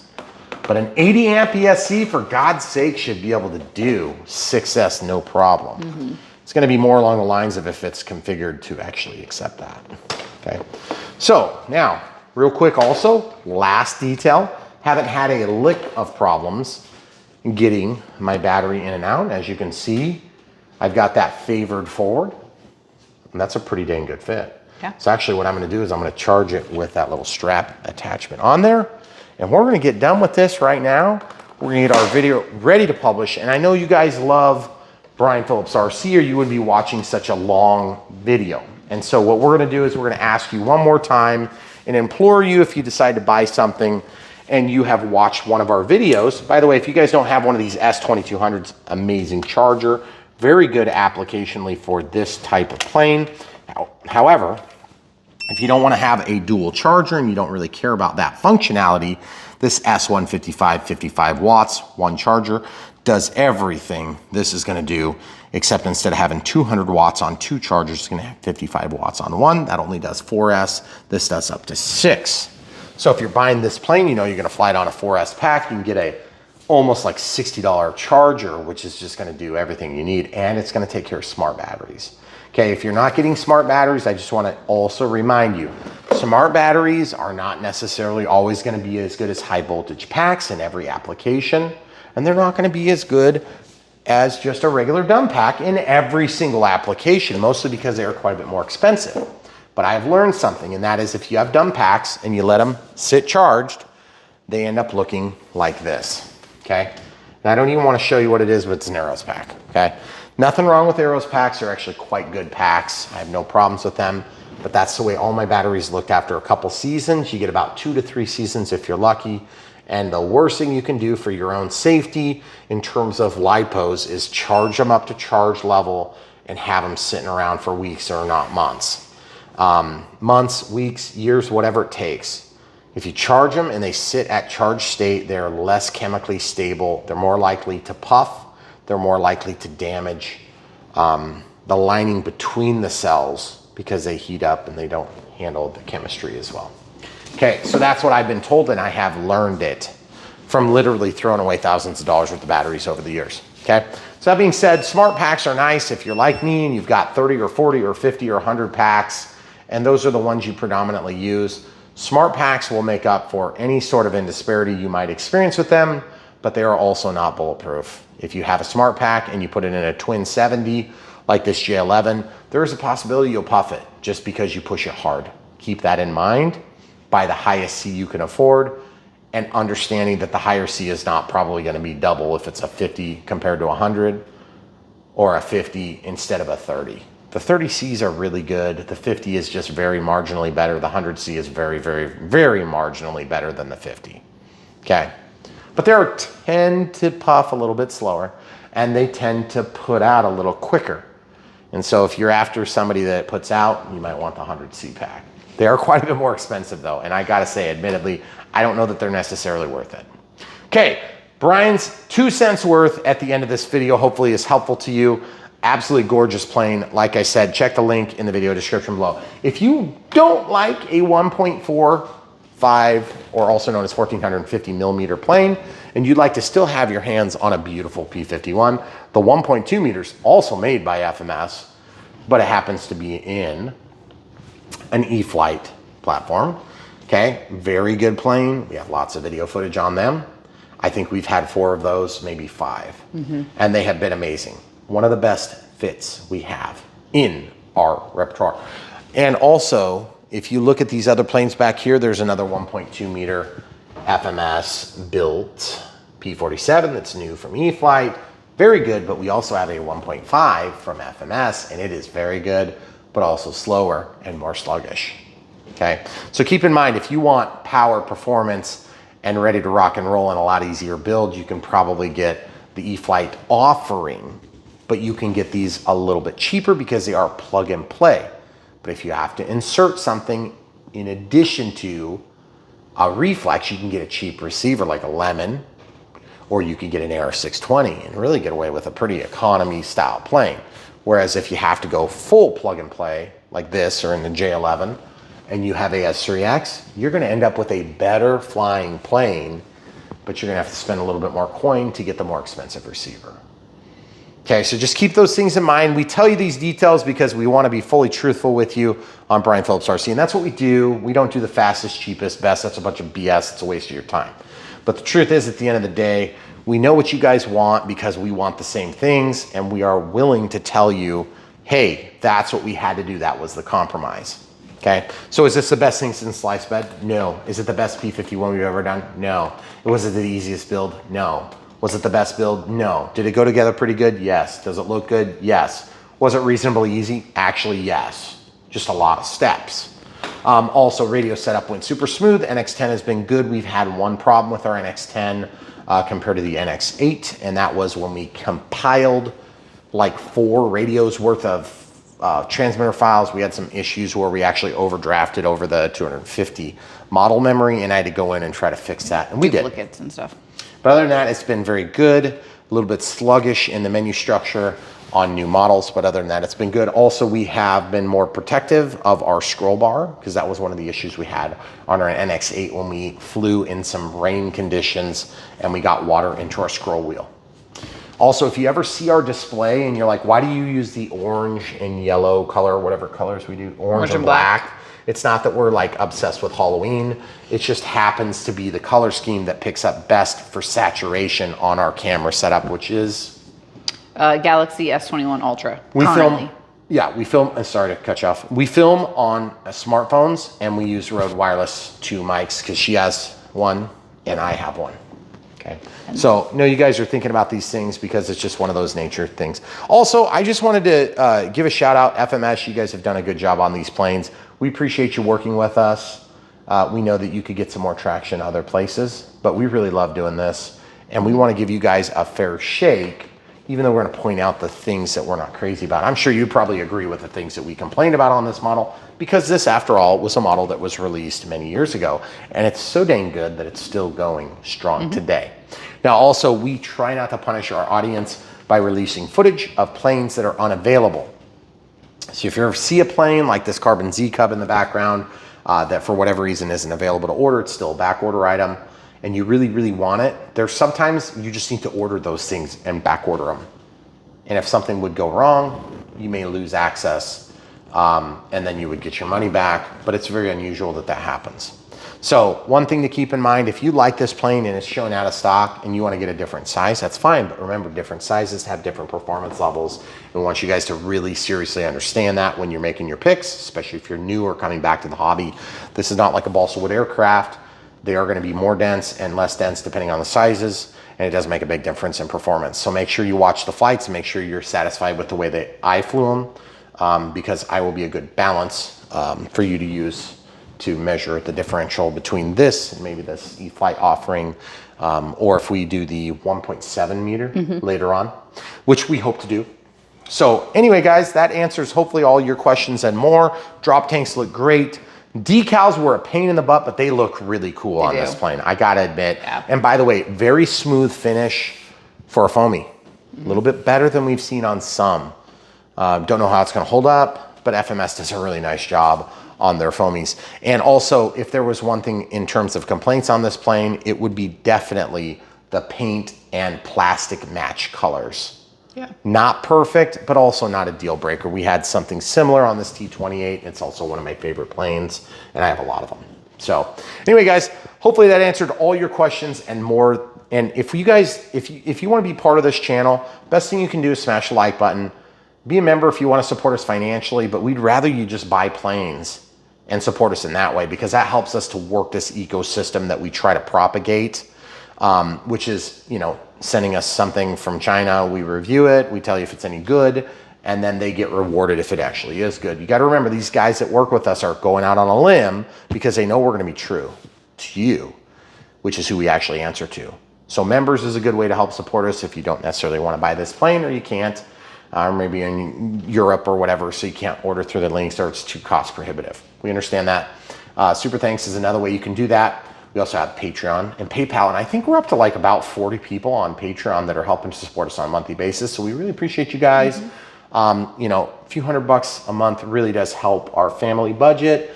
It's definitely not enough for me to quit my job, but you know, it is definitely a nice pat on the back. And so if you guys are one of our longtime supporters and you know who you are, you'll know that you have an easier time getting a hold of us through comments on Patreon. And we're gonna try to figure out how to prioritize the comment structure if you become one of our members. Yes. Okay. So we are admittedly still working on that, so forgive us. I've been kind of dealing with the sprain injury for 10 days or so, so I'm just sort of gradually getting back into the swing of things.